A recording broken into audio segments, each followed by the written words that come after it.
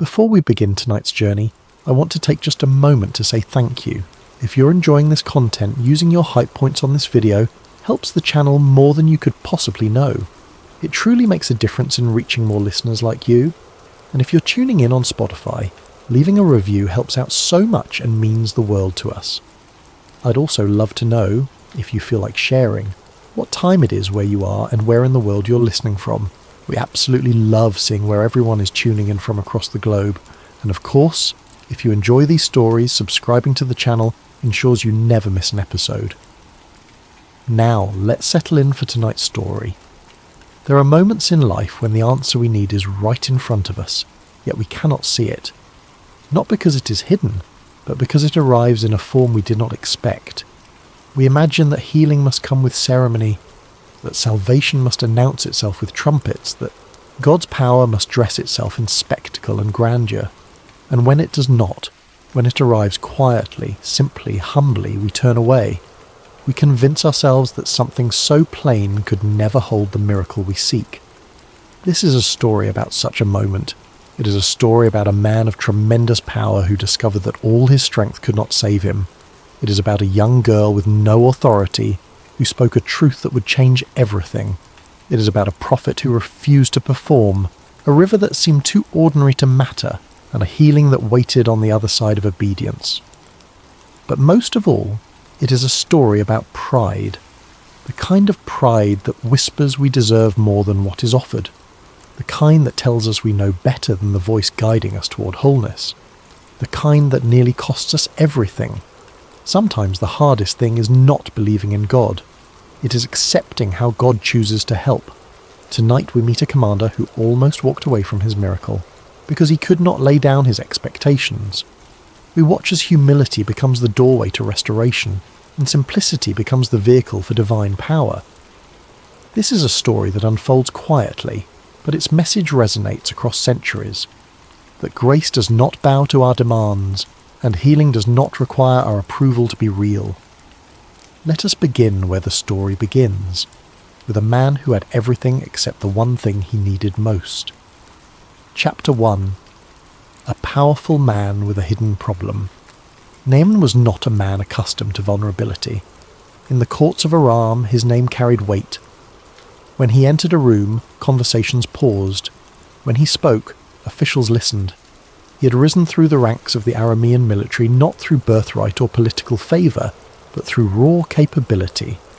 He was a tactician, a warrior, a leader who understood both the art of strategy and the necessity of decisive action.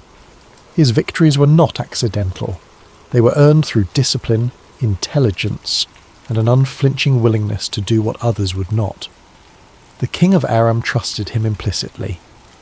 In a world where betrayal was common and loyalty a commodity, Naaman's faithfulness was unshakable. He had secured borders, routed enemies, and brought stability to a kingdom that constantly faced threats from all sides. He was the kind of man empires were built upon, the kind whose presence alone could shift the outcome of a battle. Yet beneath the armour, beneath the medals and the accolades, beneath the respect that followed him like a shadow, there was something Naaman could not command away, something that no amount of military prowess could defeat. He had leprosy. It began subtly, a patch of discoloured skin on his arm that he dismissed as nothing, a slight numbness in his fingers that he attributed to the weight of his sword. But over time, the signs became undeniable. The patches spread, the numbness deepened, and though he tried to conceal it, though he wrapped himself in long sleeves and avoided close inspection, the truth was there, written on his skin. In ancient times, leprosy was more than an illness. It was a sentence. It marked a person as unclean, untouchable, someone to be isolated and feared. It did not matter how powerful you were, how wealthy, how respected. The disease recognized no rank. It took without mercy, and left its victims not only physically afflicted but socially exiled. Naaman was still a commander. He still led armies, but he knew what the future held if the disease progressed. He knew that eventually even his position would not protect him. The king might continue to value his counsel, but others would step back. Subordinates would avoid his touch. The respect he had earned would be replaced by pity, fear, or worse, disgust. And so Naaman lived with a secret that gnawed at him. He continued his duties with the same precision and authority, but inside there was a growing awareness that his strength had limits, that for all his victories on the battlefield he was losing a war he could not fight. He consulted physicians, of course. He sought remedies from healers, alchemists, anyone who claimed to have knowledge of such afflictions, but the treatments were ineffective. Some made it worse. Others offered false hope that faded as quickly as it appeared. Money could not buy him a cure. Power could not command the disease to leave. Fame offered no protection. In the quietest moments, when the day's battles were done and he was alone with his thoughts, Naaman faced a truth that terrified him more than any enemy ever had. He was helpless. This was not a feeling he knew how to navigate. Helplessness was not part of his vocabulary. He had built his entire life on competence, on the ability to solve problems through force of will and intelligent action. But leprosy did not respond to willpower. It did not retreat in the face of determination. It simply continued, indifferent to who he was or what he had accomplished. And so Naaman existed in a strange duality, publicly powerful, privately desperate. He wore his authority like armour, but underneath he carried a wound that no one could see and no one could heal. It was in this state, caught between strength and vulnerability, that an unexpected voice would speak a truth he did not know he needed to hear. Chapter 2. A voice without power. In Naaman's household, among the many servants who attended to the daily operations of his estate, there was a young girl. She had been taken captive during one of Aram's military campaigns into Israelite territory. Such captures were common in that era. Prisoners of war often became servants in the homes of their captors. She was one of many, her presence barely noticed by most. She worked quietly, without complaint, performing the tasks assigned to her with a diligence that came not from fear, but from something deeper. Those who observed her closely might have noted a certain steadiness in her demeanour, a calm that seemed unusual for someone in her position. She did not carry the bitterness one might expect from someone torn from her homeland and forced into servitude. Instead, there was a quiet strength about her, a sense of peace that did not depend on her circumstances. She served Naaman's wife, attending to household matters, and in that role she witnessed what few others saw: the private struggle of a man trying to hide an incurable disease. She saw the way he examined his skin when he thought no one was watching. She noticed the careful way he avoided certain gestures, the subtle adjustments he made to keep the afflicted areas covered. One day, as she attended to her duties, she spoke. The words came naturally, without calculation or dramatic prelude. She simply said to her mistress, "If only my master would see the prophet who is in Samaria, he would cure him of his leprosy." It was a bold statement for someone in her position. She had no authority to speak on medical matters. She had no credentials to offer advice to a commander's household. She was a captive, a foreigner, a young girl whose opinion carried no official weight. And yet she spoke with a confidence that could not be dismissed. Her words were not tentative. She did not say, perhaps, or maybe. She did not hedge her statement with uncertainty. She spoke as someone who knew, not from speculation but from experience, from a faith that was real to her. She believed in the prophet she mentioned. She believed in the God who empowered him, and she believed that if Naaman would go, he would be healed. The statement hung in the air. Naaman's wife considered it. In any other circumstance, such words from a servant might have been dismissed immediately. But desperation has a way of lowering walls. When every conventional option has failed, when physicians have offered nothing and hope is fading, even the most unlikely suggestion begins to carry weight. The girl's suggestion travelled through the household, eventually reaching Naaman himself. He listened. The rational part of him wanted to dismiss it. What could a prophet in Israel do that the best physicians in Aram could not? What credibility did this young captive have to speak on such matters? But another part of him, the part that had exhausted every other option, could not ignore the conviction in her words. She had not spoken tentatively. She had not offered false comfort. She had stated a fact as she understood it, with a certainty that suggested she had seen such things before. Naaman faced a choice. He could dismiss the words of a servant girl and continue searching for answers within the boundaries of what seemed reasonable, or he could entertain the possibility that healing might come from a source he had not considered, from a place he had not looked. What the girl had offered was not medical advice, it was testimony. She had witnessed something, believed something, that made her confident enough to speak despite her position. Her faith was not dependent on her circumstances. Captivity had not stolen it. Servitude had not diminished it. She carried within her a conviction that the God of Israel was real, that his prophet was genuine, and that power existed beyond the borders of Aram. It was this conviction, spoken by a voice without power, that planted a seed that would eventually lead a proud commander on a journey he never expected to take. Chapter 3. The Journey for a Cure. Naaman was a man of action. Once he determined a course, he pursued it with the same focus he applied to military campaigns. If this prophet in Israel held any possibility of healing, then he would go to Israel. But he would not go as a desperate supplicant. He would go as a commander, a man of rank and standing carrying with him the dignity of his position. He sought permission from the king of Aram, who granted it immediately. The king valued Naaman too much to deny him any chance at recovery. More than permission, the king provided a letter of introduction addressed to the king of Israel, along with substantial gifts, silver, gold, and fine garments. The wealth Naaman carried was significant, the kind that could purchase almost anything. The journey to Israel was not short, but Naaman travelled with the confidence of a man accustomed to getting results. He expected that upon arrival he would be received with appropriate ceremony. He anticipated that the prophet, upon hearing of his reputation and seeing the wealth he brought, would come out to meet him, perform some elaborate ritual, invoke divine power with grand gestures, and deliver the healing he sought. He imagined the moment in detail, the prophet calling upon God, perhaps waving his hand over the afflicted areas, pronouncing words of power that would drive out the disease. There would be witnesses. The healing would be witnessed, validated, worthy of his status. When Naaman's entourage arrived at the house of Elisha, the prophet of Israel, everything was prepared. The horses and chariots were impressive. The gifts were displayed. Naaman himself, despite his illness, carried himself with the bearing of a military commander. He was ready for the encounter that would change everything. He waited. The door of the house remained closed.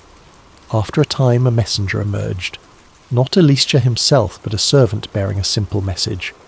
"Go, wash yourself 7 times in the Jordan River, and your flesh will be restored and you will be cleansed." That was it.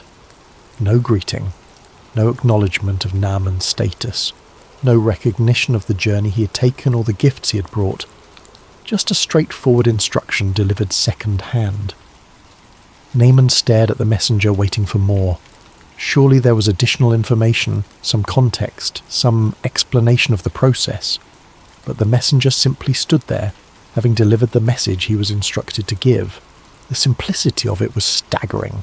Wash in a river 7 times. That was the cure. That was the miracle. Naaman's mind raced. He had travelled across borders, carried wealth, brought letters from his king. He was a commander of armies, a man of renown. And the prophet had not even come out to see him, had not acknowledged him, had not performed any ritual or invoked any divine power in his presence.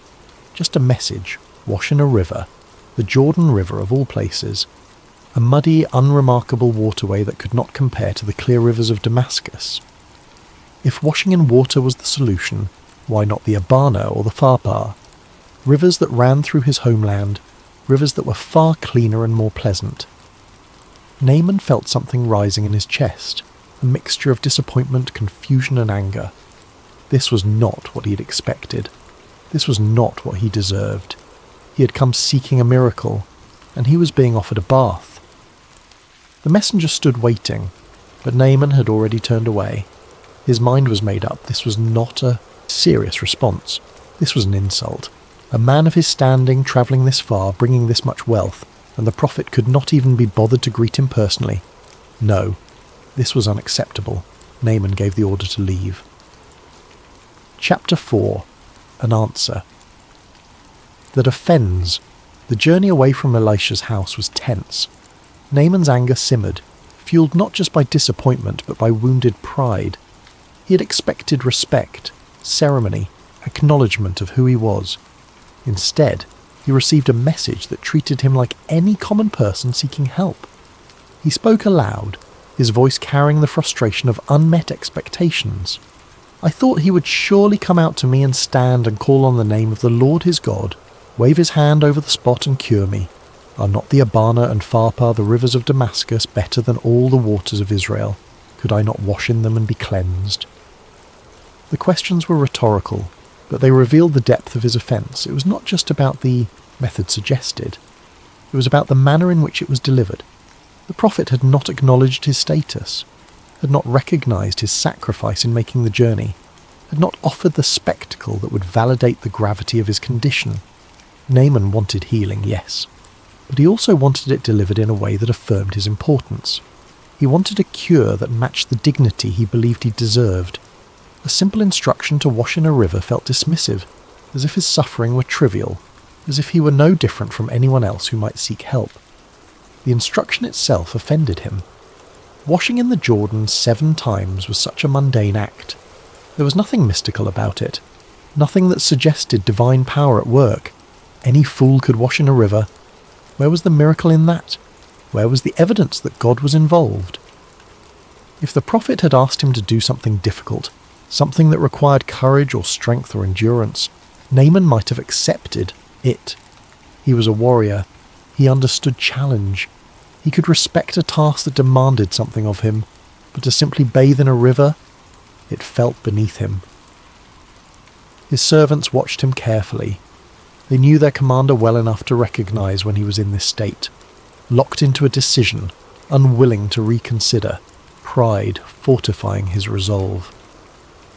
But they also knew something else.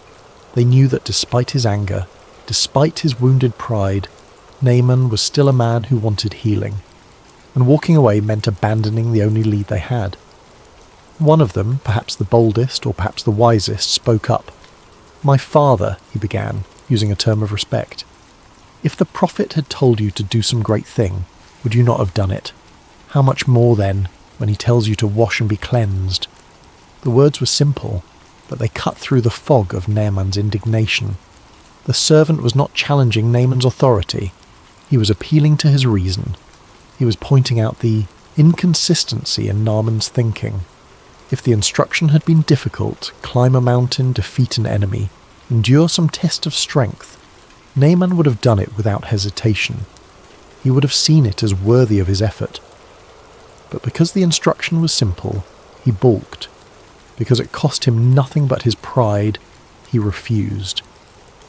The servant's logic was undeniable. What was the harm in trying? If washing in the Jordan did nothing, Naaman would be no worse off than he already was. But if it worked, if this simple act somehow led to healing, then walking away now would be the greatest mistake of his life. Naaman stood in silence. The anger was still there, but it was being challenged by something else. Reason, perhaps, or the faint whisper of hope that refused to die. His entire life had been built on action, on doing what was necessary even when it was uncomfortable. He had faced enemies in battle. He had made difficult decisions that cost lives. He had sacrificed comfort for duty countless times, and now he was refusing to wash in a river because it seemed too simple. The irony was not lost on him. The servants waited. They did not press further. They had said what needed to be said.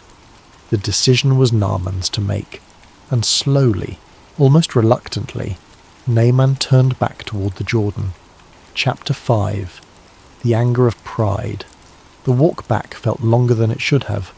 Each step was a battle with the voice in Naaman's head that insisted this was foolish, that he was lowering himself, that he was allowing himself to be mocked. Pride is a relentless companion.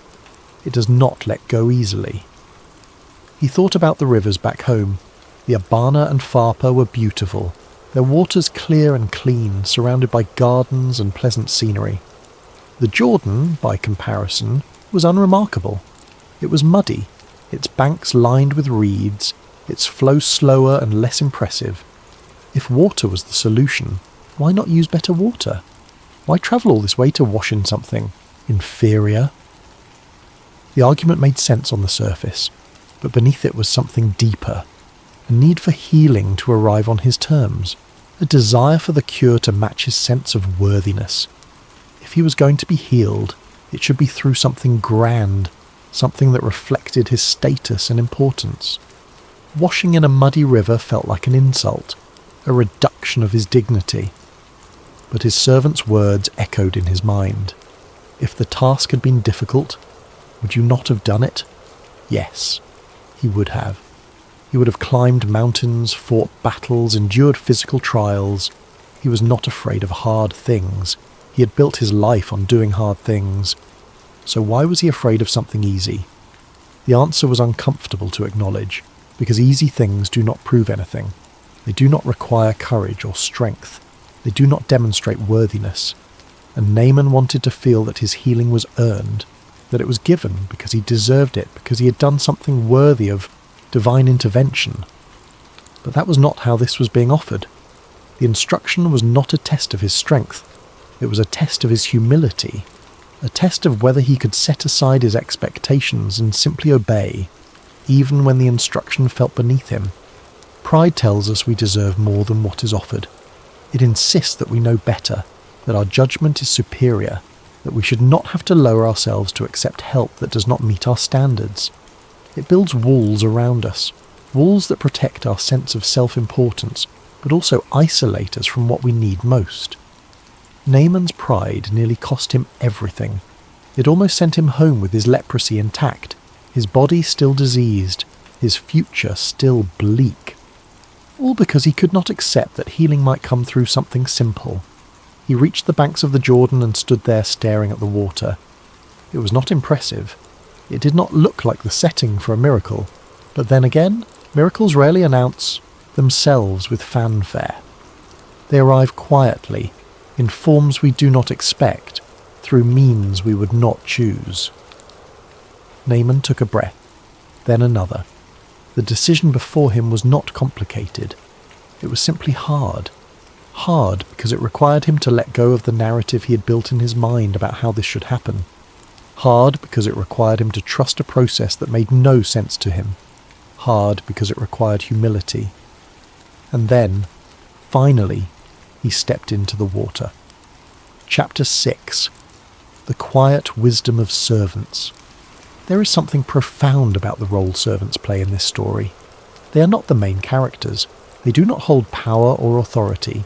Their names are not recorded, yet they are the ones who speak truth at the moments when it matters most. First, there was the young Israelite girl who suggested Naaman seek the prophet in the first place. Her position gave her no reason to care about her captor's well-being. She could have remained silent, watched him suffer, perhaps even taken quiet satisfaction in the affliction of someone from the nation that had taken her captive. But instead she spoke. She offered information that could help, even though helping him brought her no benefit. Her faith was not contingent on her circumstances. She did not withhold truth because she had been wronged. She simply knew what she knew and shared it, trusting that the God she believed in could work through even the most unlikely situations. Then, when Naaman's pride threatened to sabotage his healing, it was his servants who intervened again. Not with force or manipulation, but with gentle reason. They appealed to his better judgment, to the part of him that could see past his wounded ego. "My father, if the prophet had told you to do some great thing, would you not have done it?" It was a perfect question. It did not attack his pride directly. It did not shame him or belittle his feelings. It simply held up a mirror and asked him to look at the inconsistency in his thinking. It invited him to reconsider without forcing him. This is the wisdom of humility, knowing when to speak and how to speak in a way that opens doors rather than closing them. Naaman's servants could have remained silent. It was not their place to question a commander's decision. They risked his anger by speaking up. but they cared enough about him to take that risk. There is a theme here that runs throughout the story, that power and position do not necessarily bring wisdom or clarity. Sometimes those without rank see more clearly than those at the top. Sometimes the quiet voices on the margins speak the truths that everyone else is afraid to say. Naaman had surrounded himself with military advisors, fellow commanders, people of status and expertise. But when it came to the moment that mattered most, it was the voices of servants, people with no official authority, that guided him toward healing. It is a humbling thought. We spend so much energy building our credentials, establishing our expertise, proving our worth, and then, in the moments when we are most lost, the answers often come from places we were not looking, from people we were not listening to. The servants in this story did not have educational titles or wealth. What they had was clarity. They saw what Naaman, in his pride, could not see. They understood something essential, that healing does not come through complexity. It comes through obedience, even when obedience feels simple or strange or beneath us. They spoke, and because they spoke with respect and wisdom, Naaman listened. He did not have to listen. He could have dismissed them, silenced them, punished them for questioning his decision. But something in their words reached him. Something broke through the wall of his pride and allowed him to hear what he needed to hear. And so, because servants had the courage to speak, because they cared enough to risk uncomfortable truth, Naaman turned back. He returned to the Jordan. And what happened next would change everything. Chapter 7. Obedience in the water. The water of the Jordan was cool as Naaman stepped in. It was not the clean, clear water he would have preferred. It was murky, ordinary, unremarkable in every way. There was nothing about it that suggested divine power. Nothing that indicated this was a place where miracles happened. He submerged himself once. Nothing changed. He came up, water dripping from his face, his diseased skin still discoloured, still marked by the leprosy that had plagued him for so long. He looked down at his arms, his hands, searching for any sign of difference. There was none.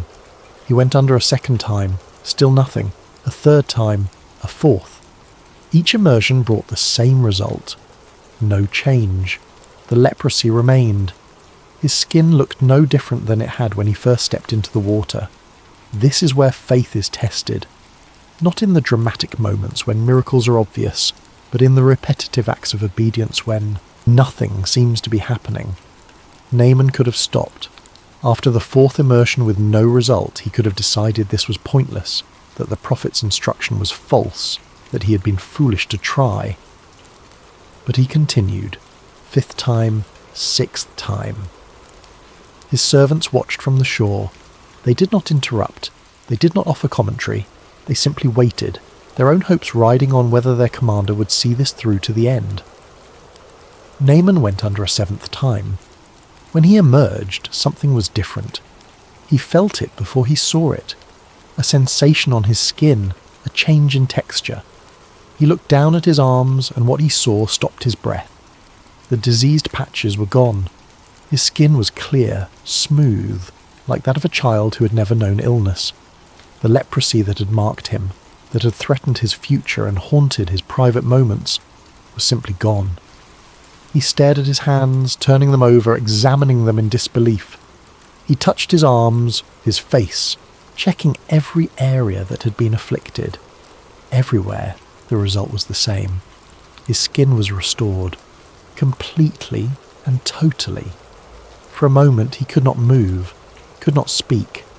The reality of what had just happened was too large to process immediately.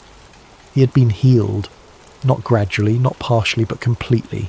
In an instant, the disease that no physician could cure, that all his wealth and power could not defeat, was gone. The miracle had not come with thunder or lightning. There had been no dramatic pronouncement, no visible manifestation of divine power. It had happened quietly, in the seventh immersion, after 6 times of seeing no change, after he had obeyed despite his doubts and his wounded pride. Naaman stood in the water, a changed man in more ways than one. His body was healed, yes, but something deeper had shifted as well. the pride that had nearly caused him to walk away, the insistence on his own terms, the need for healing to arrive in a way that validated his importance. All of it had been challenged. He had learned something that no battle had ever taught him, that sometimes strength means surrender, that sometimes power means letting go of control, that sometimes the greatest victories come not through assertion, but through submission to something greater than ourselves. He climbed out of the Jordan with skin that had been made new, and a heart that was beginning to understand what true healing meant. Chapter 8. A Changed Heart.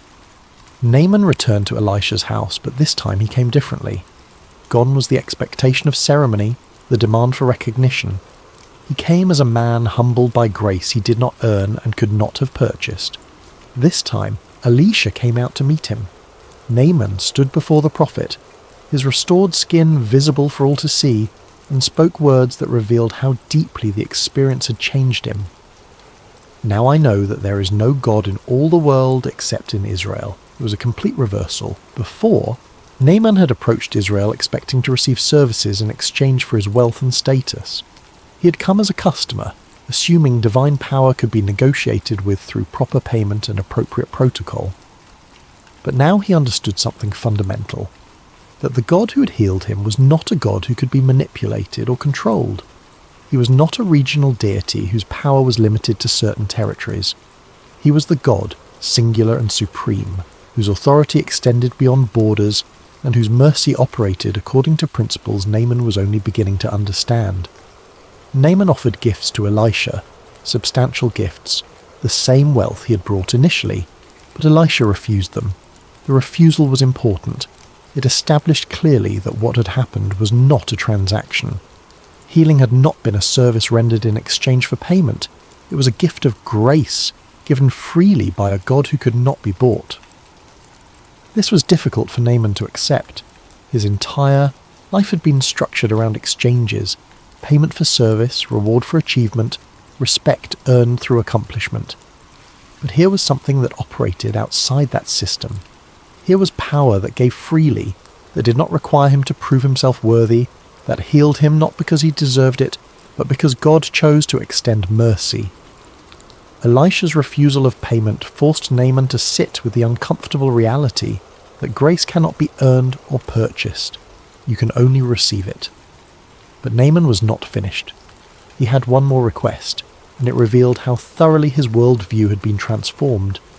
He asked if he could take back to Aram as much soil as 2 mules could carry. His reasoning: when he returned to his homeland, where worship of other gods was the norm, he wanted to worship the God of Israel on Israelite soil. He understood something fundamental, that he could not go back to his old life unchanged, could not return to his old religious practices as if nothing had happened. The request showed both the depth of his transformation and the limitations of his understanding.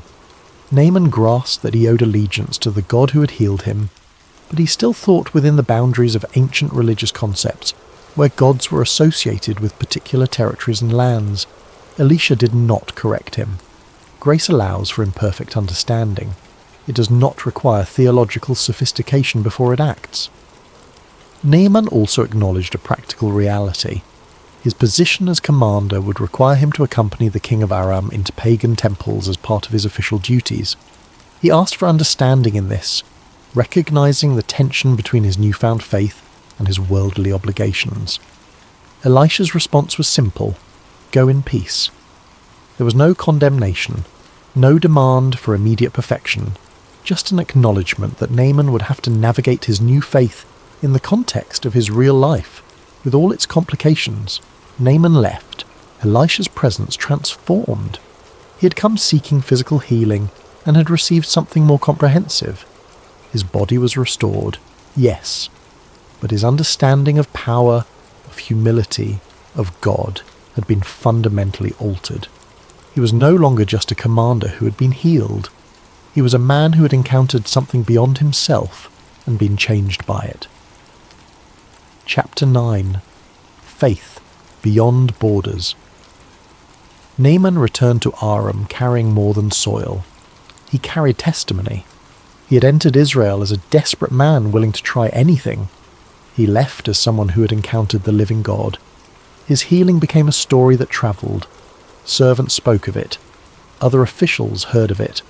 The account of a foreign commander cleansed of leprosy through a simple act of obedience in the Jordan River became a testament to something larger than political boundaries or religious systems. This is one of the profound aspects of the story. It demonstrates that God's mercy is not limited by nationality or cultural identity. Naaman was not an Israelite. He was from a nation that had been at war with Israel. He had participated in military actions against God's people. By all conventional religious thinking of that time, he should not have been a candidate for divine intervention. But healing came to him anyway, not because he was part of the right tribe or belonged to the right nation, but because when faced with a simple instruction, he chose to obey. The story challenges any attempt to contain God within human boundaries. It refuses to let us claim divine favour as our exclusive possession. It insists that mercy can cross borders, that grace can reach into foreign lands, that healing is available to anyone willing to receive it, regardless of their background or history. When Naaman returned to Aram, he carried this understanding with him. His declaration, "There is no God in all the world except in Israel," was not about geography. It was about reality. He was acknowledging a fundamental truth about the nature of God, that there is one supreme power, one ultimate authority, and encountering that authority changes everything. His testimony became his witness. He could not help but speak of what had happened to him. How could he? His very skin was evidence of divine intervention. Every time someone saw him, every time they noticed his clear complexion and remembered his previous affliction, the miracle was proclaimed again. This is what testimony does. It carries truth beyond the moment of transformation. It allows others to encounter God's power second-hand, through the changed life of someone who experienced it firsthand. We do not know all the details of Naaman's life after this event. Scripture does not give us a full biography, but we know enough. He returned home changed, carrying faith into a context that did not naturally support it, living as someone who had encountered grace and been transformed by it. His story became part of the larger narrative of God's dealing with humanity. Centuries later, Jesus would reference Naaman as an example of God's willingness to extend mercy beyond the expected boundaries. The story would be repeated, studied, reflected upon by generations of people trying to understand how grace operates. And at the centre of it all is this simple truth. Healing came to a foreign commander because he was willing to obey, even when obedience made no sense to him, even when it cost him his pride, even when the method seemed too simple to matter. Epilogue. The lesson of the rivers do not look like places where miracles happen. They're ordinary, everyday features of the landscape. We cross them without much thought. We use them for practical purposes. There is nothing inherently holy about them. The Jordan was not special. It was not cleaner than other rivers. It was not more beautiful. It held no obvious power. What made it the site of Naaman's healing was not the water itself, but what God chose to do in that water when a proud man finally laid down his expectations and obeyed. The lesson here is profound. Divine power does not need impressive staging. It does not require elaborate preparation or ceremonial grandeur. It can work through the ordinary, the simple, the unremarkable. But it requires something from us, a willingness to receive it on its own terms. Naaman wanted healing that matched his dignity. He wanted a cure that validated his status. He wanted divine intervention that came with appropriate fanfare. But what he received was an instruction that seemed beneath him, too simple to work, insulting in its plainness. And in that gap between what he expected and what was offered, he had to make a choice. Would he insist on his own terms, or would he trust the process even when it made no sense? The miracle waited on his willingness to choose humility over pride, obedience over understanding, faith over logic. This is often how healing comes, not in the ways we imagine, not through the channels we think are most appropriate, not with the validation we believe we deserve.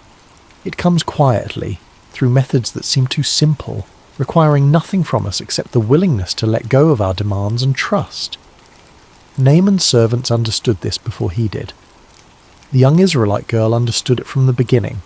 Those without power or position often see most clearly, because they have no investment in maintaining appearances. They understand that grace does not require us to be impressive. It only requires us to be willing, 7 times in the Jordan, 7 immersions with no immediate result until the final one, 7 acts of obedience when pride was screaming to stop, to walk away, to refuse this indignity.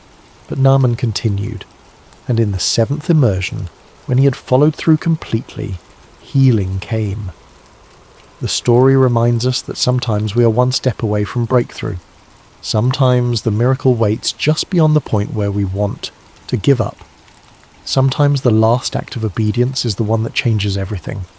If Naaman had stopped at 6, if he had decided this was pointless and climbed out of the river 1 immersion short, he would have missed the healing entirely.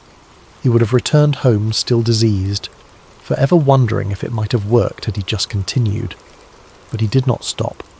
Despite his doubts, despite his wounded pride, despite 6 immersions that produced no change, he completed the instruction, and in that completion, he found restoration. This is the message for anyone struggling with obedience. The answer may be closer than you think. The healing you seek may be waiting just beyond the point where you want to quit. What seems pointless now may become the defining moment of transformation if you can just continue through the discomfort. God's ways are not our ways. His methods are not our methods. He does not need to prove himself through spectacle. He does not need to earn our approval before he acts. He simply offers grace and waits to see if we will receive it. Naaman learned this in the Jordan. He learned that healing required humility, not strength. That divine power moved through obedience, not through status. That the cure for his deepest need came not through what he could accomplish, but through what he was willing to receive. And in learning these things, he became more than just a healed man. He became a testimony to grace that crosses borders, mercy that reaches beyond expectations, and a God whose power operates according to principles we are still learning to understand. The waters of the Jordan were ordinary, but what happened there was extraordinary, not because of the water itself, but because in that water, a proud man learned to humble himself. A commander learned to obey. A desperate man learned to trust. And in that learning, healing came. This is the lesson of the river, that sometimes the miracle waits on a willingness to listen, to obey, to let go of our expectations and receive grace on its own terms. Simple obedience. That is what opened the door to healing, and that simplicity remains available to anyone willing to step into the water. If you're enjoying this story and finding value in this content, using your hype points on this video truly helps the channel more than you could possibly know. It makes a genuine difference in reaching more listeners like you. If you're tuning in on Spotify, leaving a review helps out so much and means the world to us. And if you feel like it, drop a comment letting us know what time it is where you are and where in the world you're listening from. We absolutely love seeing where everyone is tuning in from. It really connects us all. And if you enjoy this content and want more stories like this, consider subscribing. It keeps these stories coming. Now, let's begin. There are moments in history when everything hangs in the balance, not because of armies marching or treaties being signed, but because one person, in one quiet moment, decides to do what is right. We remember the names of kings. We study the words of prophets. We build monuments to warriors and write songs about heroes. But there are others, people whose names we barely know, whose faces history never captured, whose courage was shown not on battlefields, but in small, deliberate acts of mercy. This is the story of one such person, a man with no power, no title, no protection, a foreigner in a land that was not his own, serving in a palace where he had no voice. And yet, when the moment came, when a life hung in the balance and everyone else turned away, he stepped forward. This is not a story of miracles or divine intervention arriving in thunder and light. This is a story about a choice made in fear, in uncertainty, with no guarantee of safety, a choice that would echo through generations, remembered not because it was grand, but because it was good. History is filled with dramatic turning points, battles that decided the fate of nations, treaties that redrew the maps of continents, speeches that inspired revolutions. These are the moments we teach in schools, the stories we tell our children, the events we commemorate with holidays and statues. But between those grand moments, in the spaces where history books grow quiet, there are other stories, smaller stories. Stories of individuals who faced impossible choices with no witnesses, no cameras, no guarantee that anyone would remember what they did. These are the stories that reveal who we really are. Anyone can be brave when the world is watching. Anyone can do the right thing when there are rewards waiting, when there is applause, when there is safety in numbers. But what about when no one is watching? What about when doing the right thing costs everything and gains nothing? What about when the choice is between your safety and someone else's life? That is when character is tested. That is when we discover what we truly believe. And that is exactly the kind of moment that defines this story. This is the story of Ebed-Melech, the man who saved a prophet. And it begins in a city on the edge of destruction. Chapter 1. Jerusalem on the Brink.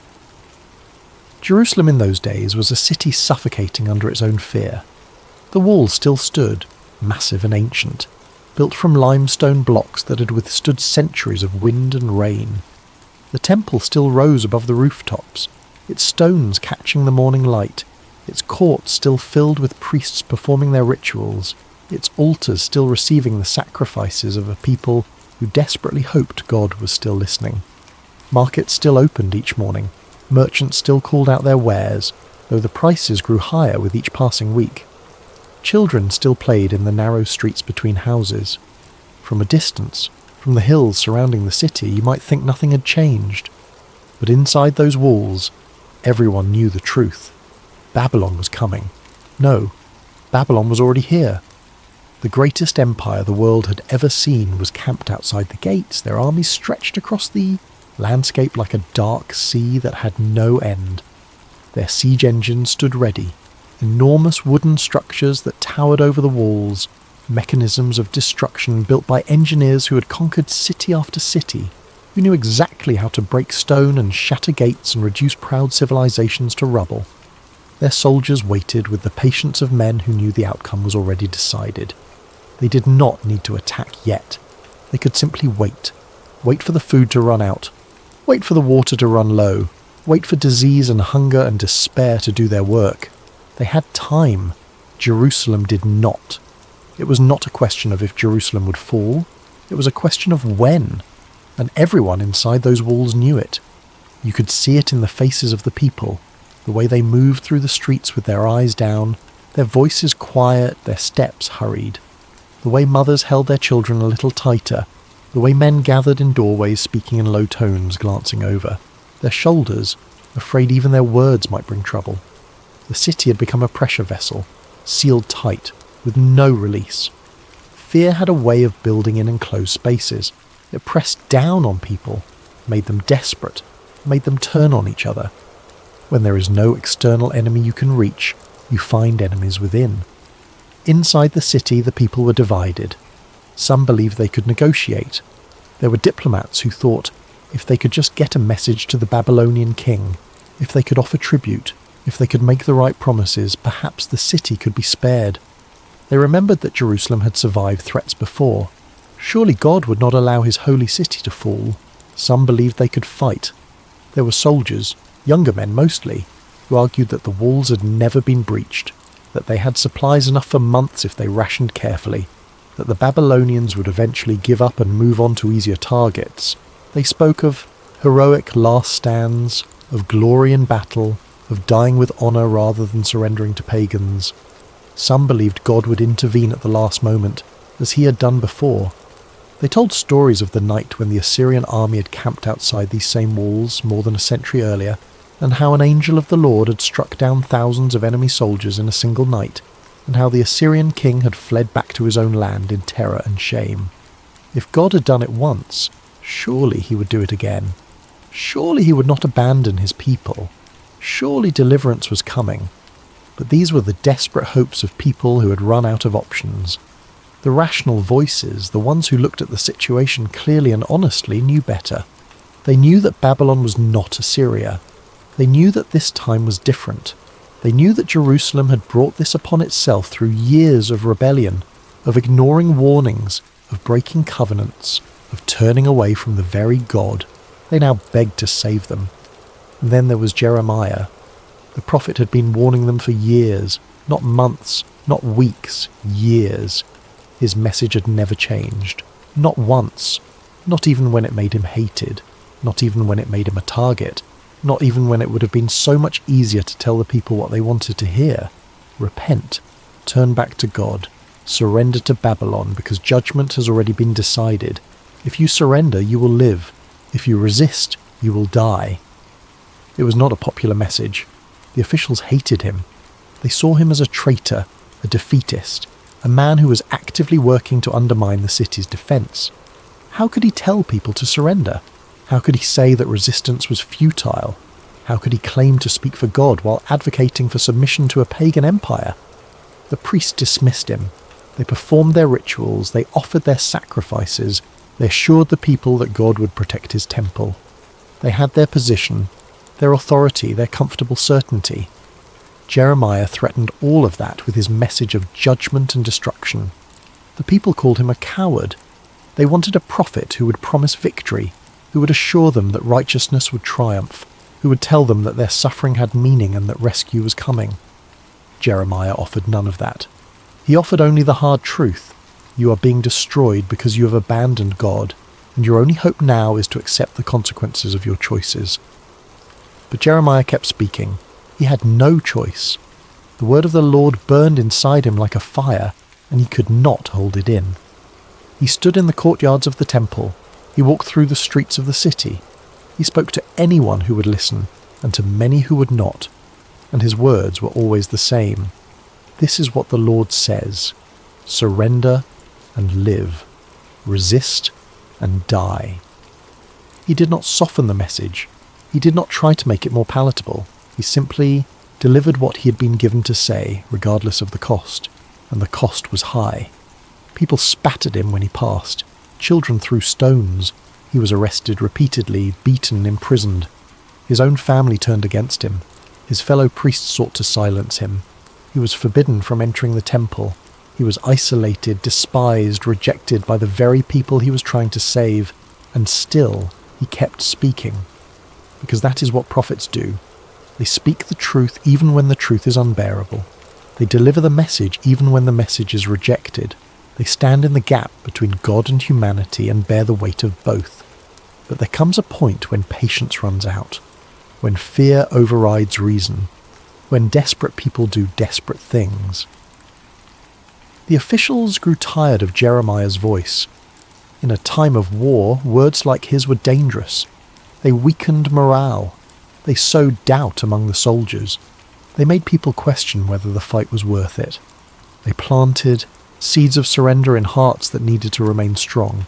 The city was already fragile, already divided, already terrified.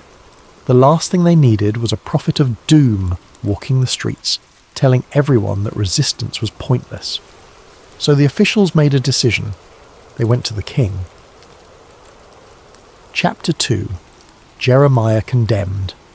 King Zedekiah sat on his throne in the palace, surrounded by advisors, military commanders, and officials who all claimed to know what was best for the city. But the truth was, none of them knew. No one had ever faced a situation quite like this. No one had a clear answer, and Zedekiah himself was perhaps the least equipped person in the entire city to lead them through this crisis. He was a weak man.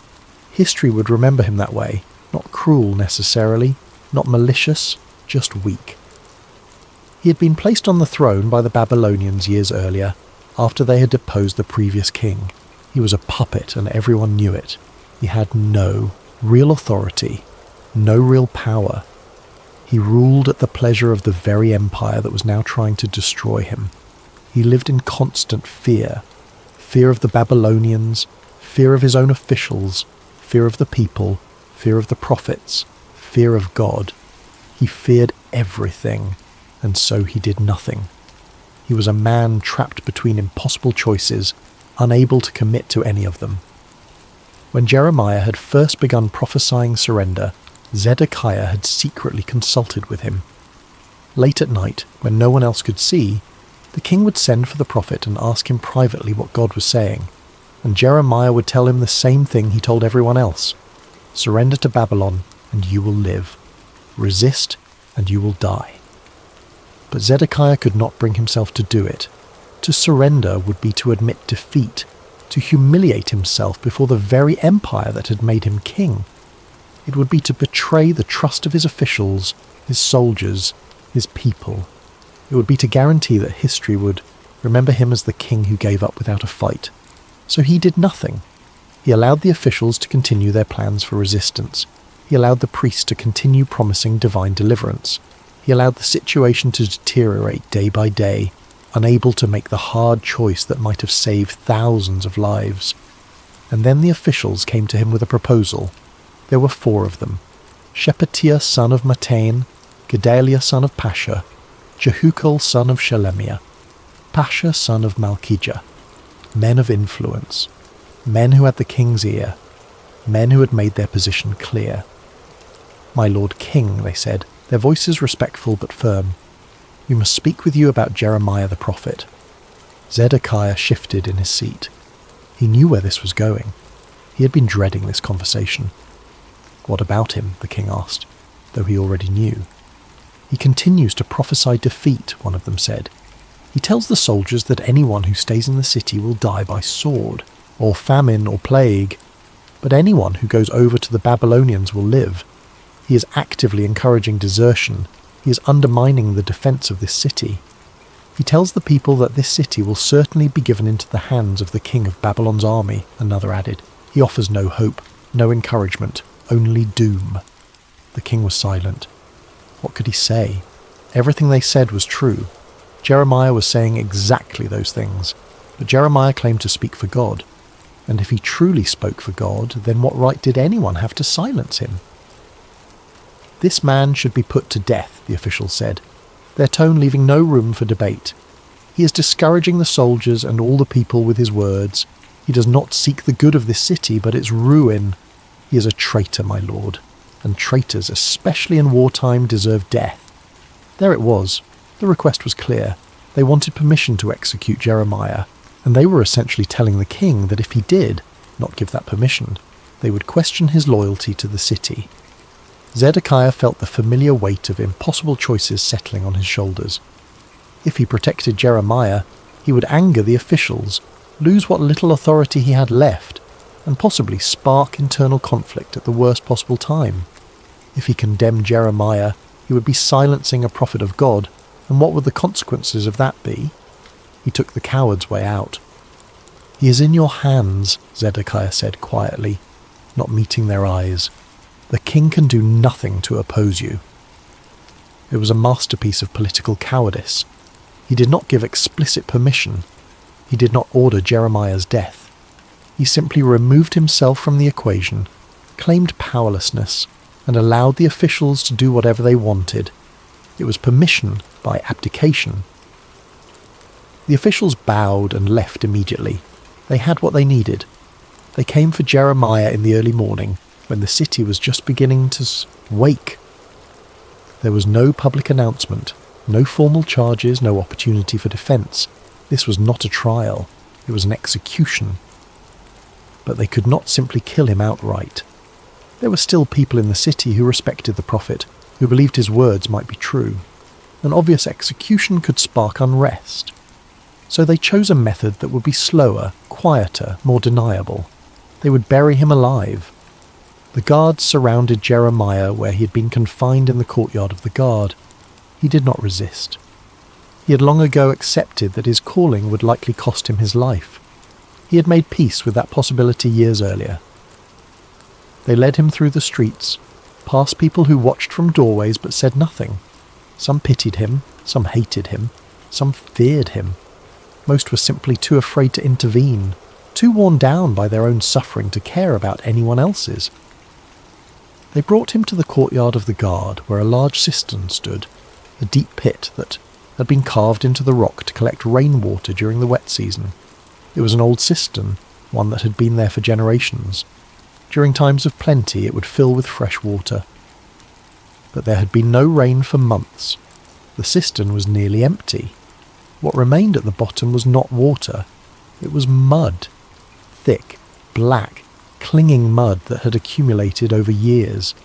The residue of countless rainstorms mixed with dirt and debris that had fallen in, fermented by time and heat into something foul and suffocating. The kind of mud that pulls at your legs when you step into it, that sucks at your feet and drags you down slowly inch by inch.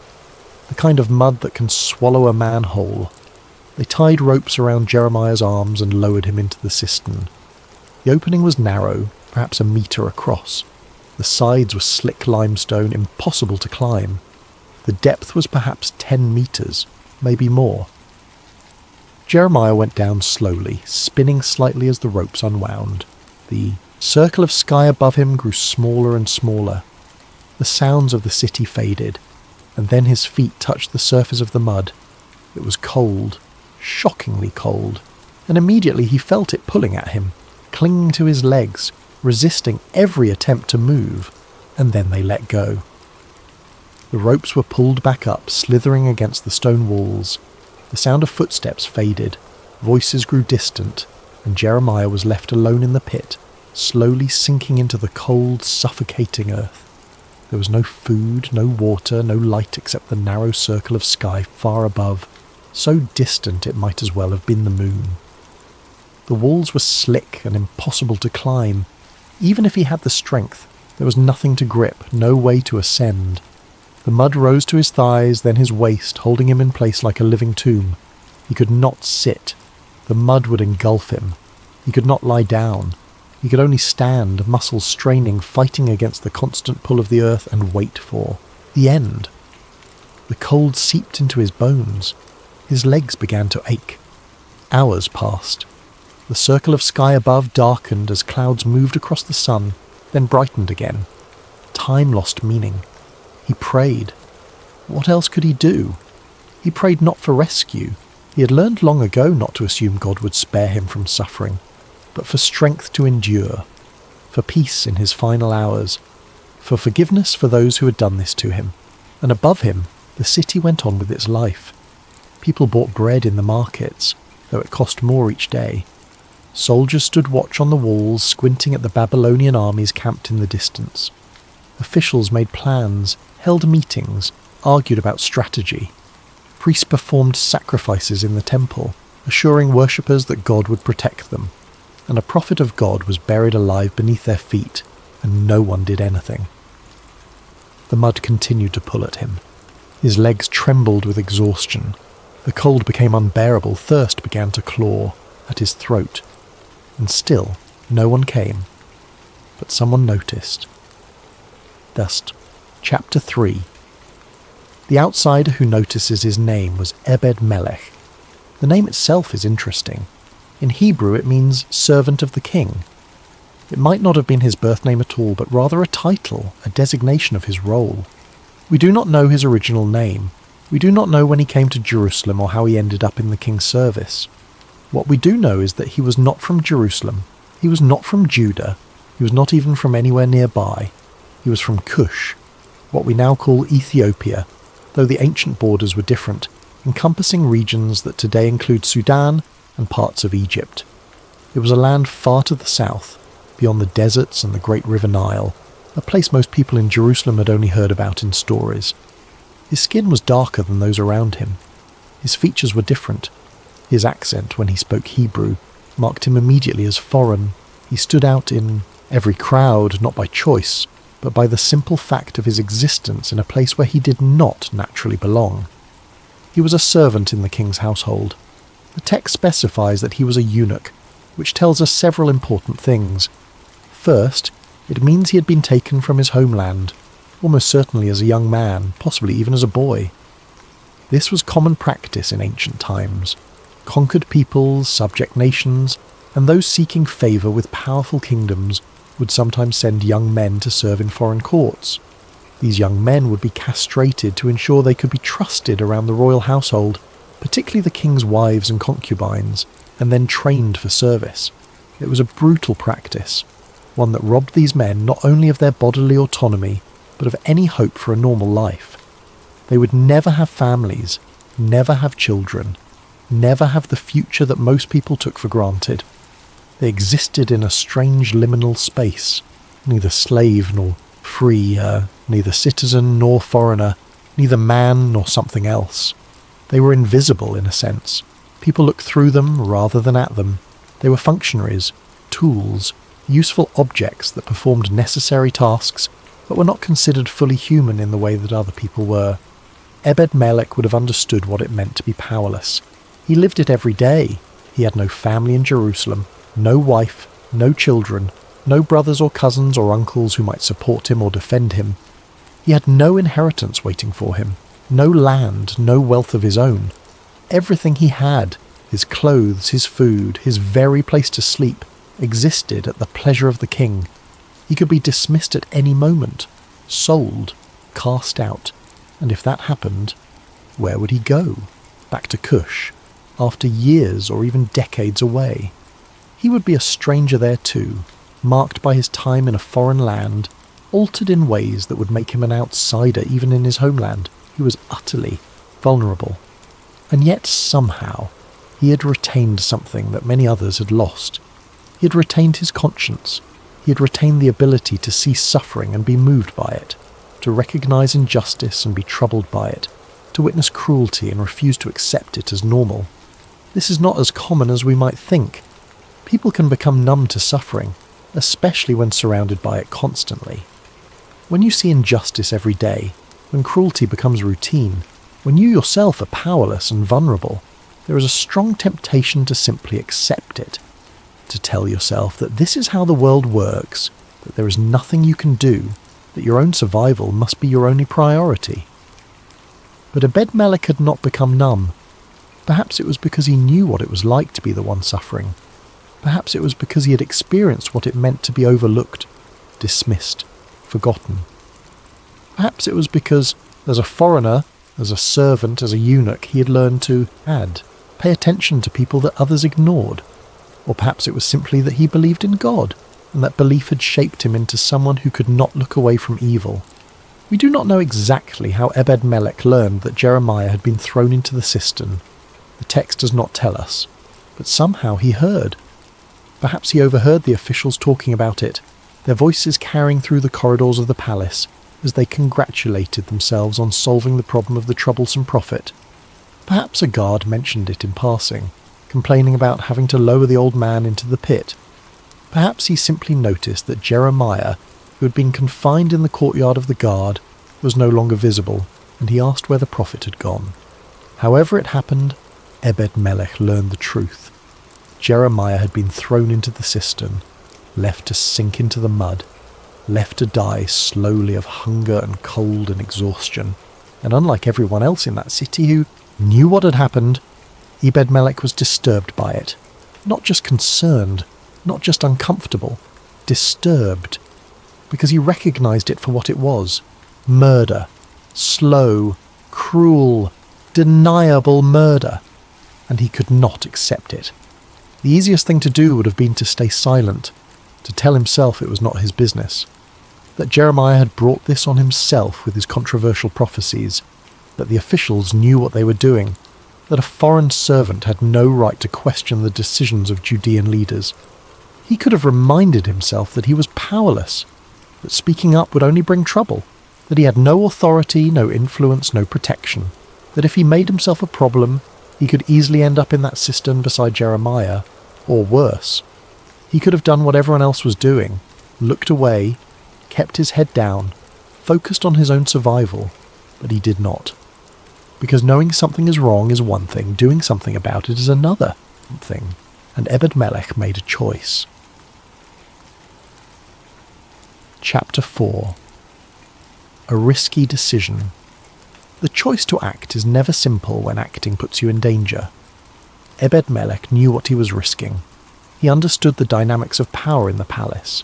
He knew that the officials who had condemned Jeremiah were powerful men, men with connections, men who could make life very difficult for anyone who opposed them. He knew that speaking up meant making himself visible in a way that servants were never supposed to be visible. It meant drawing attention to himself, stepping out of his assigned role, asserting a moral authority that society said he did not have. He knew that questioning the officials' decision could be seen as questioning their wisdom, their judgment, even their loyalty to the city. And in a time of war, such questions could be interpreted as treason. But he also knew that if he did nothing, Jeremiah would die. Perhaps he had seen the prophet from a distance, heard him speaking in the courtyards, witnessed the courage it took to keep delivering an unpopular message day after day despite the hatred and violence it brought. Perhaps he admired that kind of integrity, that kind of commitment to truth regardless of cost.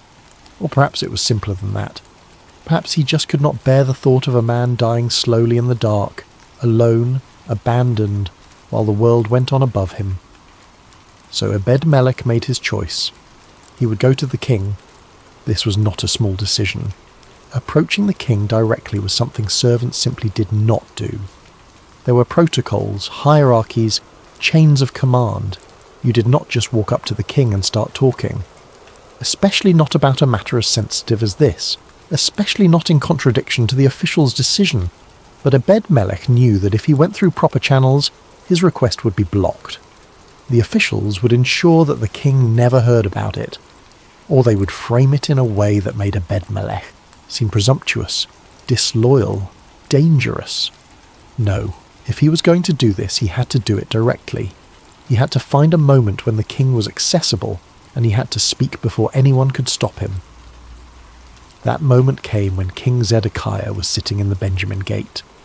The Benjamin Gate was the main entrance to the city, located on the northern side. It was not just a gate, but a complex structure with rooms and chambers where legal matters were conducted, where the king would sometimes hold court, where public business was transacted. Zedekiah was there that day, surrounded by advisors and officials conducting the routine business of a city under siege. There were disputes to settle, resources to allocate, reports to hear. Ebed-Melech walked toward the gate with his heart pounding. Every step felt weighted with consequence. He could turn back. No one would blame him. No one expected him to do this. But he kept walking. When he reached the gate, he saw the king seated with his counsellors around him. The same officials who had condemned Jeremiah were there. Shephatiah, Gedaliah, Jehukal, Pashur. They stood near the king, speaking in low tones, their body language relaxed and confident. Ebed-Melech approached. Heads turned, conversations paused. Who was this servant, and why was he interrupting? But before anyone could stop him, Ebed-Melech spoke. "My lord the king." His voice was steady, despite the fear coursing through him. This was the moment. There was no going back now. Zedekiah looked up, surprised. "Yes? What is it?" Ebed-Melech did not hesitate. He knew that if he paused, if he showed any uncertainty, he would be dismissed immediately. So he spoke clearly, firmly, with the kind of moral authority that comes not from position, but from conviction. "My lord, these men have acted wickedly in all they have done to Jeremiah the prophet. They have thrown him into a cistern, where he will starve to death when there is no longer any bread in the city." The words hung in the air like an accusation, and they were an accusation. Direct, unambiguous. He called it what it was, wicked. He didn't say unfortunate. He did not say regrettable. He did not use diplomatic language or careful phrasing. He called it wickedness, and he pointed directly at the men responsible. The officials stared at him, their expression shifting from surprise to anger. Who was this foreign servant to call them wicked? Who was he to question their decisions? Who was he to speak to the king about matters of state? But Ebed-Melech did not back down. He stood there, meeting the king's eyes, waiting for a response. There was a moment of tense silence. The king could have dismissed him, could have had him arrested for speaking out of turn, could have sided with the officials and rebuked this servant for his presumption. But something in Ebed-Melech's words struck home. Perhaps it was the directness of the accusation. Perhaps it was the reminder that Jeremiah would starve to death, not die in battle, not be executed cleanly, but starve slowly in the dark. Perhaps it was simply that the king still felt guilty about his earlier cowardice, about telling the officials that he could do nothing to stop them. Whatever the reason, Zedekiah made a decision. "Take 30 men from here with you," the king said, his voice firm for once, "and lift Jeremiah the prophet out of the cistern before he dies." 30 men. That was a significant number, more than necessary for a simple rescue. But the king understood the dynamics at play. He was giving Ebed-Melech not just permission, but protection. 30 men meant that no one would interfere. It meant that the officials could not quietly stop the rescue. It meant that this was now a royal command, not a servant's request. The officials' expressions hardened, but they said nothing. The king had spoken, and while Zedekiah was weak in many ways, he was still the king. This was his palace, his guard. For the moment, at least, his word carried weight. Ebed-Melech bowed deeply, acknowledging the king's command. Then, without wasting a moment, he turned and left to gather the men. His heart was racing. He had done it. He had spoken truth to power, and somehow, miraculously, power had listened. But now came the hard part, the actual rescue. Chapter 5. The rescue Ebed-Melech moved quickly but deliberately. Time was critical. Jeremiah had already been in the cistern for at least a day, possibly longer. In the cold and the mud, without food or water, even a strong man would weaken rapidly. And Jeremiah was not a young man. He had endured years of persecution, imprisonment, beatings. His body had taken tremendous abuse. Every hour that passed was an hour closer to death. Ebed-Melech gathered the 30 men the king had assigned to him. They were soldiers from the king's guard, men accustomed to following orders. They did not question why they were being sent, to rescue a prophet whom most of the city considered a traitor. They simply followed. But before going to the cistern, Ebed-Melech made a stop that reveals something profound about his character. He went to the palace storeroom. He could have gone directly to the cistern. He had permission. He had the men. He had the authority of a royal command. Time was of the essence. The logical thing would be to rush to the courtyard, throw down some ropes, and pull Jeremiah out as quickly as possible. But Ebed-Melech did not do that. Instead, he went to the storeroom and began collecting items. Old rags, worn-out clothes, pieces of cloth that had been discarded, set aside, forgotten. The kind of materials that had no value, that no one wanted, that would normally be thrown away or used for the dirtiest of tasks. The soldiers watched, confused. What was he doing? Why was he wasting time collecting rags when a man was dying? But Ebed-Melech knew exactly what he was doing. He had thought about this carefully. He had imagined what it would be like to be in that cistern, standing in cold mud, weakened by hunger and thirst and exhaustion. He had thought about what it would be like to have ropes lowered down, to have your only chance of survival be to grip those ropes and be pulled up through 10 meters of darkness. And he had realized something that no one else had considered. The ropes would cut into Jeremiah's flesh. When you're being pulled upward by ropes tied around your arms, your entire body weight is suspended from those points of contact. If you are weak, if your skin is cold and fragile, if you have been standing in water and mud for hours, those ropes will tear into you like blades. They will cut through skin, damage muscle, possibly injure you so badly that even if you survive the rescue, you will carry the scars forever. Ebed-Melech could not prevent all of Jeremiah's suffering, but he could prevent this one unnecessary agony. So he gathered rags, soft, worn cloth, and he brought them, along with strong ropes, to the cistern. When they arrived at the courtyard of the guard, the cistern stood silent and ominous. Just a hole in the ground, really. But down in that darkness was a man who had spent his life trying to save his people, and who was now being killed for his efforts. Ebed-Melech approached the edge and called down, "Jeremiah!" His voice echoed against the stone walls. For a long moment there was no response. The soldiers exchanged glances. Were they too late? Then, faint and distant, a voice emerged from the depths. I am here!" Relief flooded through Ebed-Melech. The prophet was still alive. But there was a weakness in that voice, a tremor that spoke of suffering and exhaustion. "Jeremiah, listen to me carefully," Ebed-Melech called down, his voice clear and calm despite the urgency he felt. "I am going to lower ropes to you, but first I am lowering some old rags and worn-out clothes. When you receive them, I need you to put them under your armpits, between your arms and the ropes. Do you understand?" There was a pause. Then, "I understand." Ebed-Melech and the soldiers carefully lowered the bundle of rags into the cistern, playing out the rope slowly, making sure it reached the bottom. They waited, giving Jeremiah time to find the rags in the darkness, to understand what he needed to do. It took several minutes. They could hear faint sounds from below, movement, splashing, the soft grunts of a man trying to work with numb, trembling hands in complete darkness.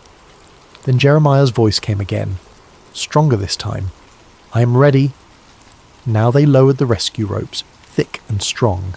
Again they waited, patient, giving Jeremiah time to position the rags properly, to secure himself as best he could.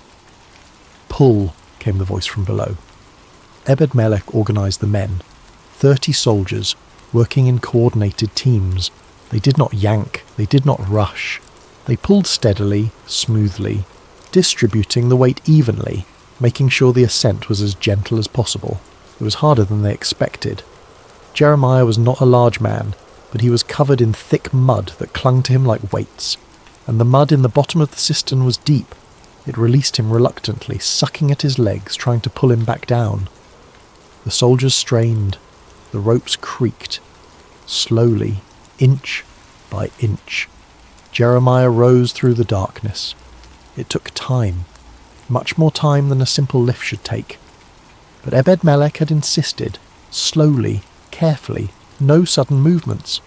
They could not risk the rope slipping or Jeremiah losing his grip. The circle of light at the top of the cistern must have seemed impossibly far away to Jeremiah as he spun slowly in the darkness, arms burning, body shaking with exhaustion. But that circle grew larger, closer, until finally his head emerged into the daylight. The soldiers reached down, gripping his arms, his shoulders, helping to lift him those final few feet. And then Jeremiah was out, lying on the ground beside the cistern, gasping for air, covered head to foot in black mud, trembling with cold and shock and relief. Ebed-Melech knelt beside him immediately. He did not recoil from the mud or the smell. He simply placed a hand on Jeremiah's shoulder, a gesture of comfort, of solidarity, of human connection. "You're safe now," he said quietly. "You're safe." Jeremiah looked up at him, his eyes, the only part of his face not covered in mud, filled with tears. Not tears of sadness, but of overwhelming gratitude. He tried to speak, but could not find words. Ebed-Melech understood. "Rest," he said. "Just rest." The soldiers stood around, some looking uncomfortable, others moved by what they had just witnessed. They had expected to simply follow orders, to perform a task. They had not expected this moment of raw humanity, of compassion cutting through the darkness of their circumstances. Ebed-Melech arranged for Jeremiah to be taken to a place where he could be cleaned, given water and food, allowed to recover. The prophet was returned to the courtyard of the guard, to confinement. The king's order had been to rescue him, not to free him, but at least he was alive. And as Ebed-Melech watched the prophet being led away, he felt something he had not felt in a long time. Peace. Not the peace of safety or security, not the peace of knowing his own troubles were over, but the peace that comes from doing what is right, regardless of cost. The peace that comes from acting in alignment with your deepest values, from being the kind of person you believe you should be. He had saved a life, and in doing so, perhaps he had saved something in himself as well. Chapter 6. Compassion in small details. There is something profound about the way Ebed-Melech conducted this rescue that deserves deeper reflection. He could have approached it differently. He had royal permission. He had 30 soldiers at his command. He had every right to simply throw down a rope and haul Jeremiah out as quickly as possible, treating the rescue as a logistical problem to be solved efficiently. No one would have questioned that approach. No one would have thought less of him for it. In fact, most people would have considered it perfectly appropriate. This was a time of war, a time of crisis. Speed and efficiency were paramount. Taking extra time to worry about comfort or dignity might have seemed like an unnecessary luxury. But Ebed-Melech saw it differently. He saw a man who had already suffered enormously, a man who had been betrayed by his own people, condemned by those he had tried to save, thrown into a pit and left to die in the most degrading way imaginable. And Ebed-Melech decided that this man deserved more than just survival. He deserved dignity. The rags were such a small thing. Worn-out cloth, worthless scraps. It would have taken only minutes to collect them, but those minutes mattered. Because when you have been treated as worthless, when you have been discarded and left to die, when you have been shown cruelty and indifference, the experience of someone treating you with care, with genuine, thoughtful care, is transformative. Jeremiah was not just pulled out of a cistern that day. He was pulled out with tenderness, with attention to his pain, with an understanding that rescue is not just about extracting a body from danger, but about restoring a person's humanity. This is what compassion looks like in its truest form. Compassion is not just feeling sorry for someone. It is not just wishing things were better. It is not just thinking kind thoughts or offering prayers from a distance. Compassion is active. It is practical. It is willing to get its hands dirty, to take extra time, to do things thoroughly rather than quickly. Compassion sees the person, not just the problem. Think about what Ebed-Melech could have done differently. He could have lowered ropes and shouted down, "Grab the ropes! We are pulling you up!" And Jeremiah would have grabbed them, because what choice did he have? And they would have pulled him up, and yes, the ropes would have cut into his flesh, and yes, it would have been agonizing, but he would have survived. Mission accomplished, right? But that approach treats Jeremiah as an object to be retrieved rather than a person to be cared for. It solves the immediate problem without considering the human being at the centre of that problem. Ebed-Melech refused to do that. He thought about what Jeremiah would experience. He imagined being in that cistern, cold and weak and terrified. He anticipated the pain that rough ropes would cause on fragile skin, and he took steps to prevent it. This is empathy translated into action, and the instructions he gave: put the rags under your armpits, between your arms and the ropes, show his attention to detail. He did not just throw down cloth and assume Jeremiah would figure it out. He explained exactly how to use the materials to maximize protection. He treated Jeremiah as someone worthy of clear communication, of patient guidance, of respect. Even the pace of the rescue reflects this compassion. They pulled slowly, steadily, no rushing, no jerking movements. They took their time, even though time was precious, because doing it right was more important than doing it quickly. There is a stark contrast here that is worth noting. The officials who threw Jeremiah into the cistern were cruel, but their cruelty was not exceptional. It was not dramatically different from the baseline cruelty that existed throughout the city. People were scared, desperate, cruel to each other in countless small ways. The officials just happened to be in a position where their cruelty had more dramatic consequences. Cruelty is often loud, obvious, easy to identify. We see it and we know it for what it is. We condemn it, or we should. But compassion, real compassion, is often quiet. It happens in small moments, in details that might go unnoticed. It does not announce itself with fanfare. It simply does what needs to be done, with care and attention and respect.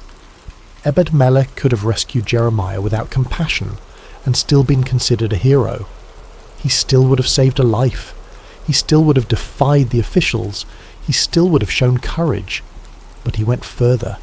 He rescued Jeremiah with compassion, and that additional element, that care for dignity, that attention to unnecessary suffering, that is what elevates this story from interesting to profound, because it reminds us that how we do things matters as much as what we do.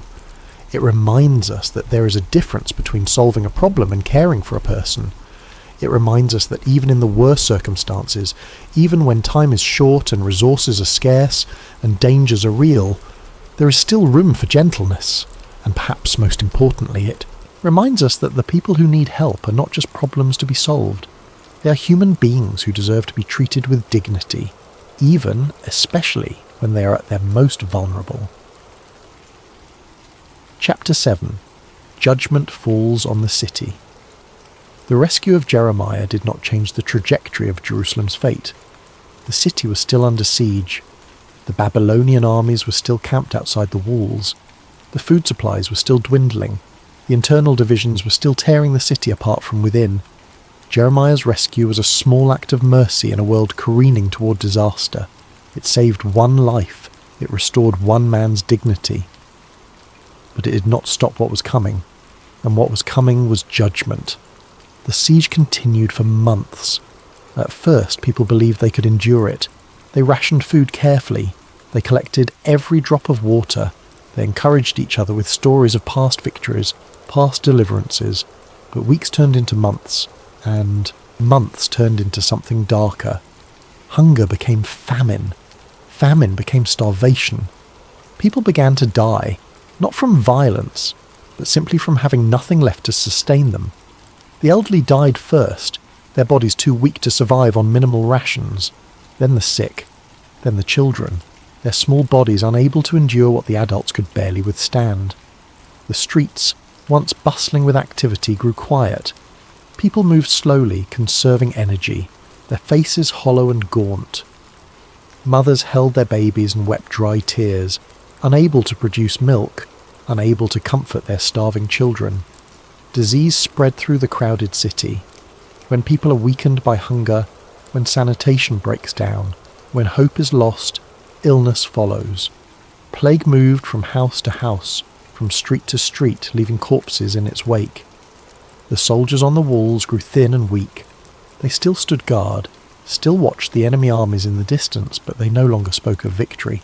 They simply endured, day after day, waiting for the end. And then, one night, the end came. It happened during the 11th year of King Zedekiah's reign, in the 4th month. The Babylonian armies, which had been patient for so long, finally breached the walls. It was not a dramatic assault. There was no massive battle, no heroic last stand. The walls simply failed. Whether through siege engines finally succeeding, or through a weak point being exploited, or through betrayal from within, the text does not say. But the walls, which had stood for generations, which the people had trusted to protect them, finally gave way, and the Babylonian soldiers poured in. What followed was not a battle. It was a slaughter. The soldiers of Judah, weakened by months of starvation, could not mount effective resistance. The Babylonians swept through the streets systematically, killing any who resisted, capturing those who surrendered. The city descended into chaos. People ran in every direction, seeking safety that did not exist. Some hid in their homes, hoping the soldiers would pass by.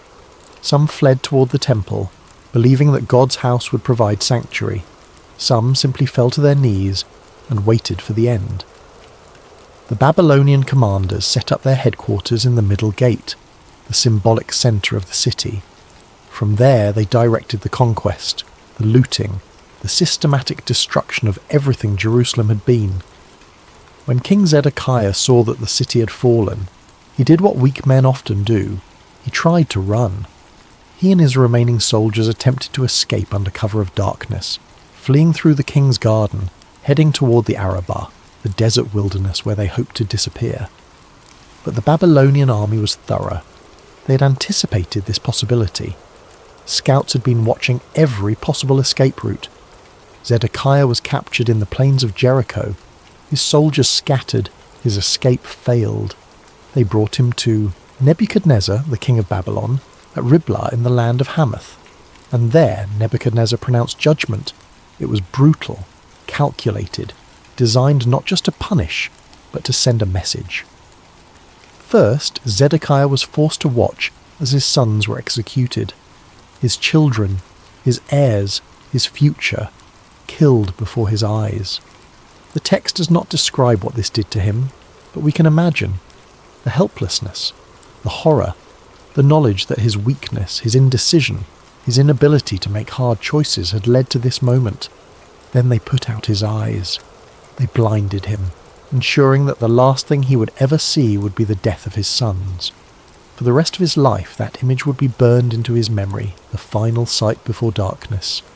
Then they bound him with bronze shackles and took him to Babylon, where he would spend the remainder of his days in prison, blind and broken, a warning to others of what happened to puppet kings who tried to rebel against their masters. The officials who had led the rebellion, who had insisted on resistance, who had thrown Jeremiah into a cistern for telling them this would happen, they were executed, quickly, efficiently, without ceremony. Their names would be forgotten. Their plans had failed. Their defiance had accomplished nothing but death. The temple, which had stood for centuries, which the people had believed was inviolable because it was God's dwelling place, it was looted first, then burned. The priest tried to stop it, tried to reason with the soldiers, tried to explain that this was a holy place. They were cut down where they stood. The soldiers took the gold and silver vessels that had been used in worship, the treasures that had been accumulated over generations, and carried them away to Babylon. Then they set fires that consumed the wooden structures, that cracked the stone walls, that reduced the house of God to rubble and ash. The palace was burned. The houses of the officials were burned. These walls of Jerusalem, which had protected the city for so long, were systematically torn down. Stone by stone, block by block, the Babylonians demolished them, ensuring that Jerusalem would never again be a fortified city, never again be able to resist. And the people, those who had survived the siege, the disease, the conquest, were rounded up for exile. Thousands of them, tens of thousands, were marched out of the city in chains, beginning the long journey to Babylon. They would become servants, labourers, displaced persons in a foreign land, far from everything they had known. Everything Jeremiah had warned them about came to pass.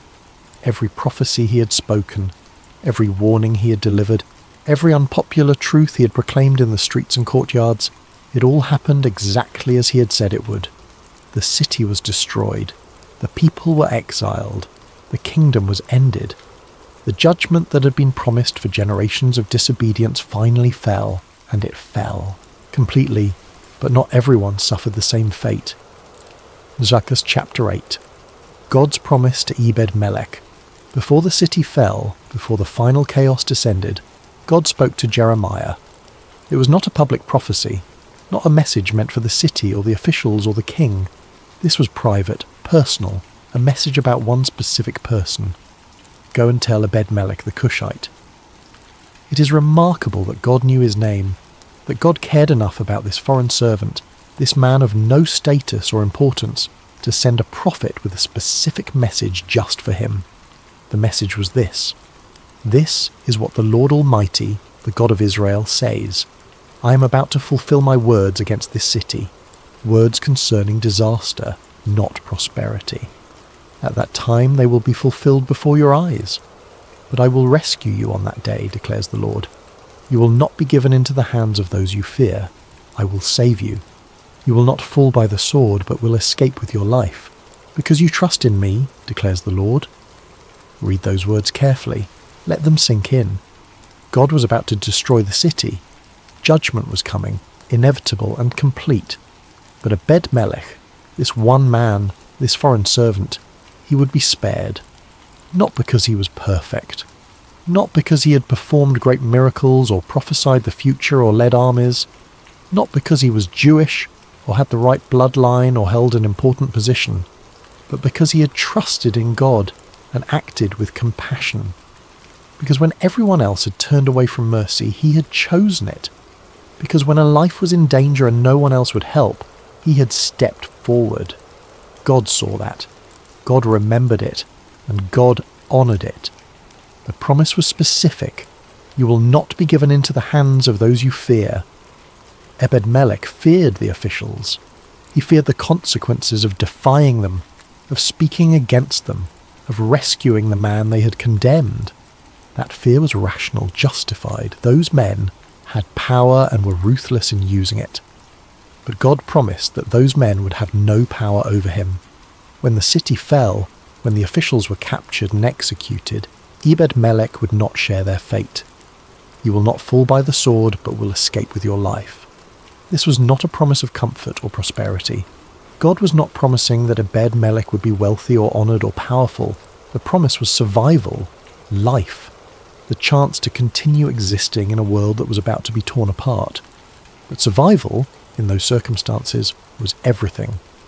And the reason, the explicit reason given in the text, was this: because you trust in me. Trust. Not perfect understanding, not flawless theology, not religious credentials or ritual purity, or any of the things that people often think God cares about most. Just trust. Trust that showed itself in action. Trust that manifested as compassion. Trust that was willing to risk safety for the sake of righteousness. When the city fell, when the Babylonian soldiers swept through Jerusalem, when officials were arrested and executed, when people were rounded up for exile, Ebed-Melech walked away unharmed. We do not know the details of how it happened. The text does not describe it. But somehow, in the chaos and violence, he was protected. Perhaps the soldiers overlooked him. Perhaps in the confusion of conquest, a foreign servant seemed too insignificant to bother with. Perhaps someone remembered his act of mercy and chose to repay it. Or perhaps God simply made sure he slipped through the cracks. However it happened, the promise was fulfilled. Ebed-Melech survived. He escaped with his life. The very thing God had promised came to pass, and he survived not despite his act of mercy, but because of it. Not in spite of his willingness to risk everything for righteousness, but because of it. In a city where everyone was trying to save themselves, where fear had made people cruel and selfish and willing to sacrifice others for their own safety, Ebed-Melech had chosen differently.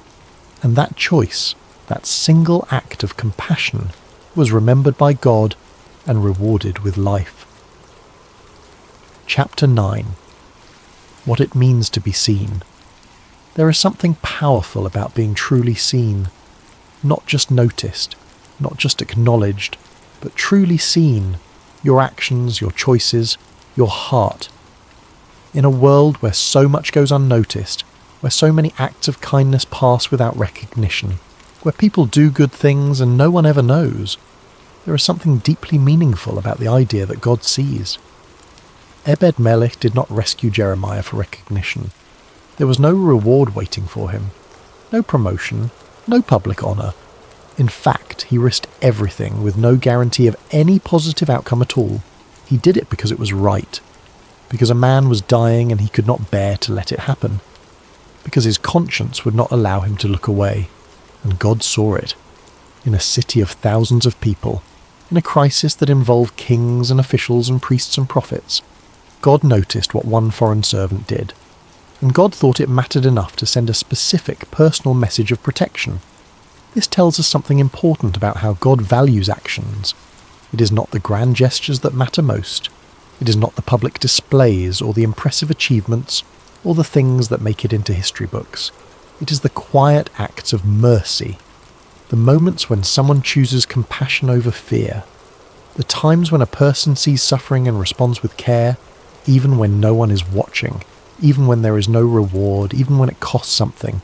Those are the moments God sees. Those are the moments God remembers. Those are the moments that matter eternally. Ebed-Melech was a servant, a eunuch, a foreigner. In the social hierarchy of ancient Jerusalem, he was near the bottom. He had no power, no influence, no status. And yet, in this story, he is the hero. Not the king, who was weak and indecisive. Not the officials, who were cruel and self-serving. Not the priests, who failed to protect a prophet. Not even Jeremiah himself, though Jeremiah is certainly righteous and faithful. The hero is the servant who noticed suffering and chose to act. This should challenge our assumptions about importance and significance. We tend to think that the people who matter are the ones with titles, with authority, with public platforms. We look to leaders and celebrities and influencers to show us what matters. But this story suggests something different. It suggests that the most important people in any society might be the ones we never hear about, the ones who quietly do what is right, the ones who show mercy when others show cruelty, the ones who risk everything for someone else's life. Ebed-Melech's act of compassion rippled through history in ways he could never have anticipated. He saved Jeremiah's life, and because Jeremiah lived, he continued to prophesy, and because he continued to prophesy, his words were recorded, and because his words were recorded, they became part of Scripture, and because they became part of Scripture, they have influenced billions of people for thousands of years, all because one man chose mercy over fear. This is how change actually happens in the world, not through grand schemes or dramatic interventions from above, but through individual choices made by ordinary people in moments when it would be easier to look away. Every act of compassion creates ripples. We cannot always see them. We cannot always trace the connections, but they are real. When you choose to help someone in need, you do not know what future that person might have. You do not know what they might accomplish, who they might influence, what difference they might make. You're simply choosing, in that moment, to value their life, their dignity, their humanity, and that choice matters more than we can measure. Chapter 10. The Test of Character.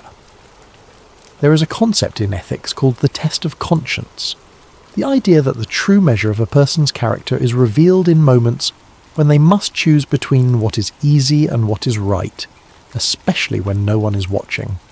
Ebed-Melech faced exactly this kind of test. He could have rationalized inaction. It would have been easy to do so. He could have told himself that Jeremiah had brought this on himself with his controversial prophecies, that the officials knew best, that a foreign servant had no right to interfere in matters of state, that speaking up would only bring trouble without actually helping. These would all have been socially acceptable reasons for staying silent. No one would have blamed him for them. But he did not take the easy path. He took the hard one. And this is where character is truly forged, in the space between knowing what is right and actually doing it. Many people know what is right. They can articulate moral principles. They can identify injustice when they see it. They can feel the pull of conscience, but knowing is not the same as doing. The gap between knowledge and action is where character lives.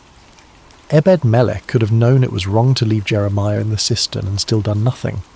Knowledge alone does not require action, but character does. Character is what makes you act on your convictions even when it is costly, even when it is dangerous, even when you gain nothing and risk everything. And Ebed-Melech had that kind of character. This raises an important question. Where does that kind of character come from? The text gives us a clue in God's promise. Because you trust in me. Trust in God. Faith. Not just intellectual belief, but a deep conviction that shaped how Ebed-Melech saw the world and his place in it. If you believe that every human being is made in the image of God, then you cannot dismiss their suffering as irrelevant. If you believe that God sees all actions, then you cannot assume that quiet mercy goes unnoticed. If you believe that righteousness matters more than safety, then you must act accordingly, even when it is hard. Ebed-Melech's faith was not abstract theology. It was lived reality. It shaped his choices in concrete, practical ways. This is what authentic faith looks like, not just attending religious services or reciting prayers or following rituals. Those things may be part of faith, but they are not the essence of it. The essence of faith is trust that transforms action, belief that changes behavior, conviction that manifests as compassion. Ebed-Melech trusted that doing right mattered more than staying safe. He trusted that God cared about mercy. He trusted that one person's actions could make a difference, even if that person was a foreign servant with no power or status. And that trust made him brave. Chapter 11. The courage to stand alone. One of the most difficult aspects of Ebed-Melech's choice was that he stood alone. He was not part of a movement. There was no group of people rallying to Jeremiah's defense. There was no public outcry against the injustice. There was no one to stand beside him and share the risk. He was alone in his conviction that this was wrong and something needed to be done. Standing alone requires a different kind of courage than standing with others. When you are part of a group, there is safety in numbers, there is mutual support, there is the comfort of knowing that if you fall, others will catch you. But when you stand alone, you bear the full weight of consequence yourself. Ebed-Melech could not look to others for validation. He could not wait for someone else to act first. He could not hide in the crowd. He had to make the choice by himself, accept the risk by himself, face the potential consequences by himself. This is one of the most challenging tests a person can face, doing what is right when no one else will. History is filled with stories of lone individuals who stood against injustice when everyone else stayed silent, who spoke truth when everyone else went along with lies, who showed mercy when everyone else showed cruelty.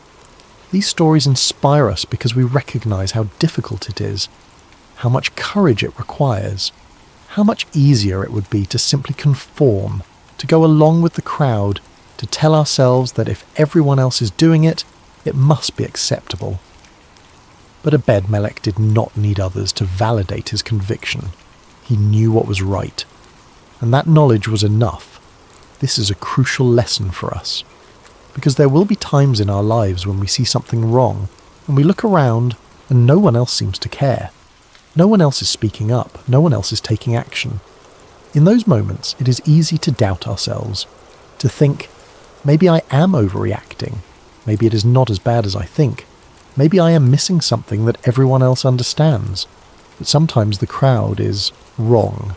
Sometimes silence is complicity. Sometimes waiting for others to act first means that no one ever acts at all. Ebed-Melech teaches us that one person can make a difference, not because they are special or powerful or uniquely qualified, but simply because they choose to act when action is needed. Chapter 12. The Power of Individual Choice. We live in a world that often feels overwhelming. The problems are so large, the systems so entrenched, the suffering so widespread. It is easy to feel powerless, to believe that individual actions do not matter in the face of such massive challenges. But this story contradicts that belief. Ebed-Melech was one person. He had no political power, no social influence, no resources beyond what he could gather from a storeroom. He was as powerless as a person could be in that society. And yet, his choice to act saved a life. More than that, it saved the prophecies that would become part of Scripture. It preserved words that would influence the course of human history. One person's choice rippled through time in ways he could never have imagined. This is the power of individual choice. We may not be able to solve every problem or fix every injustice. We may not be able to change entire systems with a single action. But we can change individual circumstances. We can help individual people. We can make choices that honour human dignity and value human life. And those choices matter. They matter to the people we help. They matter in the eyes of God, and they matter in ways we cannot always see or measure. Every time someone chooses compassion over indifference, they change the world a little. Every time someone risks safety for righteousness, they push back against the darkness. Every time someone stands up for what is right, they make it easier for the next person to do the same. Ebed-Melech did not overthrow the system that condemned Jeremiah. He did not change the politics of Jerusalem. He did not stop the siege or prevent the fall of the city. But he saved one man. He showed one act of mercy. He made one choice that honoured life over death, compassion over cruelty, courage over fear. And that was enough. It was enough to be remembered by God. It was enough to change the course of events. It was enough to become a story that would be told for thousands of years. It was enough. Epilogue. The faith that saves. Quietly. The story of Ebed-Melech is not one of the famous stories from the Bible. It does not appear in children's picture books. It is not preached from pulpits every Sunday. It does not have the dramatic flair of David and Goliath, or the epic scope of Moses and the Exodus.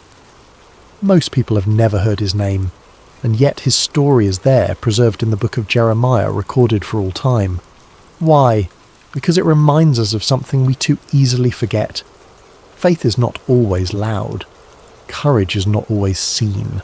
The acts that matter most are not always the ones that make the headlines or win the applause of crowds. Sometimes the most important thing you can do is notice when someone else is suffering, to care when everyone else has moved on, to speak when speaking is dangerous, to act when acting costs something. Ebed-Melech had every reason to stay silent. He was a foreigner, a servant, a man with no power, no protection, no guarantee of safety. Helping Jeremiah gained him nothing. It risked everything. But he did it anyway. He did not wait for someone else to act. He did not assume that because he was unimportant, his actions would not matter. He simply saw what was wrong and chose to do what was right. And that choice saved a life. Not just any life, but the life of a prophet whose words would echo through history. A man whose message would be recorded in scripture and read by millions.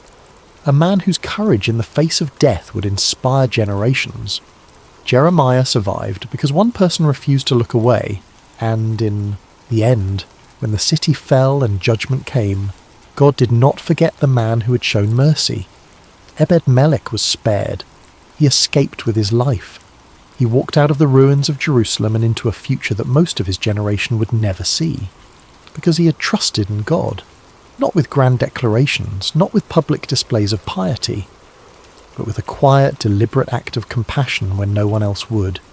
This is the kind of faith that saves, the kind that does not wait for permission or recognition, the kind that acts because it is right, not because it is easy, the kind that sees people not as problems or threats, but as human beings made in the image of God, worthy of dignity and care. History remembers kings and prophets, but God remembers people like Ebed-Melech, and sometimes that is the most important kind of remembering there is. Closing reflection. What we can learn. As we close this story, it is worth reflecting on what it means for us today. We may never face the exact circumstances that Ebed-Melech faced. We may never have to decide whether to rescue a prophet from a cistern or approach a king to plead for someone's life. But we will face moments when we must choose between what is easy and what is right. When we must decide whether to speak up or stay silent. When we must determine whether someone else's suffering matters enough to us to do something about it. In those moments, Ebed-Melech's example speaks to us. It tells us that one person can make a difference. That powerlessness is not an excuse for inaction. That compassion is not just a feeling, but a choice that manifests in practical, concrete actions. It tells us that how we treat the vulnerable reveals who we truly are. That mercy is more valuable than safety. That courage is not the absence of fear, but the choice to act despite fear. It tells us that God sees quiet acts of kindness, that our actions matter even when no one else notices, that faith is measured not by our words but by our willingness to risk something for someone else. We live in a world that still needs people like Ebed-Melech, people who notice suffering and cannot look away, people who speak up when others stay silent, people who choose mercy over fear. The question is, will we be those people? When we see injustice, will we act or will we find reasons why it is not our problem? When we encounter suffering, will we respond with compassion or will we protect our own comfort? When doing the right thing requires courage, will we step forward or will we step back? These are not hypothetical questions. They are the questions that define our lives, our character, our legacy. Ebed-Melech was not a perfect person. He was not a superhero. He was an ordinary man who faced an impossible choice and chose mercy. That same choice is available to us, not once in a lifetime, but repeatedly, in small moments and large ones, in public and in private, in ways that will be remembered and in ways that will be forgotten. But whether remembered or forgotten by people, God sees, God knows. God honours those who choose righteousness over safety, who value mercy over comfort, who act with compassion when it would be easier to look away. This is the legacy of Ebed-Melech, not a legacy of fame or power or achievement, but a legacy of quiet faithfulness, of compassion in action, of courage when it mattered most. May we have the wisdom to see suffering when others look away. May we have the courage to speak up when others stay silent. May we have the compassion to act when others do nothing. And may we trust, as Ebed-Melech did, that choosing what is right is always worth it, even when it costs us everything.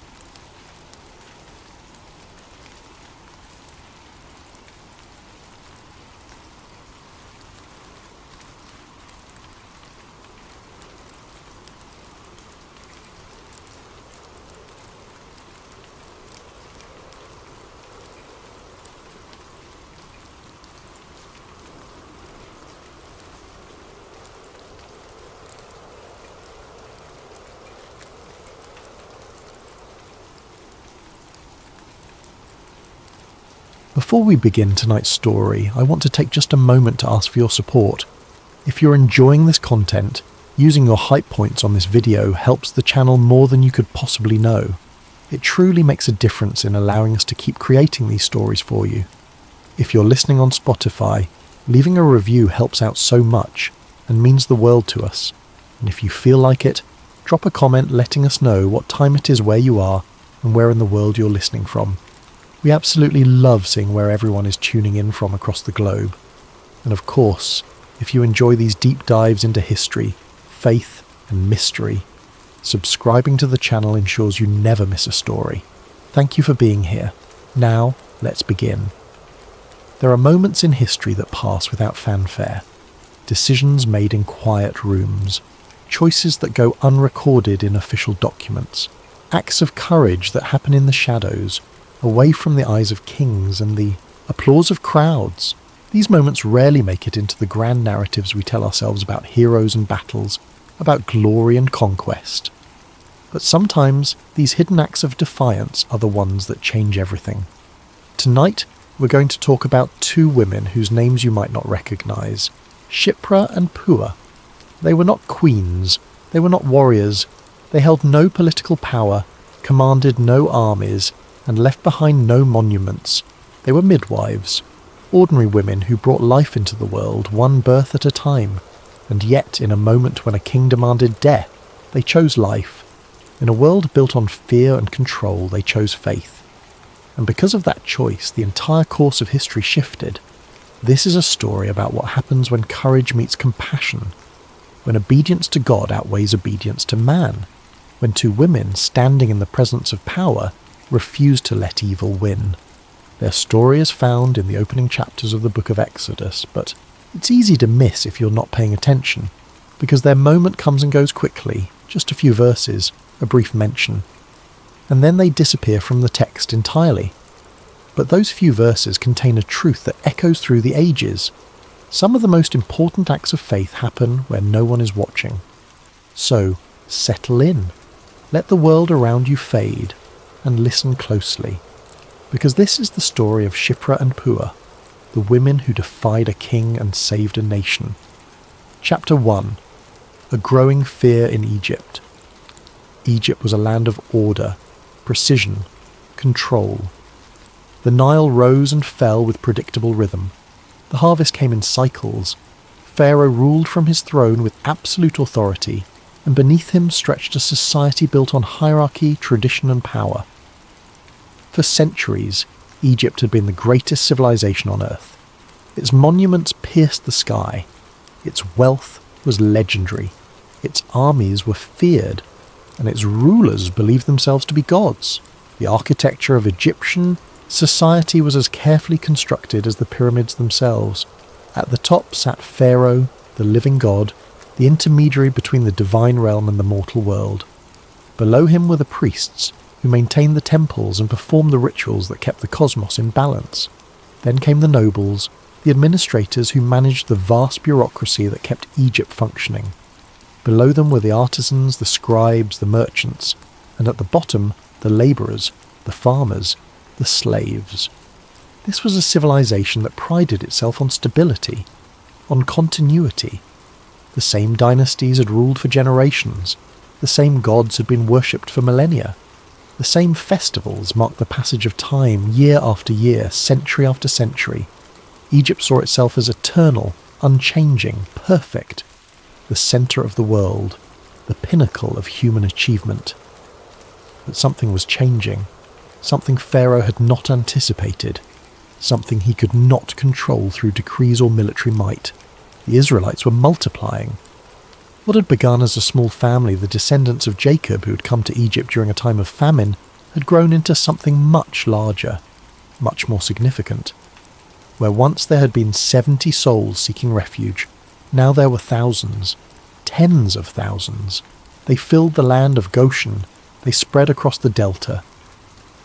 Everywhere Pharaoh looked, there were more of them, more children, more families, more tents, more voices speaking a language that was not Egyptian. It had happened gradually at first. When Joseph had been vizier of Egypt, the Israelites had been welcomed. They had been given good land. They had prospered under Joseph's protection. And when Joseph died, when the dynasty changed, when new pharaohs rose who did not remember Joseph's service to Egypt, the Israelites remained. They had established themselves, built communities, created networks of families that supported one another. They had become a permanent presence in Egyptian society, and Pharaoh was afraid, not of swords or rebellion, not yet, but of something more insidious, the fear of being outnumbered, the fear of losing control. He looked at the growing population of Israelites and saw not people, but a threat, a demographic shift that could one day tip the balance of power. He imagined scenarios where, in a time of war, these foreigners might side with Egypt's enemies, where their sheer numbers might overwhelm Egyptian society, where their presence might dilute what it meant to be Egyptian. This was not an irrational fear, at least not entirely. Egypt had enemies, the Hittites to the north, the Nubians to the south, various kingdoms and city-states that would have loved to see Egypt weakened, and the Israelites, numerous and distinct, represented a potential fifth column, a population that might not be loyal in a crisis. That might see Egyptian defeat as opportunity. That might, given the chance, throw their lot in with invaders. But there was something else beneath Pharaoh's fear, something darker. The Israelites were thriving despite their lower status. They were having children, building families, creating joy in the midst of hardship. And this prosperity, this vitality, was an affront to Egyptian pride. How dare these foreigners flourish while living in Egypt's shadow?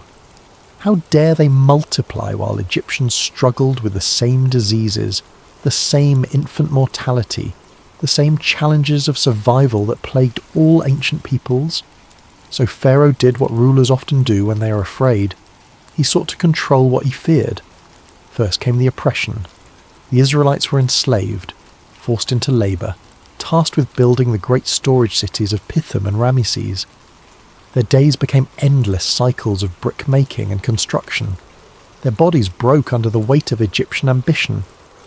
Pharaoh believed that suffering would slow their growth, that exhaustion would weaken their ability to thrive, that if he pressed hard enough, the problem would solve itself. The oppression was systematic. Taskmasters were appointed. Quotas were established. The Israelites were forced to make bricks without adequate materials, to work in the blazing sun without rest, to meet impossible demands. Old men laboured alongside young, women worked in the fields, children carried water and mixed mortar. The entire community was mobilised in service to Pharaoh's building projects. Their backs bent under loads of clay and straw. Their hands bled from the rough work. Their spirits sagged under the weight of endless toil. But it did not work. The Israelites continued to multiply. The harder Pharaoh pressed, the more they grew. It was as if the very act of oppression fueled their expansion. Every attempt to diminish them seemed to backfire, and Pharaoh's fear deepened, because now he realized that force alone would not be enough. If he wanted to control the Israelite population, he would need to do something more drastic, more decisive, more secret. He consulted with his advisors. They discussed various options. Some suggested even harsher labour conditions. Others proposed separating families, breaking up communities to prevent the Israelites from maintaining their distinct identity. But Pharaoh wanted something more direct, more final. He looked at the problem and saw a simple solution. The Israelites were multiplying because they kept having children. Specifically, they kept having sons who would grow into men who would have families of their own. If the sons could be eliminated, the population growth would slow. Eventually it would reverse. Eventually the problem would disappear. He would need to kill their children. But he would need to do it quietly, carefully, in a way that would not provoke an uprising, in a way that would not expose the cruelty of his regime to the other nations who watched Egypt with envious eyes. He needed a method that was invisible, deniable, effective, and then he thought of the midwives. Chapter 2. A quiet command. The throne room was silent except for the soft rustle of linen robes and the distant sound of the Nile beyond the palace walls. Pharaoh sat elevated on his seat of power, his face painted with the authority of a god, his eyes cold and calculating. Before him stood two women, not nobility, not priestesses, midwives, Hebrew midwives, Shiphrah and Puah. They had been summoned discreetly, no public announcement, no formal ceremony, just a quiet message delivered by a palace official. The king wished to speak with them. They came because they had no choice. You did not refuse a summons from Pharaoh. But as they stood before him, they understood that something was deeply wrong. Kings did not concern themselves with midwives. Kings did not involve themselves in the intimate details of childbirth. Whatever Pharaoh wanted, it was not a simple request. The palace itself was overwhelming. Massive columns rose towards ceilings painted with stars and sacred symbols. Gold gleamed from every surface. The air smelled of incense and perfume. Guards stood at attention, their spears catching the light from oil lamps. Everything about the space was designed to intimidate, to remind visitors of their insignificance in the presence of divine power. Shiphrah and Puah, women who spent their days in simple homes delivering babies, felt the weight of the place pressing down on them. Pharaoh studied them for a moment before speaking. These were the women who attended Hebrew births, who knew the intimate rhythms of their community, who were present at the most vulnerable moments of life, who held in their hands the power to save or to let die. They were perfect for what he had in mind. Pharaoh spoke carefully. His words were measured. He did not raise his voice. He did not need to. Power does not always announce itself with volume. Sometimes it whispers. He told them that Egypt was concerned about the growing Hebrew population, that the state needed to take measures to ensure stability, that certain actions, while difficult, were necessary for the greater good. And then he gave the command. When you attend to Hebrew women in childbirth, he said, "Look at the child. If it is a girl, let her live. But if it is a boy, kill him. Do it quietly. Do it during delivery. Make it look natural. No one will question a stillbirth. No one will suspect." The words landed like stones in still water. Kill the boys during childbirth. In the moment when mothers were most vulnerable, when families were focused on survival, when attention was diverted by pain and effort and hope, use the chaos of birth to mask murder, turn the bringing of life into the dealing of death. It was elegant in its cruelty, it was efficient, and it required no soldiers, no public spectacle, no risk of uprising. The command was designed to be invisible, no soldiers dragging children from homes, no public executions, no uprisings, just death delivered in the most intimate, vulnerable moment of life, a secret genocide carried out by the very hands meant to preserve life. Pharaoh was not asking them to be warriors, he was asking them to be assassins, and he expected obedience. Because in Egypt, obedience to Pharaoh was not optional, it was survival. Shiphrah and Puah stood silently as Pharaoh explained what he wanted. They did not interrupt. They did not protest. They simply listened. Because to object in that moment would have been to sign their own death warrants. Pharaoh did not tolerate dissent. He did not debate his decisions. He issued commands and expected compliance. That was how Egypt worked. That was how power functioned. When Pharaoh finished speaking, he dismissed them with a wave of his hand. No discussion, no questions, just the expectation that they would do as they were told. Shiphrah and Puah bowed low, backed away from the throne, and left the palace. They walked through the corridors, past the guards, out into the Egyptian sun. And as they made their way back through the streets, back toward the Hebrew settlements, back toward the women they served, they carried a weight that no midwife should ever have to bear. They had been ordered to betray everything their work represented, to turn moments of joy into moments of murder, to use their knowledge of life to deliver death. Pharaoh had chosen them because they were trusted, because Hebrew women would open their homes to them, would labour in their presence, would hand their newborns into their arms. That trust was supposed to be sacred, and Pharaoh wanted them to weaponize it. As they walked, they spoke in hushed tones. What would they do? How could they refuse without being discovered? What would happen to them if Pharaoh learned they had disobeyed? The questions were heavy, urgent, impossible. They thought about the women they served, the families they had helped bring into being, the babies they had delivered over the years. They thought about the sacred nature of their work, the responsibility they carried, the trust that had been placed in them. And they thought about God, about the God of Abraham, Isaac and Jacob, the God who created life, who knit children together in the womb, who called each person by name, who commanded his people not to murder. They thought about what obedience to Pharaoh would mean, and what obedience to God would require, and they had to decide what they would do. Chapter 3. Introducing Shiphrah and Puah. Who are Shiphrah and Puah? The Bible gives us almost nothing. No genealogies, no descriptions of their families, no accounts of their training or their lives before this moment.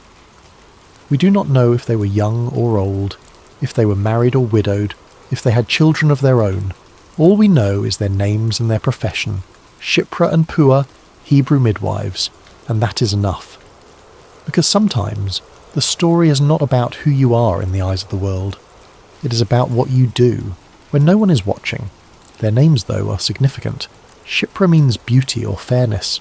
Puah means splendid or radiant. These are not random designations. In the ancient world, names carried meaning. They reflected character, hope, destiny. To be called beauty and splendour was to carry an identity tied to goodness, to light, to the positive aspects of creation. And here were two women whose names spoke of beauty, being asked to do something ugly. Women whose names meant splendour, being commanded to participate in horror. Midwives in the ancient world held a unique position. They were not wealthy, they were not powerful, but they were trusted. Women in labour were at their most vulnerable. Childbirth was dangerous. Mortality rates were high. Infection was common. Complications could arise suddenly. A breech birth could kill both mother and child. Excessive bleeding could claim a life in minutes.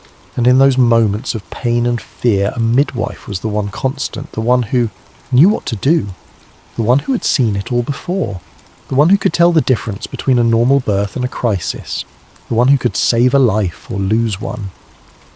Midwives were gatekeepers of life itself. The training of a midwife was passed down through generations. A young woman would learn from her mother or her aunt or another experienced midwife in the community. She would attend births, first as an observer, then as an assistant, finally as the primary attendant. She would learn to read the signs of labour, to know when a birth was progressing normally and when intervention was needed, to position a baby that was presenting wrong, to stop bleeding, to cut and tie the umbilical cord, to clear an infant's airway, to recognise when a baby was in distress. But midwifery was more than technical skill. It was emotional labour. A midwife had to be calm in crisis, had to project confidence even when she was uncertain, had to comfort a labouring mother while simultaneously monitoring for danger, had to celebrate life while being intimately acquainted with death. It was work that required strength, wisdom, compassion, and an unshakable nerve. Shipra and Pua had spent their entire lives in this role. They had caught babies in the middle of the night. They had comforted mothers through difficult labours.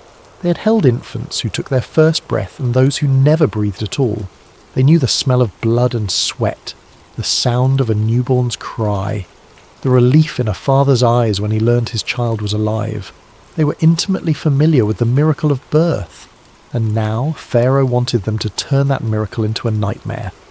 They had delivered hundreds of babies, maybe thousands. They knew Hebrew families throughout Goshen. They had attended to first-time mothers and women giving birth to their 10th child. They had caught twins and helped with complicated deliveries. They had stayed up through long nights coaching women through labour. They had celebrated when mothers and babies survived against the odds. They had wept when they did not. Their hands had been the first to touch countless lives, and now those same hands were supposed to end lives. To take a newborn boy, still wet from the womb, still taking his first breaths, and kill him. To look into a mother's exhausted, hopeful face and lie. To say the baby was stillborn. To carry away a tiny body and dispose of it. To do this again and again, birth after birth, until the Hebrew population began to decline. But here is what Pharaoh did not understand. Here is what he miscalculated. Shipra and Pua feared God. That phrase appears in the text with stark simplicity. They feared God. Not feared in the sense of terror, but feared in the sense of reverence, awe, obedience to something greater than any earthly king.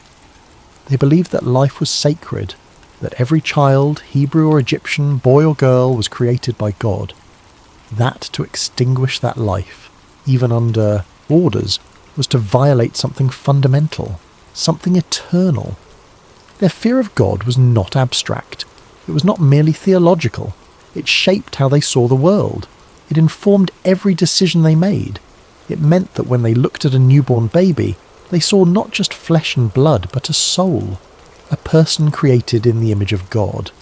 A life that mattered not because of what it could contribute to society, or because of its utility to a king, but simply because it existed, because God had willed it into being. And so, when they returned to their work, when they attended the next birth and the next and the next, they made a choice. They did not obey Pharaoh, they delivered every child, they celebrated every birth. They handed every boy to his mother and watched as joy filled the room. And they said nothing. They carried out their defiance in silence. Because this was not a rebellion fought with speeches or protests. It was a rebellion fought one birth at a time, one life saved at a time. Chapter 4. The fear that matters most. Fear is a powerful motivator. It drives nations to war. It drives individuals to compromise. It shapes the choices we make and the paths we take. Pharaoh ruled through fear. He understood that if people were afraid enough, they would obey. They would bend. They would betray their own values to survive. And his command to the midwives was built on that assumption, that their fear of him would outweigh everything else. The psychology of fear is complex. When we are afraid, our bodies respond, our hearts race, our palms sweat, our minds fixate on the source of danger, and in that state, We become capable of things we would never do otherwise. Fear can make us bold or make us cowards. It can push us to heroism or drive us to betrayal. It all depends on what we fear most. Pharaoh represented earthly power at its apex. He could order executions with a word. He could imprison families. He could destroy livelihoods. He could make people disappear. The fear he inspired was not irrational. It was based on very real consequences. People who defied Pharaoh died. It was that simple. So when he gave a command, even a monstrous command, most people obeyed, because the alternative was death. But Shiphrah and Puah operated under a different kind of fear, a fear that did not diminish them but elevated them, a fear that did not lead to cowardice but to courage. They feared God, and that fear mattered more than anything Pharaoh could do to them. Because if you believe that God sees everything, that he knows every decision, every compromise, every moment of weakness, then the approval of a king becomes irrelevant. If you believe that God holds life sacred, then no decree from a throne can change that truth. The fear of God is fundamentally different from the fear of man. The fear of man is about survival, about protecting yourself from harm, about calculating costs and benefits, about weighing the risk of punishment against the difficulty of obedience. It is transactional, pragmatic, ultimately self-serving, even when the self-preservation is understandable. The fear of God is about alignment, about living in accordance with ultimate reality, about recognizing that there is a moral order to the universe that transcends human authority, that some things are right and some things are wrong, regardless of who commands what, that God's law supersedes human law when the two conflict, that obedience to God, even when costly, is always the right choice because God is trustworthy in a way that human rulers are not. Every birth they attended became a test. Every time a boy was born, they faced the same choice: obey Pharaoh and kill the child, or obey God and let him live. The risk was enormous. If Pharaoh discovered their disobedience, there would be consequences: imprisonment, execution, the destruction of their families. They knew this. They were not naive. They were not reckless. They simply believed that some things were worth the risk, that some lines could not be crossed, that there were moments when you had to say no, even if it cost you everything. Imagine the tension of those moments. A woman in labour crying out in pain, her husband pacing outside, anxious and hopeful. Other family members gathered, praying, waiting. And Shiphrah or Puah attending to the birth, knowing that if a boy emerges she will face a choice, knowing that Pharaoh expects her to kill him, knowing that disobedience could be discovered, knowing that her life hangs in the balance. And then the baby comes, a boy, perfect, healthy, crying lustily. And the midwife's hands move automatically. She clears his airway. She rubs his back to stimulate breathing. She cuts and ties the cord. She wraps him in cloth and places him in his mother's arms. And she says nothing about Pharaoh's command. She simply does her job. She preserves life. She participates in the miracle of birth. And then she leaves. She returns home. She lies awake at night, wondering if anyone saw, if anyone suspects, if Pharaoh's spies are watching, if the next summons to the palace will be her last. But morning comes, and she rises, and she goes to the next birth, and the next, and she does it again. This is what courage looks like. Not the absence of fear, but the decision to act rightly despite fear. Not recklessness, but calculated defiance. Not ignorance of consequences, but willingness to face them. Shiphrah and Puah were not fearless. They were faithful, and their faithfulness was rooted in a fear that mattered more than any threat Pharaoh could make. And so they continued, week after week, month after month. They attended birth throughout the Hebrew community, and every time a boy was born, they handed him to his mother. Every time a family celebrated new life, Shiphrah and Puah carried the secret of their defiance. They never announced what they were doing. They never sought recognition. They simply did their work, and in doing so, they became part of something much larger than themselves. Because here is the truth about moral courage. It rarely happens in grand gestures. It happens in small, repeated choices. In moments when you could compromise and no one would blame you. In situations where obedience would be easier than resistance. Shipra and Puah were not warriors storming a palace. They were midwives delivering babies, but their quiet defiance was more powerful than any army. Because every child they saved was a victory. Every life they preserved was an act of worship. They were creating a pattern of resistance. They were demonstrating that Pharaoh's power, while vast, was not absolute, that there were limits to what he could command, that even in Egypt, even under oppression, even facing death, people could still choose righteousness.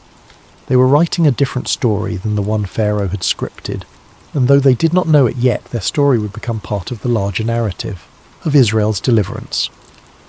Chapter 5. The Lie That Preserved Life. Pharaoh was not a fool. He had spies, he had informants, he had ways of knowing what was happening in his kingdom, and eventually he noticed. The Hebrew boys were still alive. The population was still growing. The command he had given, so carefully designed, so quietly delivered, was not being obeyed. And so he summoned the midwives again, Shipra and Puah, back to the throne room, back to face the king who expected obedience. The message came without warning, a palace official appearing at their homes, announcing that Pharaoh required their presence. Immediately, no time to prepare, no opportunity to coordinate their stories, just the command to come, and the sinking realization that their disobedience had been discovered. The walk to the palace must have felt like walking to their own execution. Every step heavier than the last, every breath more difficult. They knew what awaited them. Pharaoh's anger, his questions, his demand for an explanation. And they knew that their answers would determine whether they lived or died, whether their families would survive, whether the work they had done, the lives they had saved, would be worth the price they were about to pay. The confrontation was inevitable. Pharaoh demanded an explanation. Why are the boys still alive? Why have you not done as I commanded? The question hung in the air, and Shipra and Puah had to answer. They could not remain silent. They could not simply refuse to speak. Pharaoh held their lives in his hands. One word from him, and they would be executed. One gesture, and they would disappear. So they answered, but they answered carefully. Hebrew women are not like Egyptian women, they said. They are vigorous, strong.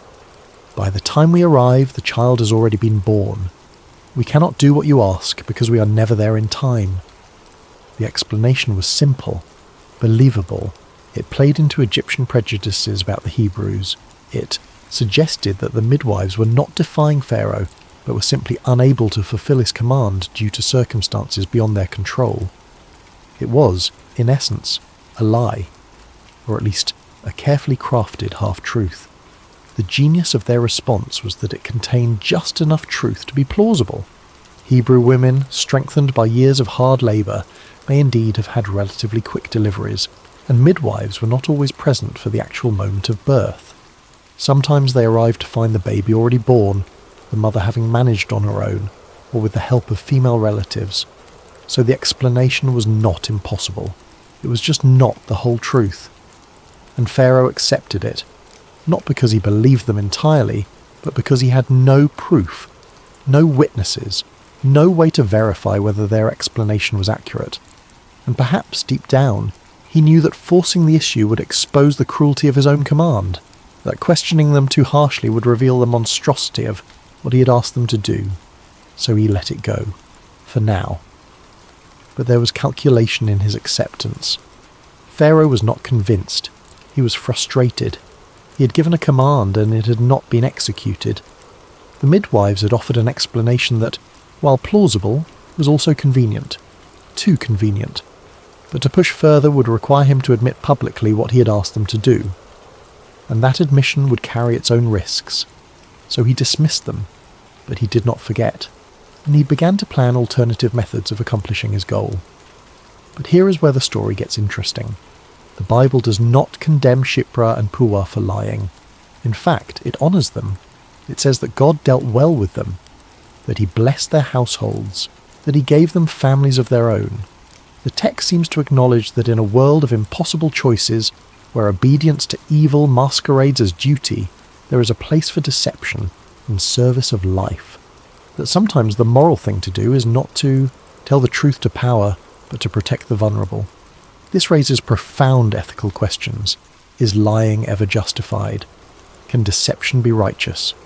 The biblical tradition wrestles with this. There are other examples. Rahab, who lied to protect Israelite spies and was honoured for her faith. The Hebrew midwives in Egypt.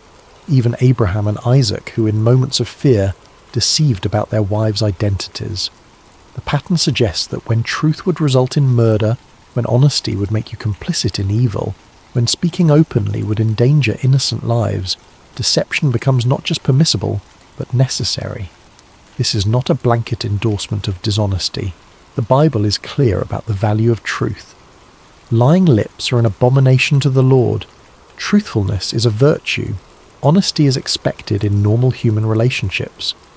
But the story of Shiphrah and Puah recognizes that we do not always live in normal circumstances, that there are moments when the usual rules cannot apply without catastrophic consequences. That wisdom sometimes requires us to navigate complex situations with both courage and cunning. Dietrich Bonhoeffer, the German theologian who participated in plots to assassinate Hitler, wrote about this very issue. He argued that in a world broken by sin, there are moments when every available choice involves some form of wrong, when refusing to lie means becoming an accomplice to murder, when telling the truth means betraying the innocent. In such moments, Bonhoeffer suggested, we must choose the lesser evil and trust God to forgive even our necessary sins. Shiphrah and Puah understood this intuitively. They did not lie for personal gain. They did not lie to avoid inconvenience or to make their lives easier. They lied to preserve life, to protect children, to resist evil, and God honoured that choice. Because God, who knows the heart, who understands context, who sees the full picture of every decision, recognised that their deception was an act of faithfulness, not betrayal. Their lie was tactical, strategic. It bought them time. It deflected Pharaoh's anger. It allowed them to continue their work. It kept the door open for more lives to be saved. It was not a perfect solution, but in a world where perfection was impossible, it was the best available choice, and sometimes that is all we can do. Choose the best available option.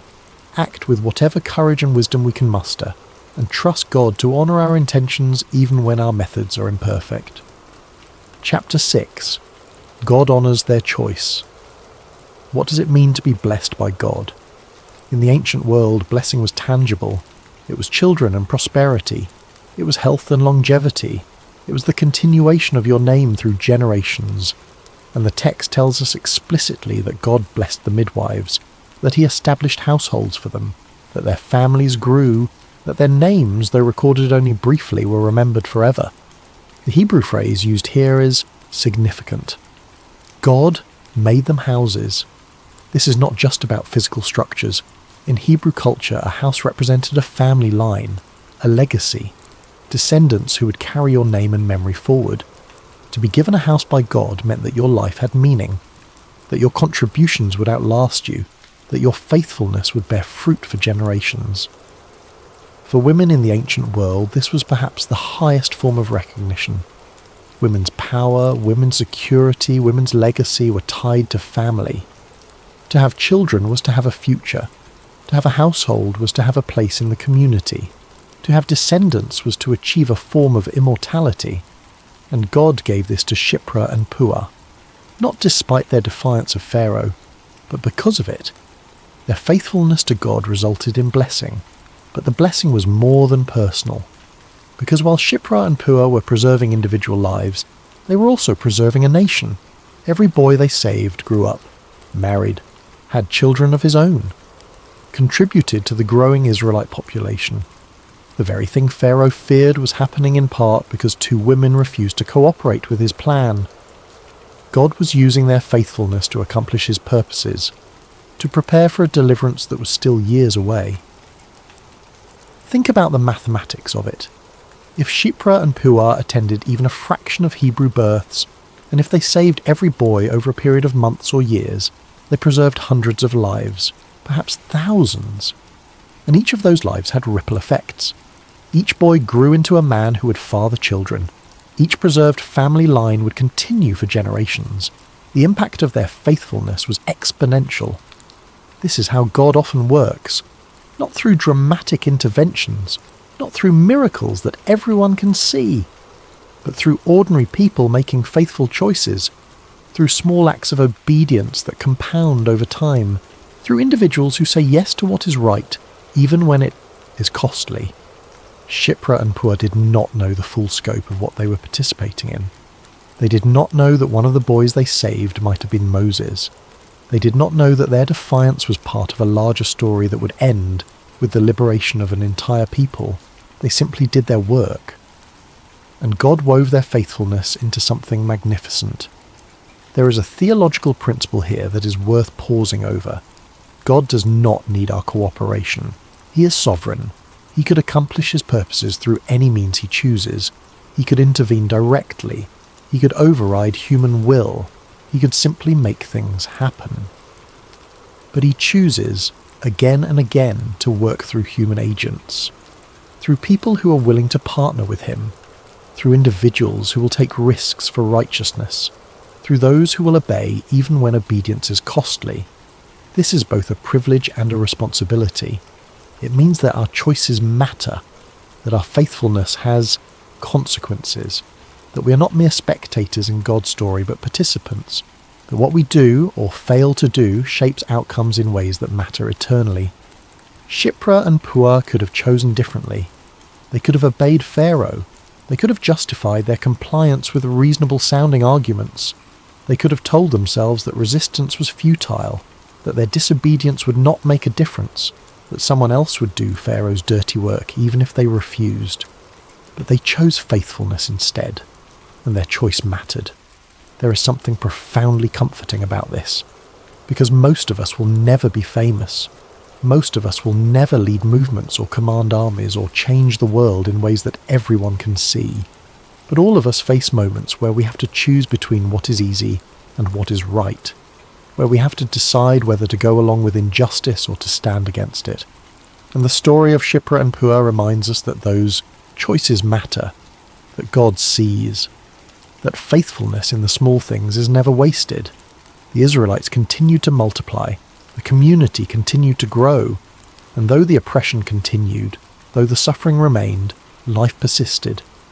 Because two midwives decided that no king, no matter how powerful, had the right to demand the death of innocents, and God honoured that decision with blessing. Their blessing was also a testimony.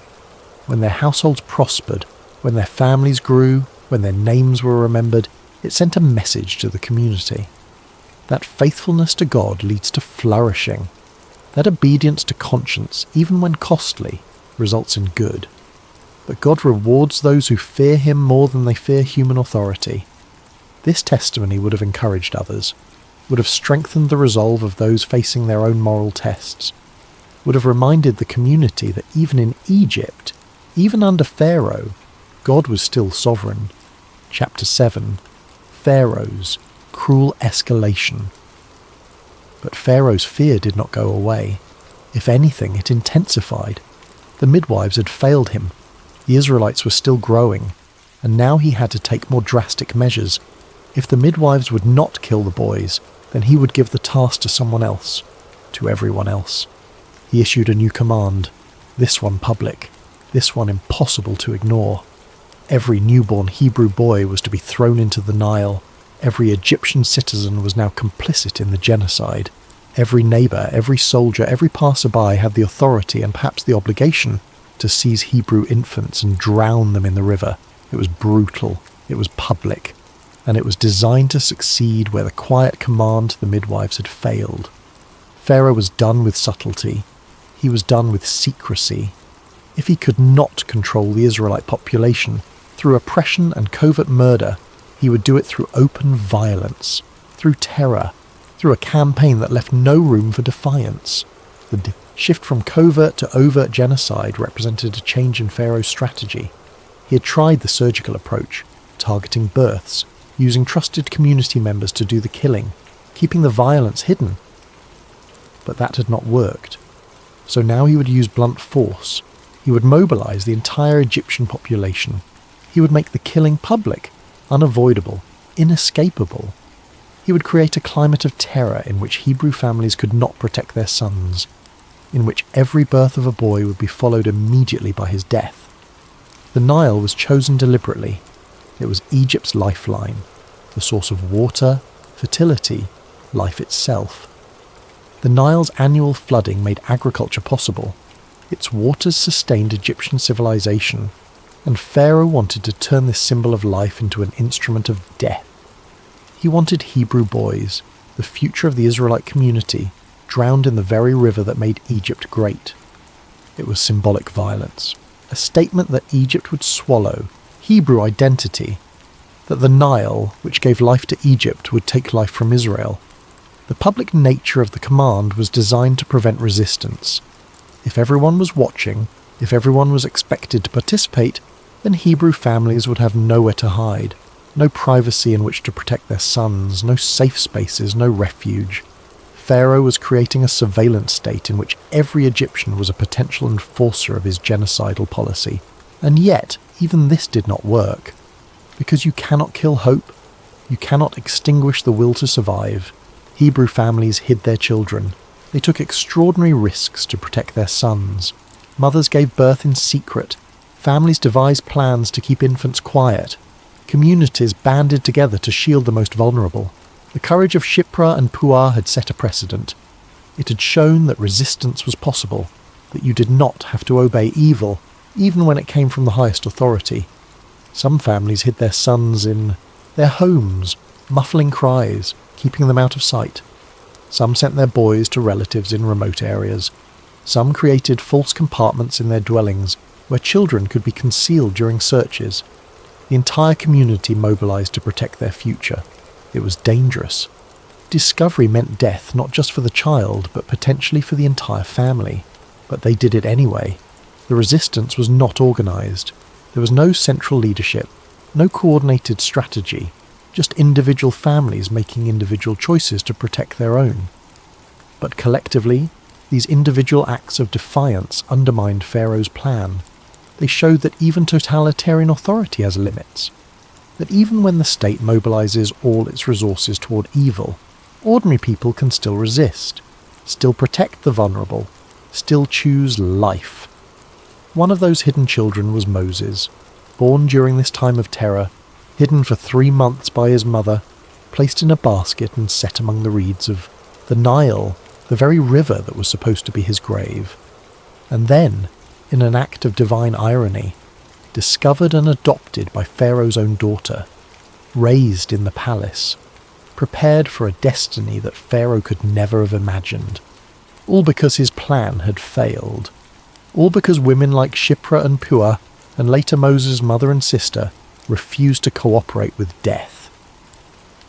The story of Moses' preservation is well known, but it exists in the context of the broader resistance. His mother Jochebed was part of a community of women who had learned from Shiphrah and Puah that defiance was possible, that you could say no to Pharaoh and survive, that protecting children was worth the risk.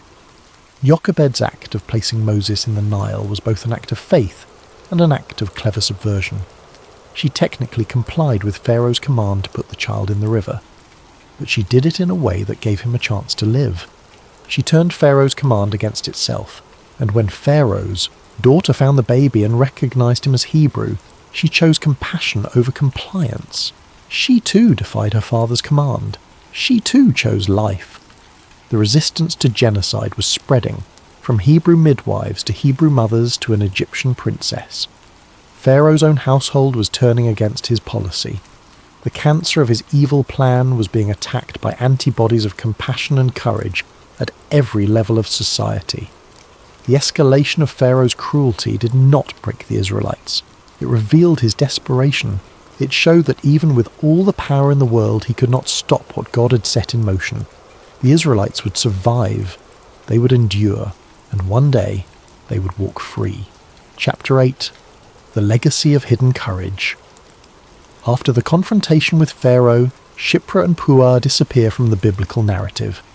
We never hear about them again. We do not know how long they lived.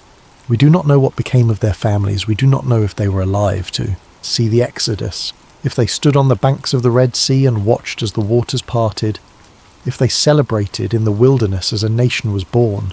The text is silent, but their absence from the rest of the story does not diminish their importance. In fact, it amplifies it, because their contribution was never about recognition. It was never about being remembered. It was about doing what was right in the moment they were given, and that is enough. Sometimes the greatest acts of courage are the ones that go unnoticed, the ones that do not make it into the history books, the ones that happen in private, away from applause and acclaim. Think about all the unnamed heroes in history, the people who harboured Jews during the Holocaust, the conductors on the Underground Railroad, the individuals who stood up to injustice in small ways that never made headlines, the parents who sacrificed for their children, the teachers who invested in students, the neighbours who showed kindness, the workers who maintained integrity. Most of these people died without recognition. Their names are forgotten, their stories untold, but their actions mattered. They shaped the world. They made goodness possible. Shiphrah and Puah are named in Scripture, which is itself remarkable. In a text that often glosses over women's contributions, that focuses primarily on male leaders and patriarchs, these two midwives are given the honour of being remembered by name. Their names are recorded for all time, not because they were queens or prophets, not because they performed miracles, but because they feared God and chose life. That was enough to earn them a permanent place in the sacred narrative. Their names appear in Exodus chapter 1, verses 15 through 21, just 7 verses, a brief mention in a much longer story. But those 7 verses contain everything we need to know. God values faithfulness. God sees what the world overlooks. God honours those who choose righteousness over compliance. God remembers those who protect the vulnerable. Shiphrah and Puah saved an entire generation, not through grand strategy or military might, but through simple, repeated faithfulness. Every child they delivered was an act of defiance. Every boy they handed to his mother was a victory, and while they could not have known it at the time, their actions preserved the very people God would use to reveal his character to the world, to bring forth a deliverer, to establish a covenant, to tell a story that would echo through millennia. Among the boys they saved were men who would become fathers and grandfathers, men who would walk out of Egypt in the Exodus, men who would cross the Red Sea, men who would receive the law at Sinai, men who would enter the Promised Land. The nation of Israel existed in part because Shiphrah and Puah refused to kill children. Every Israelite who lived after the Exodus owed their existence in some way to the courage of 2 midwives. Their legacy is not in monuments or statues, it is in the existence of the Israelite nation, in the survival of a people who should have been destroyed, in the life of Moses and every other boy born during those dark years. Their legacy is in the reminder that God values faithfulness over fame, that he sees what the world overlooks, that he honours those who choose life even when death is demanded. And their legacy is in you, in me, in anyone who has ever faced a choice between compliance and conscience, between the approval of the powerful and the whisper of what is right. Shiphrah and Puah remind us that we are never powerless, that even in the face of overwhelming authority, even when the consequences are severe, we have a choice. And sometimes that choice is the most important thing we will ever do. Their story teaches us about the nature of moral courage. It is not flashy. It is not usually recognised at the time.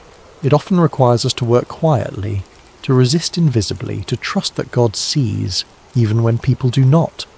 It requires us to value righteousness over reputation, faithfulness over safety, obedience to God over compliance with unjust human authority.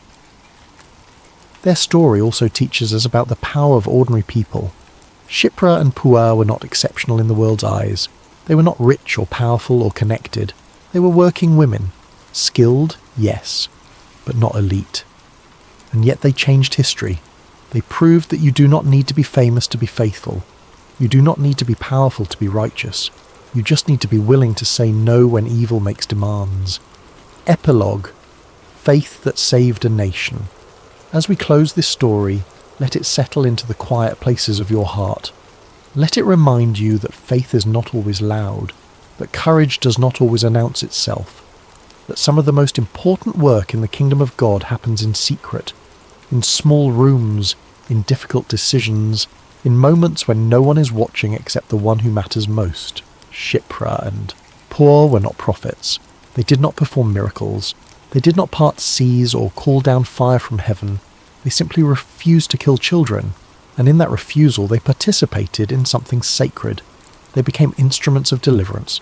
They became part of the story that would lead to freedom, not because they sought glory, but because they feared God more than they feared man. This is the kind of faith that changes the world. Not the faith that builds cathedrals, though that has its place.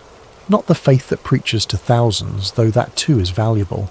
But the faith that says no to evil when no one else is saying no. The faith that protects the vulnerable when the powerful demand their destruction. The faith that chooses life, even at great personal cost. Their story raises questions for us. Questions about our own lives, our own choices. What would we do in their position? When authority demands our cooperation with injustice, will we comply or resist? When the cost of righteousness is high, will we pay it? When we can choose between safety and faithfulness, which will we choose? These are not abstract questions. We all face moments, perhaps less dramatic but no less real, when we must decide between convenience and conscience, when we must choose whether to speak up or stay silent, whether to protect or to ignore, whether to risk or to hide. And in those moments the story of Shipra and Puah calls to us, reminding us that faithfulness matters, that courage is possible, that God honours those who choose righteousness. Their story also reminds us that we are part of a larger narrative, that our choices today shape outcomes we may never see, that the small acts of faithfulness we perform might have ripple effects that extend far beyond our awareness. Just as Shipra and Puah had no idea they were helping to preserve the leader who would free Israel, we have no idea what God might do with our faithfulness, what lives we might impact, what futures we might make possible, what stories we might make room for. This is both humbling and empowering. Humbling because it reminds us that we are not the centre of the story, that God is working out his purposes through countless lives, countless choices, countless acts of faithfulness. We are part of something much larger than ourselves. Empowering because it means our actions matter, that our choices have weight, that our faithfulness contributes to God's work in the world in ways we may never fully understand. Tonight, as you drift towards sleep, let this story rest with you. Let it remind you that you are seen, that your choices matter, that faithfulness in the hidden places is never wasted. God builds salvation on the courage of those willing to stand, even when they stand alone, and sometimes the smallest acts of obedience become the foundations of miracles. Shipra and Puah, 2 women, 2 midwives, 2 names recorded in Scripture for all time, not because they led armies or ruled nations, but because when a king demanded death, they chose life, and in choosing life, they saved a nation. May we all have the courage to do the same. May we have the courage to fear God more than we fear human authority. May we have the wisdom to recognize when compliance becomes complicity. May we have the strength to choose righteousness even when it is costly. May we have the faith to believe that God sees our choices and honors our faithfulness. May we have the hope to trust that our small acts of obedience might be part of something larger than we can imagine. Sleep well, and remember, the God who saw them sees you too. The God who honored their faithfulness honors yours. The God who wove their courage into a story of deliverance is still weaving stories today. And you might be part of one of them. You might be the person whose choice matters, whose faithfulness makes the difference, whose courage saves lives. Do not underestimate the power of ordinary faithfulness.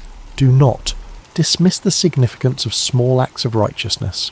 Do not assume that your choices do not matter. They do. They always have. They always will. Because the kingdom of God is built not on the grand gestures of the famous few, but on the faithful choices of ordinary people who simply refuse to cooperate with evil. People like Shipra and Puah. People perhaps like you.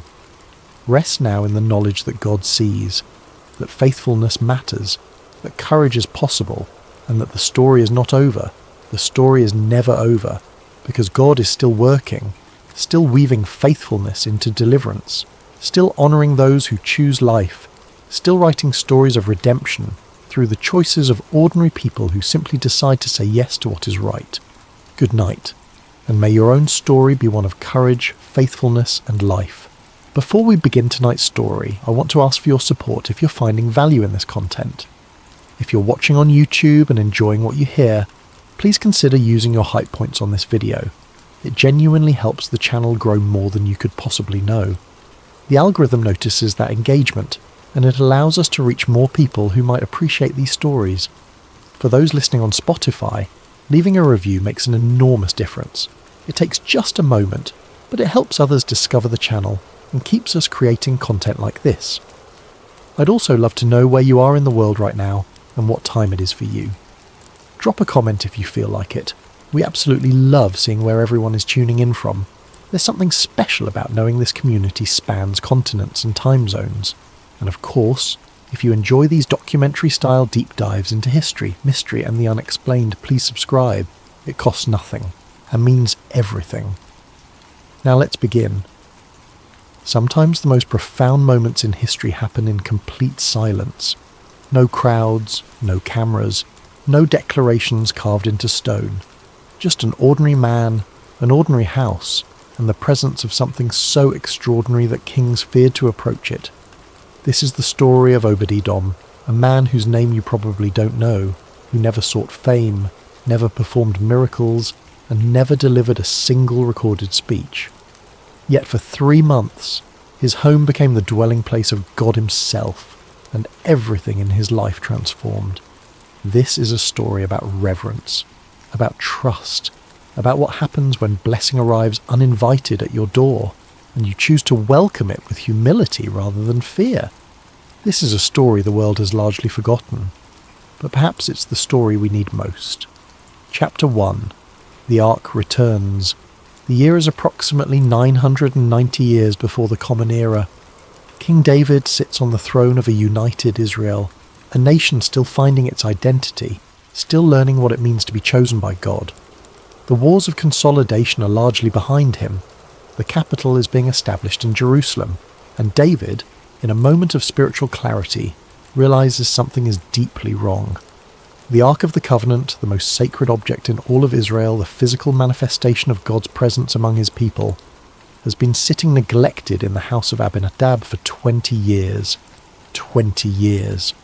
For 2 decades, while Israel fought its enemies and established its borders, the Ark remained in obscurity, treated almost like a relic from a bygone era rather than the living presence of the Almighty. David cannot tolerate this any longer. The Ark must return. It must be brought to Jerusalem, placed at the centre of national life, honoured as it deserves. This is not merely a matter of religious protocol. For David, this is about restoring the very heart of Israel's identity. He calls together 30,000 chosen men of Israel. This is not a quiet procession. This is a celebration, a national event, a moment of collective joy. Musicians are assembled, instruments are prepared. The mood is festive, almost euphoric. The significance of this moment cannot be overstated. The Ark represents more than religious symbolism. It contains the stone tablets inscribed with the 10 Commandments, given directly by God to Moses on Mount Sinai. It holds a golden jar of manna, the bread from heaven that sustained Israel for 40 years in the wilderness. It contains Aaron's rod that budded, proof of God's chosen priesthood. But more than the physical objects inside, the Ark represents the very presence of God dwelling among his people. The mercy seat on top, where the cherubim face each other with outstretched wings, is described as the place where God meets with humanity.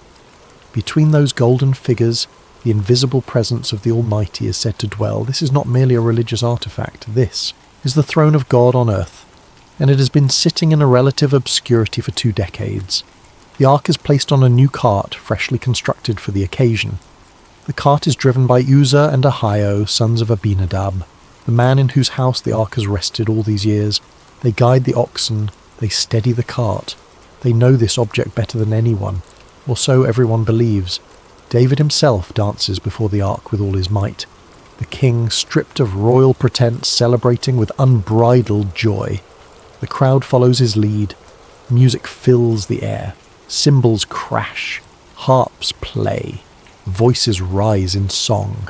This is how blessing should arrive, they think, with celebration, with joy, with the whole nation watching.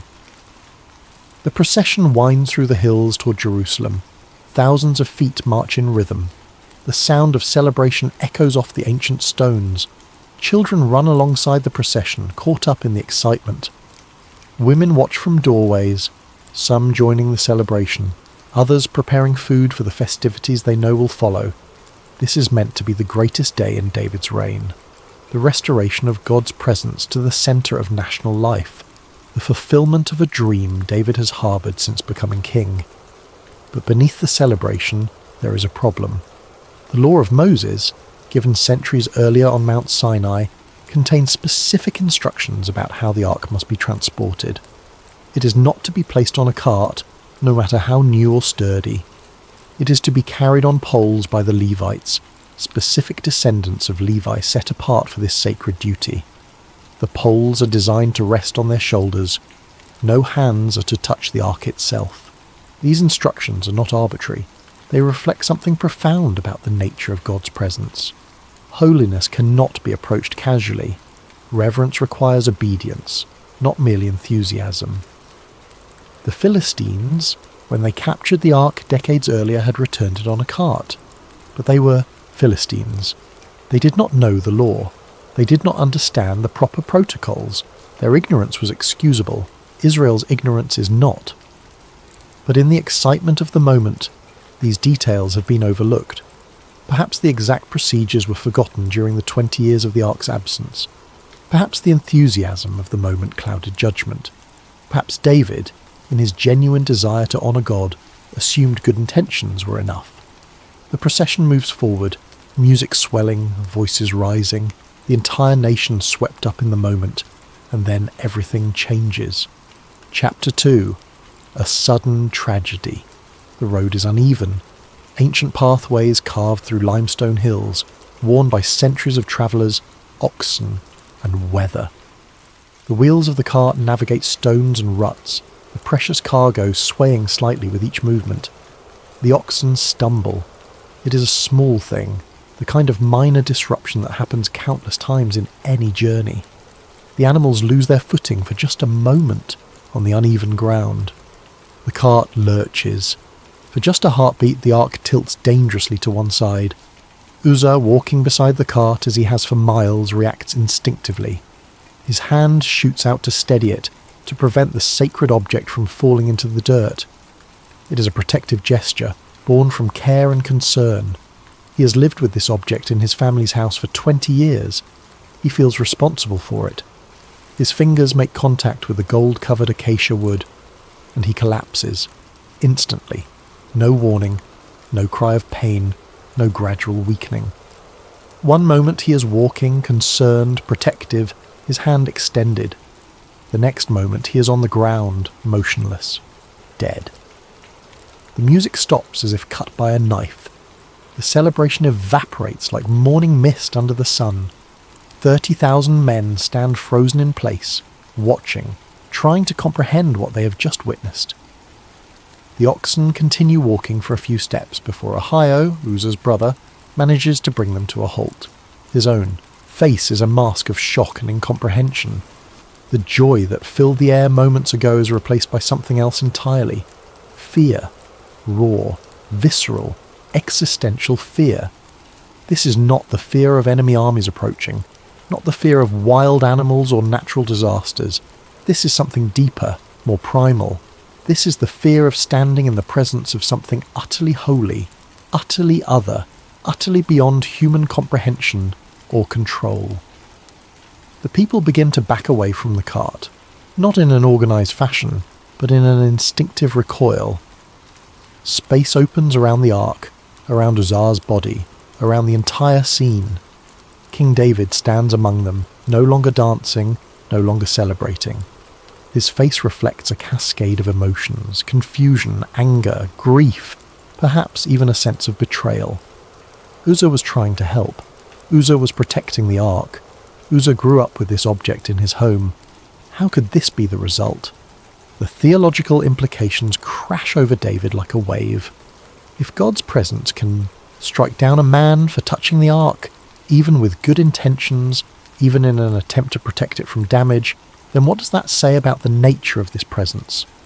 What does it say about how Israel has been treating the ark all these years? What does it say about the celebration they were just having? David's anger is recorded in the text.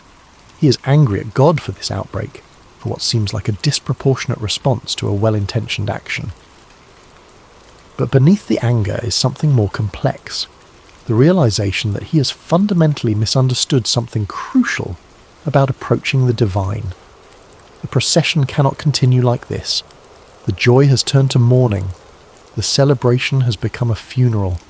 Thousands of people are standing on a road, traumatized, uncertain, afraid. David names the place Perez Uzzah, which means the breaking forth of Uzzah, or the outbreak against Uzzah. It is a memorial, a marker, a warning carved into the collective memory of the nation. Future travellers passing this spot will ask about the name, and they will be told the story. They will learn the lesson written in one man's death. But memorials do not answer questions, and the questions are multiplying in David's mind. Why did Uzzah die when he was trying to help? What would have happened if the ark had fallen? Would that have been worse than a man's death? How is anyone supposed to approach this presence safely? If even good intentions and protective care result in death, how can the ark be moved at all? David is afraid now, not the fear of enemy armies or political conspiracies. He has faced down Goliath as a boy. He has survived King Saul's murderous jealousy. He has led armies into battle and established a kingdom. This is different. This is the fear of standing in the presence of something so holy, so other, so utterly beyond human comprehension, that even reverence might not be enough. The practical problem becomes immediate and urgent. What do we do with the ark now? It cannot return to Abinadab's house. That chapter has ended literally and symbolically in tragedy. It cannot continue to Jerusalem. David is too shaken, too uncertain. The people are too afraid. No one wants to be responsible for what might happen next. The ark needs to rest somewhere while David figures out what went wrong and how to proceed correctly. And in this moment of crisis and confusion, with thousands of people watching and waiting for royal direction, David makes a decision that will change one family's life forever. There is a house nearby, a modest dwelling belonging to a man named Obed-Edom. David has probably never noticed it before. It is not politically significant. It does not belong to a high priest or a military commander or a wealthy merchant, but it is there. And in this moment, it represents a solution to an impossible problem. Chapter 3. The Ark Left Behind Obed-Edom. The Gittite is not a name that echoes through history. The designation Gittite indicates his family's origin from Gath, one of the 5 main Philistine cities. This detail is significant. Gath was the hometown of Goliath, the giant David defeated as a young man. It was enemy territory, or at least had been in the recent past. Yet here is a man with Philistine origins, living peacefully in Israel, integrated into society enough to have a house along the road to Jerusalem. Later biblical genealogies suggest he may have been a Levite, possibly one of the Kohathites, the specific clan within the tribe of Levi designated to care for the ark.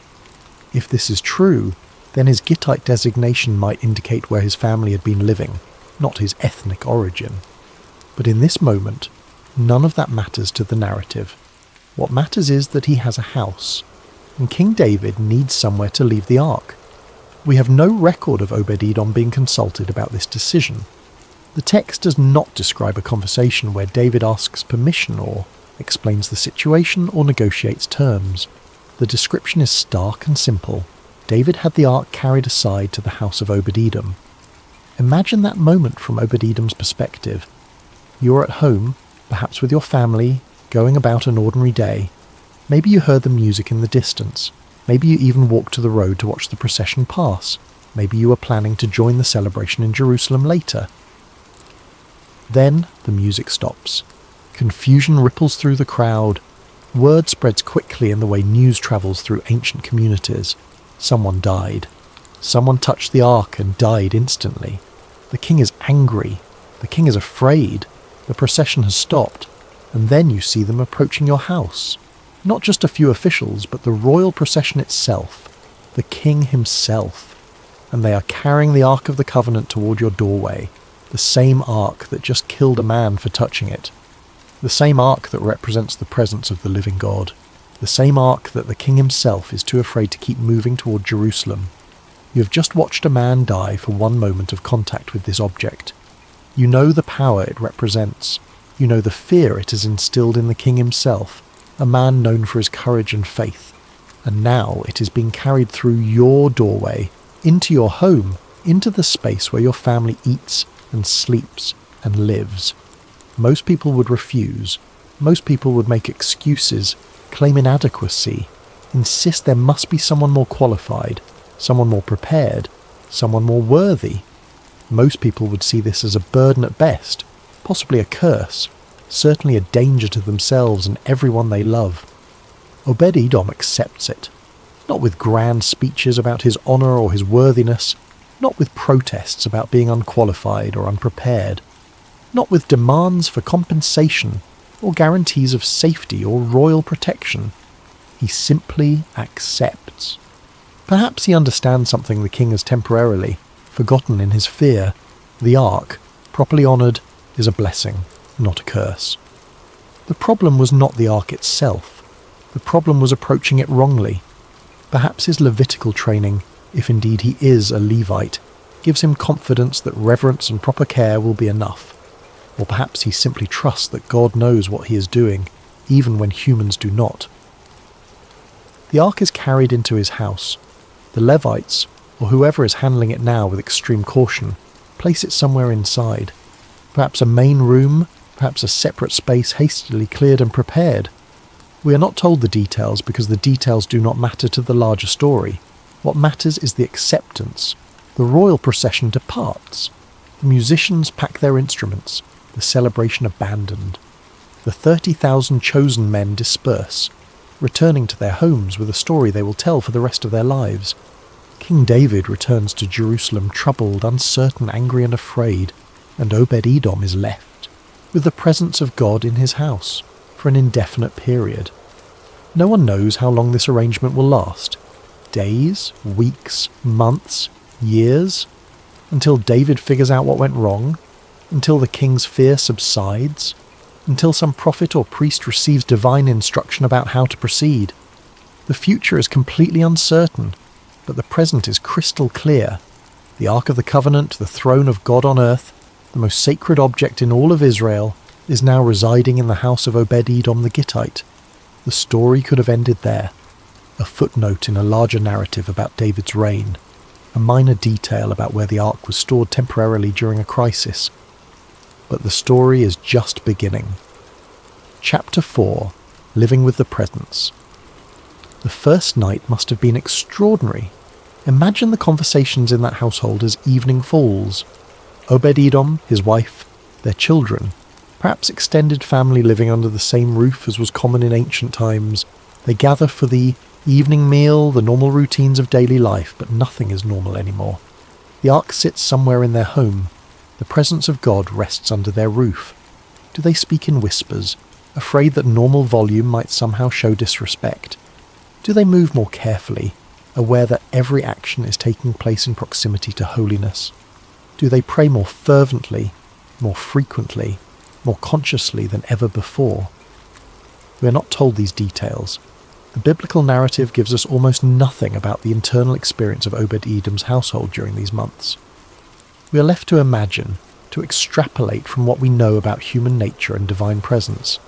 What we know is that life continues. It has to. Life does not pause for theology. Crops still need tending, animals still need feeding, children still need raising, work still needs doing. The ordinary necessities of existence continue regardless of how extraordinary the circumstances might be. Days pass, then weeks. The initial shock begins to fade, not into casualness, but into something like routine. You cannot remain in a constant state of heightened alertness indefinitely. The human mind adapts. The extraordinary becomes, in a sense, ordinary, but the awareness never disappears entirely. You cannot forget that the Ark of the Covenant is in your home. You cannot treat it casually. Every time you walk past the room where it rests, you remember. Every morning when you wake, you remember. Every night before sleep, you remember. The presence of God is here. Obed-Edom chooses reverence as his response. Not the reverence of spectacle or ceremony, not the reverence of religious performance or public display, not the reverence of keeping maximum distance and avoiding all contact out of fear, but the reverence of faithful presence, of treating something sacred with consistent daily care, of allowing holiness to shape the rhythms of life rather than interrupt them. His household wakes each morning with an awareness that permeates everything. They work, they eat, they pray, they go about the ordinary tasks of ancient agricultural life. But all of it happens in the context of this extraordinary awareness. There is no evidence in the text of fear dominating their experience. This is remarkable when you consider the context. King David, the warrior poet, the man after God's own heart, the giant slayer, the king who united Israel, was too afraid to keep the ark moving toward Jerusalem. The entire nation watched Uzzah fall dead and recoiled in terror. 30,000 men dispersed with that image burned into their memory. Yet this relatively unknown family accepts the presence of God into their home and responds not with paralyzing terror, but with faithful, reverent stewardship. Perhaps it is precisely because Obed-Edom is not the king that he can do this. Kings think about political implications and national consequences. Kings worry about perception and protocol and precedent. Kings carry the weight of collective expectations. Every decision a king makes affects thousands or millions of people. The pressure of that responsibility can make even simple acts feel impossibly complex. But Obed-Edom is simply a man with a family, trying to honour God in the ordinary circumstances of life. He has no audience to perform for except God himself, no legacy to protect beyond his own household, no reputation to uphold beyond his immediate community. He can simply be faithful. There is profound freedom in obscurity. The person no one is watching can focus entirely on doing what is right, rather than on how it appears to others. The family no one cares about politically can concentrate on genuine devotion rather than public perception. Obed-Edom and his household develop rhythms around the ark's presence. Perhaps they maintain a certain respectful distance. Perhaps they keep the room where it rests particularly clean. Perhaps they pray facing that direction. Perhaps they incorporate acknowledgement of God's presence into their daily prayers and routines. We do not know the specific practices because the text does not record them. What the text records is the outcome of those practices, and in that outcome, something remarkable begins to happen. Something that will eventually reach the king's ears and change everything. Chapter 5. Unexpected Blessing. 3 months pass. 90 days of the ark resting in the house of Obed-Edom. 90 days of faithful stewardship. 90 days of reverent care. 90 days of ordinary life lived in proximity to extraordinary holiness. And during those 90 days, everything in that household begins to flourish. The biblical text is characteristically sparse in its description, offering just a handful of words to describe what happened.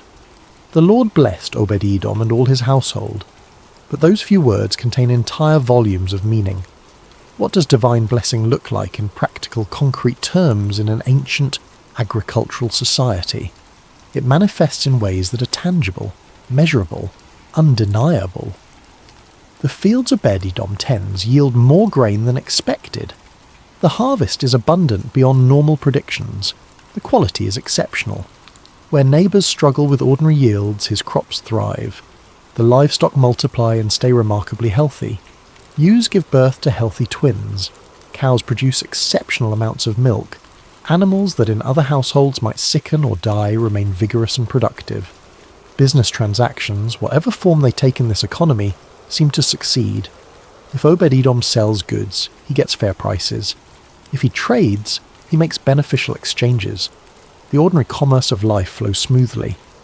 The children in the household thrive. They stay healthy when sickness moves through the region. They grow strong. They learn quickly.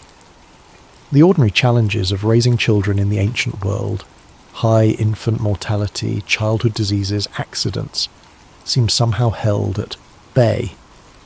Relationships within the household remain peaceful. The stress and conflict that naturally arise when people live in close quarters seem diminished.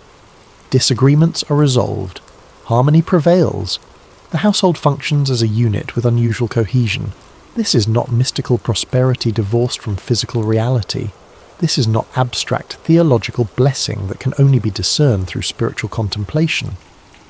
This is the daily, concrete experience of a household where everything seems to work, where the problems that would normally arise somehow do not materialize, where the ordinary challenges of life become surprisingly manageable, where there is enough, consistently, in every area. Obed-Edom's family notices, of course. They live it every day. They see the difference between their circumstances and those of their neighbours. They recognise that something unusual is happening. But the awareness spreads beyond the household. Neighbours notice. When they visit, they see the prosperity. When they compare yields at harvest time, the difference is obvious. When they observe the health and harmony of the household, it stands out. Extended family notices. Relatives who visit see the transformation. They remember what this household was like before the ark arrived and can contrast it with what they see now. Travellers passing through the area notice. Word of mouth spreads in the way news travels through a pre-modern society, through conversation, through observation, through the natural human tendency to talk about remarkable things. People start paying attention. Have you heard about Obed-Edom's household? Everything is prospering there. Ever since the ark was placed in his house. His crops are exceptional this season. His livestock are thriving. His whole family seems blessed. The connection between the ark's presence and the household's prosperity becomes obvious to everyone paying attention. This is not coincidence. This is not merely good luck or favourable circumstances. The blessing is too consistent, too comprehensive, too remarkable to dismiss as random chance. What is particularly striking about this blessing is what does not accompany it. There are no recorded miracles in the dramatic sense. No angels appearing with announcements.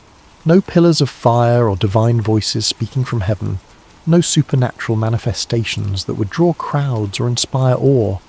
No prophetic declarations from Obed-Edom claiming special revelation or status. He does not start preaching to the community about his experience. He does not gather followers or establish himself as a spiritual authority. There is no spectacle at all. Just steady, consistent, undeniable blessing manifesting in the ordinary circumstances of daily life. The presence of God in that home does not announce itself with thunder or lightning or dramatic signs. It announces itself with peace, with provision, with prosperity, with the quiet but unmistakable evidence of divine favour resting on a household. This is how the presence of God often works when it is properly honoured. Not with fireworks, but with fruitfulness. Not with drama, but with daily grace. Not with public spectacle, but with private transformation that eventually becomes publicly obvious. Obed-Edom does not publicise his situation. He does not send messengers to Jerusalem announcing how blessed he is. He does not start a ministry or write a book, or claim special status because the ark happened to end up in his house. He simply continues living faithfully, now with the added awareness that faithfulness is being blessed in ways he could never have orchestrated or predicted or earned. His quiet stewardship continues. His reverent care continues. His ordinary faithfulness continues, and the blessing continues to flow. For 3 full months this pattern holds. The household flourishes. The community takes notice, the evidence accumulates, and eventually inevitably word reaches the capital. 3,000 cubits away in Jerusalem, in the palace where King David has been wrestling with questions about what went wrong and how to proceed, a report arrives that will change everything. Chapter 6. David hears the news reports filter back to Jerusalem through multiple channels.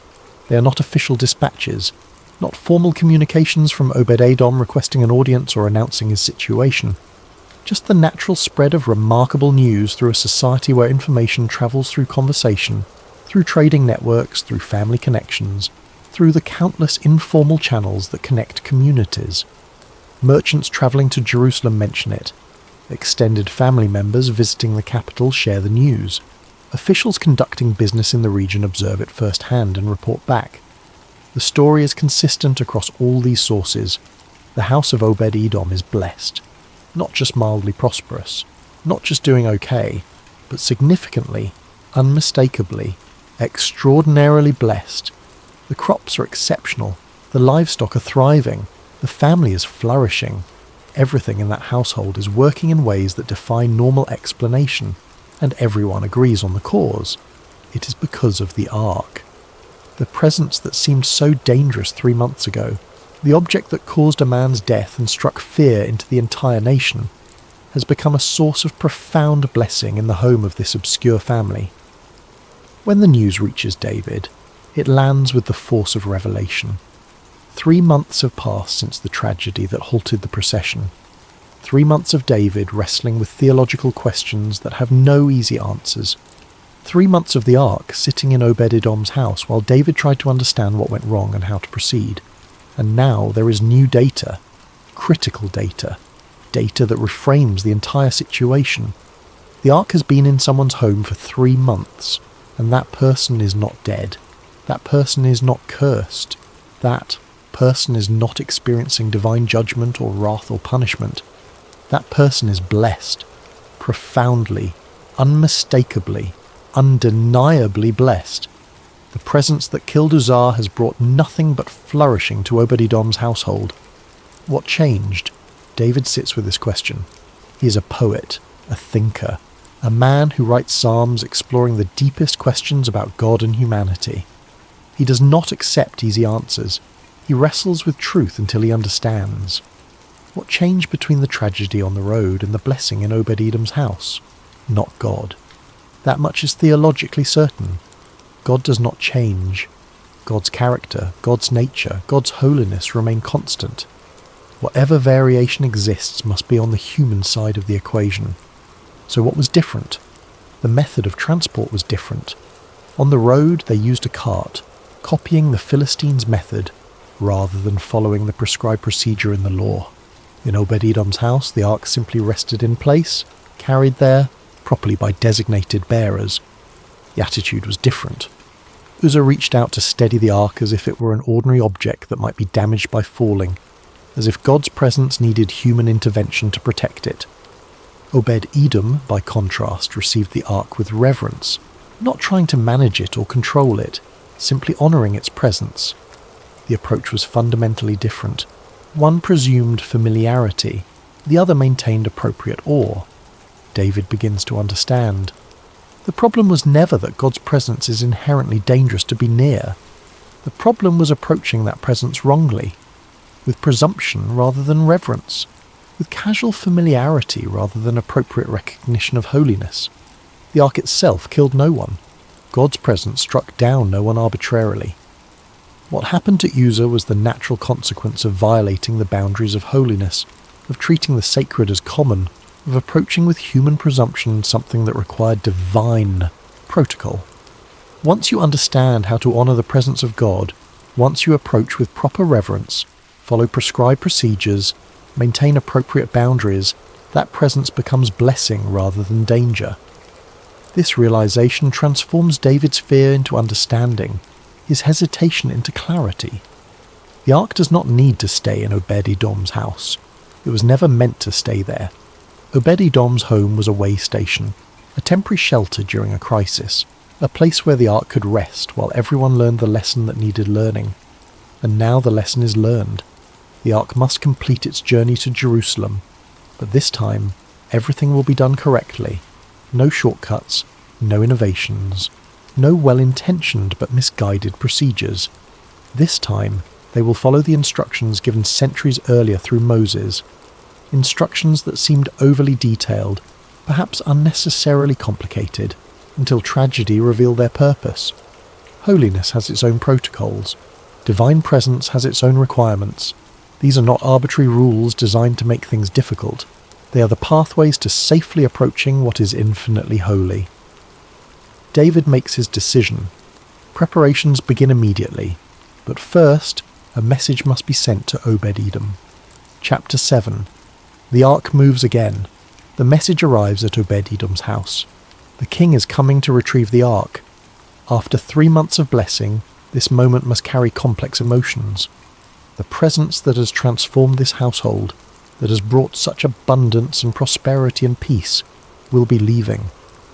The source of daily grace will move on to its proper destination. But there is no record of Obed-Edom protesting or negotiating or requesting more time. He understood from the beginning, perhaps more clearly than anyone, that he was a steward, not an owner. The ark was always meant for Jerusalem, for the tabernacle David would establish for the centre of Israel's national worship. His house was temporary shelter, a providential pause in a larger journey. That the pause became a time of profound blessing was grace, pure, unearned, unexpected grace. But grace does not create entitlement. Blessing does not mean ownership. When word comes that the king is coming, Obed-Edom prepares to release what was never truly his to keep. David's preparations in Jerusalem are meticulous this time. He consults the written law, the Torah, the specific instructions given to Moses regarding the ark's transport and handling.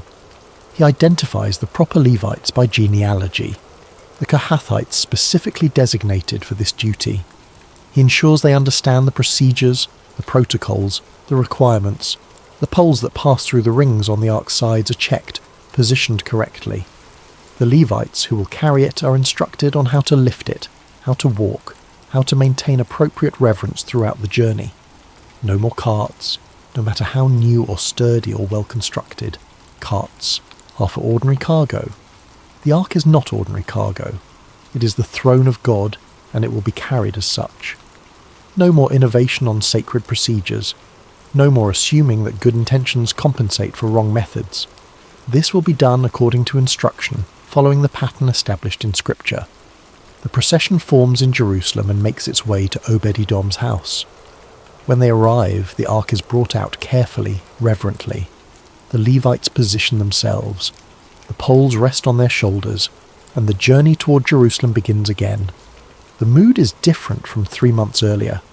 There is still joy, still celebration, still music. The psalmists and musicians have returned with their instruments. The people once again line the route, wanting to witness this historic moment. But the exuberance has matured into something deeper. The unrestrained excitement has been tempered by wisdom. Everyone remembers what happened last time. Everyone remembers Uzzah. Everyone remembers the fear. This time they approach with sober reverence alongside their joy. David himself has changed in these 3 months. He still dances, still celebrates, still expresses his devotion physically and publicly. But there is a different quality to it now, a recognition of boundaries, an awareness of proper protocol. Every 6 steps the procession stops, sacrifices are offered, oxen and fattened calves are brought, ritually slaughtered, offered to God. The journey is not rushed.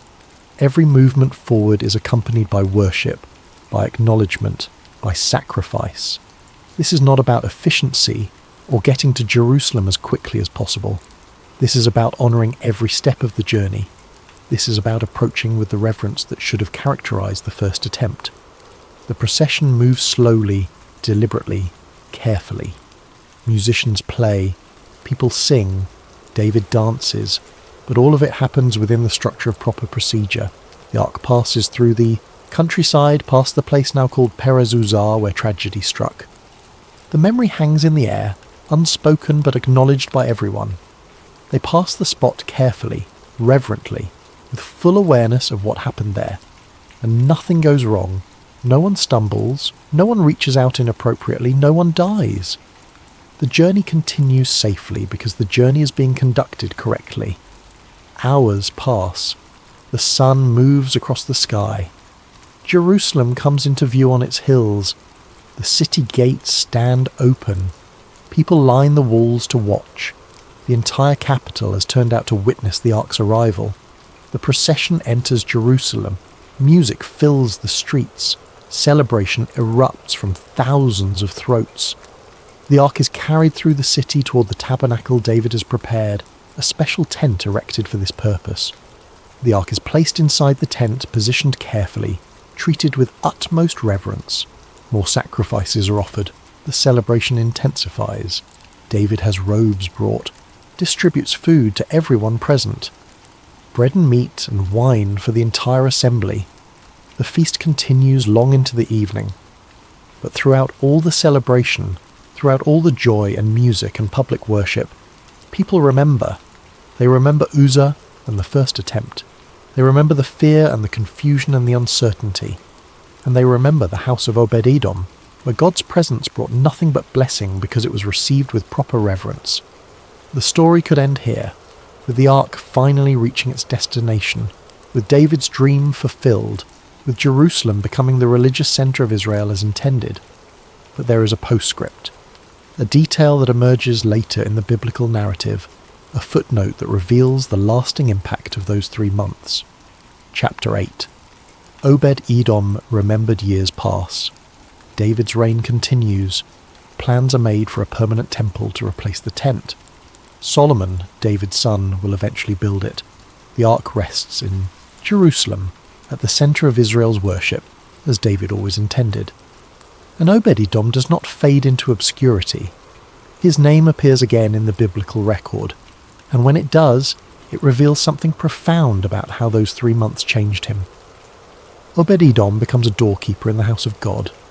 Later records, found in the books of Chronicles, mention him serving in the tabernacle, eventually in Solomon's temple when it is built. His descendants are recorded as musicians and servants in the sanctuary, generation after generation. A whole family line dedicated to serving in the place where God's presence dwells. This is not coincidence. This is not just one of many jobs available in ancient Israel. This is calling, vocation, a life oriented entirely around proximity to the divine presence. Something happened during those 3 months beyond material prosperity. Something more than abundant crops and healthy livestock and household harmony. Something transformed not just Obed-Edom's circumstances, but his identity, his purpose, his understanding of what life is for. He had experienced what it meant to live in proximity to holiness. Not occasionally, not during weekly worship services, not in moments of spiritual intensity punctuating otherwise ordinary life, but daily, constantly, as the background reality of every morning and evening, every meal and conversation, every moment of work and rest. He had learned the rhythms of reverence, the habits of honouring the presence of God, the practices that allow a household to function faithfully when dwelling in proximity to the sacred. He had discovered that God's presence, properly honoured, is not something to fear but something to treasure. Not a burden to be endured but a blessing to be protected. Not an imposition on normal life but the very purpose that makes life meaningful. And having experienced that, he cannot go back to ordinary existence. Having tasted what it means to live aware of God's presence, every moment he cannot settle for occasional religious observance. Having stewarded the ark for 3 months, he knows what he wants to do with the rest of his life. He wants to serve in the house of God, to be as close to that presence as possible for as long as possible. To dedicate his days to the kind of faithful service that marked those 3 months. So he becomes a doorkeeper, not a high priest, not a famous prophet, not a political or religious leader whose name would echo through centuries, just a doorkeeper, a gatekeeper, someone who serves at the threshold of sacred space. But in the ancient world, doorkeepers in the temple were not janitors or security guards in the modern sense. They were Levites with significant responsibility. They controlled access to sacred space. They maintained the boundaries between holy and common. They ensured that those approaching the presence of God did so with proper reverence and preparation. Obed-Edom, who learned firsthand what happens when God's presence is approached rightly versus wrongly, is uniquely qualified for this role. He knows the difference between presumption and reverence. He understands the protocols that protect people from violating holiness. He has lived the truth that proper approach to God brings blessing while careless approach brings danger. His service continues for years, possibly decades. Later records mention his sons serving alongside him. The family tradition continues. Generation after generation of Obed-Edom's descendants serve in the temple, many as musicians, some as gatekeepers. The blessing that began with 3 months of crops and livestock and household prosperity extends across generations in a different form. Not material wealth this time, but something more valuable, the privilege of serving in God's presence, of living lives oriented entirely around worship and reverence. This is the true legacy of those 3 months. Not just that one household prospered for a season, but that the experience transformed a family's calling for generations. Not just that blessing was received, but that the experience of receiving it correctly reshaped an entire lineage's understanding of what matters most.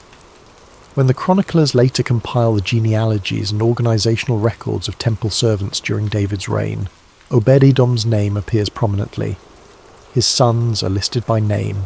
His family's role is documented. The man who once received the ark into his house during a crisis becomes permanently associated with faithful service in God's house. And throughout it all, there is no evidence of self-promotion or claiming special status. Obed-Edom does not write his own story or establish himself as an authority based on his unique experience. He simply serves faithfully in the same spirit that marked those 3 months when the ark rested under his roof. The man who accepted blessing without demanding it also accepts obscurity without resenting it. The man who welcomed God's presence without presumption continues serving in God's presence without pretense. His name is remembered not because he sought fame, but because faithful service in obscurity eventually becomes visible simply by its consistency and longevity. Epilogue: a house that welcomed God. The story of Obed-Edom is barely 3 verses in most Bibles. In 2 Samuel, it occupies a single sentence. The ark of the Lord remained in the house of Obed-Edom the Gittite for 3 months, and the Lord blessed him and his entire household. A footnote in the larger narrative of King David's reign. A brief pause in the story of how the ark reached Jerusalem, easy to miss while reading about battles and kingdoms and prophetic promises. But perhaps that is precisely the point. The most profound encounters with God often happen quietly, in places no one is watching, with people no one considers important. Not in the national celebrations with 30,000 witnesses. Not in the moments of spectacular public worship with music and dancing and collective euphoria. Not in the grand gestures that make headlines and inspire songs. But in ordinary houses, with ordinary families who respond to unexpected circumstances with faithful reverence. Obed-Edom never asked for the ark to be placed in his home.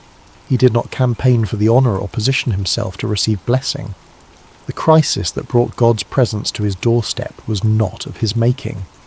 The tragedy that halted David's procession was not his fault. He simply found himself, through no action of his own, responsible for stewarding the most sacred object in Israel. And he accepted that responsibility with humility and faithfulness. He never sought recognition or reward. He never used his experience as a credential or a platform. He never leveraged those 3 months into social status, or political influence, or religious authority. He simply honoured what was entrusted to him, for as long as it was entrusted to him. And when it was time for the ark to move on, he released it without complaint or negotiation. The blessing he received was not payment for services rendered. It was not wages earned through correct performance. It was grace. The natural overflow of God's presence when that presence is welcomed and honoured rightly. And when the blessing moved on in its physical form, when the ark continued to Jerusalem and was no longer under his roof, he followed it. He reoriented his entire life around continued proximity to God's presence. He became a servant in the house of God, content to stand at thresholds and gates, facilitating others' approach to the holiness he had learned to revere. There is something profoundly instructive about this story for those of us living thousands of years later in radically different circumstances. We often think blessing must be pursued, claimed, declared, demanded. We create elaborate systems for attracting God's favour, as if holiness could be manipulated through the right techniques or the right words or the right level of faith. We treat divine blessing like a formula that can be cracked, a code that can be broken, a transaction that can be negotiated. But Obed-Edom teaches a different way. Sometimes blessing arrives uninvited, unexpected, unearned. Sometimes the presence of God shows up in our lives not because we achieved something, or figured out the formula or demonstrated sufficient faith, but simply because in the ordinary faithfulness of daily life, we created space for holiness. And when that presence arrives, the response is not to manage it or control it or try to keep it forever. The response is simply to honour it, to live with appropriate reverence, to continue faithfully, to trust that where God's presence is properly welcomed, blessing will follow. Not because we deserve it, not because we earned it, but because that is the nature of God's presence. When it is received rightly, it transforms what it touches. Obed-Edom's house was blessed for 3 months, 90 days, a season, not forever. The ark moved on. The specific circumstances changed, but the impact of those 3 months echoed through generations. The experience of those 90 days shaped a family's calling for lifetimes. The lesson learned in that brief season became a legacy that outlasted the specific blessing. Perhaps that is the final and most important lesson. Faithfulness in the moment creates legacy beyond the moment. Reverence in ordinary circumstances shapes extraordinary outcomes. And sometimes the most important thing we can do is simply welcome what comes, honour it properly, and trust God with the results. No speeches required, no fame sought, no platform needed, no recognition demanded, just a house that welcomed God and was forever changed by the privilege. In a world that constantly urges us to promote ourselves, to leverage our experiences, to build platforms and establish authority and claim special status, the story of Obed-Edom whispers a different truth. Sometimes the greatest honour is faithful obscurity. Sometimes the deepest blessing is serving in places no one notices. Sometimes the most profound impact comes from simply doing what's right when no one is watching. Obed-Edom stands as a quiet rebuke to the constant noise of self-promotion and a gentle invitation to a different way. A way where we welcome what God brings without demanding more. Where we honour his presence without presuming on his grace. Where we serve faithfully whether anyone notices or not. The ark stayed in his house for 3 months, but the lesson stays with us still. May we, like Obed-Edom, have the wisdom to welcome blessing with humility, the faithfulness to honour God's presence with reverence, and the grace to continue serving even when the spectacular moment passes and ordinary life resumes. For in the end, it is not the spectacular moments that define us. It is what we do in the ordinary days when no one is watching, when there is no audience to impress and no reward in sight, except the quiet knowledge that we have honoured what is holy. That is the story of Obed-Edom. That is the lesson of the house that God blessed. And that, perhaps, is the story we need most in every generation. Before we begin tonight's journey into one of the most overlooked stories in early Christian history, I want to take just a moment to ask for your support. If you're finding value in these deep dives into forgotten narratives, please consider using your hype points on this video. It helps the channel grow in ways you might not realise, and it means the world to us. If you're listening on Spotify, leaving a review truly makes a difference in helping others discover this content. And if you feel like it, drop a comment letting us know what time it is where you are and where in the world you're tuning in from. We absolutely love seeing our global community, and knowing that someone in Tokyo is listening at dawn while someone in London is drifting off at midnight. If you enjoy what we do here, subscribing helps us continue creating these stories. Now, let's begin. There is a particular kind of faith that history tends to forget. It does not perform miracles in crowded marketplaces. It does not deliver sermons that shake the foundations of empires. It does not leave behind letters that churches will read for 2,000 years. This is the faith that walks until its feet bleed. The faith that carries a message through fever and delirium. The faith that nearly dies in obscurity, serving a cause that will not remember its name. Tonight, we are going to examine one such story. A story so quiet that most people who have read the Bible dozens of times could not tell you a single detail about the man at its centre. His name was Epaphroditus. He was not an apostle. He was not a prophet. He was not even a deacon, as far as we know. He was a volunteer, a courier, a man who said yes when everyone else said the journey was too dangerous, and he nearly died for it. What makes his story remarkable is not what happened to him, but what did not happen. There was no angelic rescue, no blinding light, no voice from heaven declaring his mission holy. He got sick. He suffered. He recovered not through some dramatic intervention, but through what the Apostle Paul would later describe, almost casually, as mercy. God spared him. That is all. And yet Paul insisted that the church honour him. This is a story about the kind of faith that God sees even when history does not. It is a story about sacrifice without fanfare, about service that costs everything and asks for nothing in return.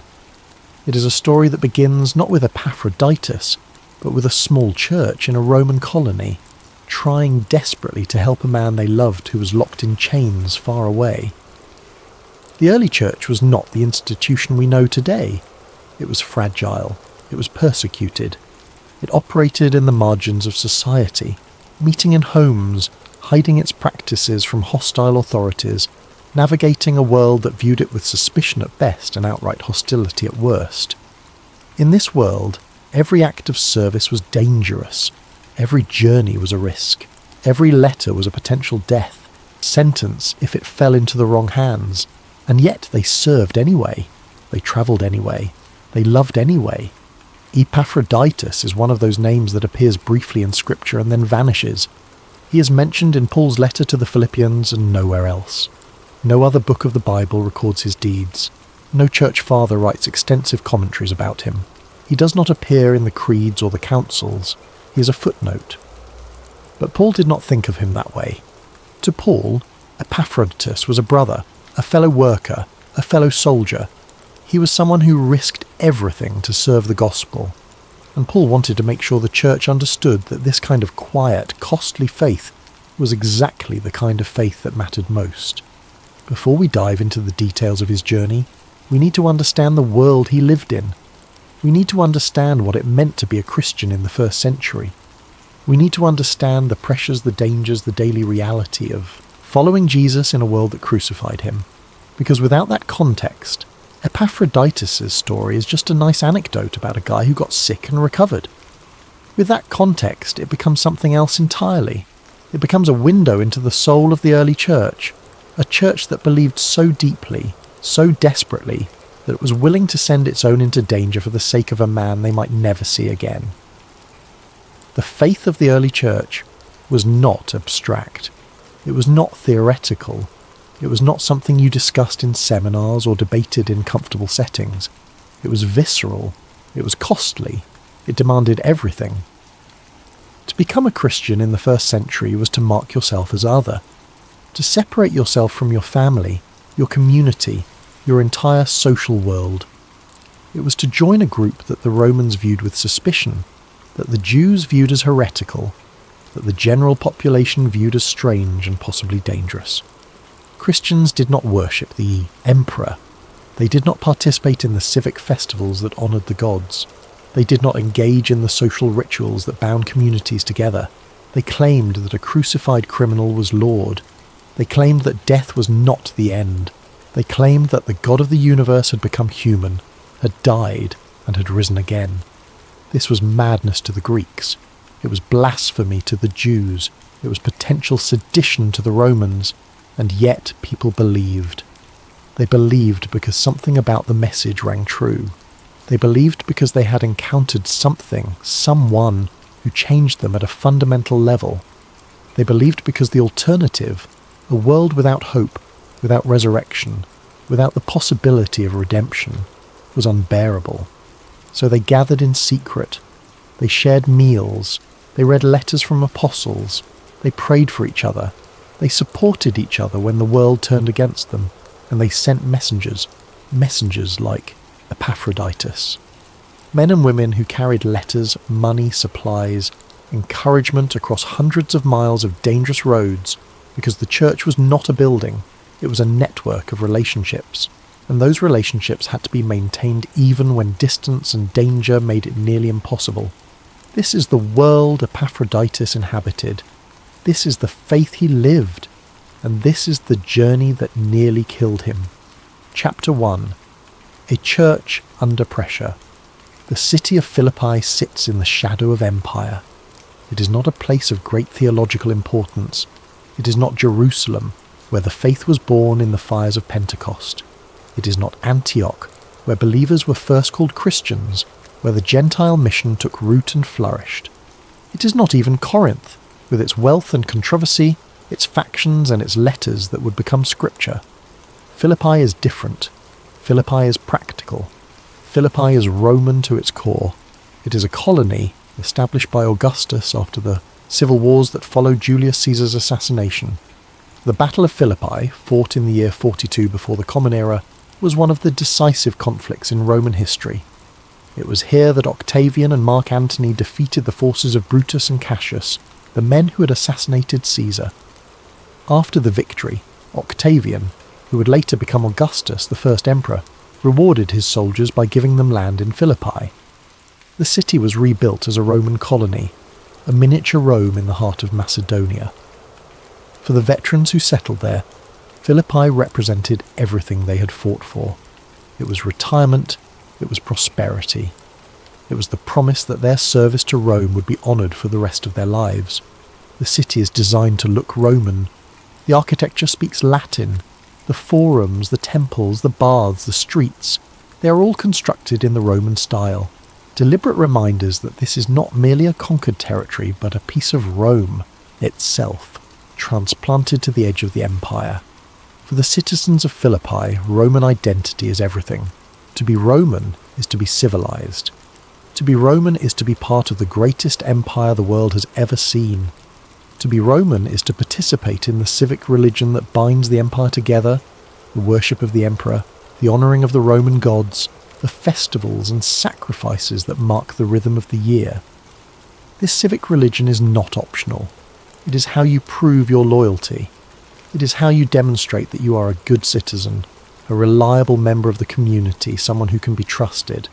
And then, in the middle of this thoroughly Roman city, there is a church.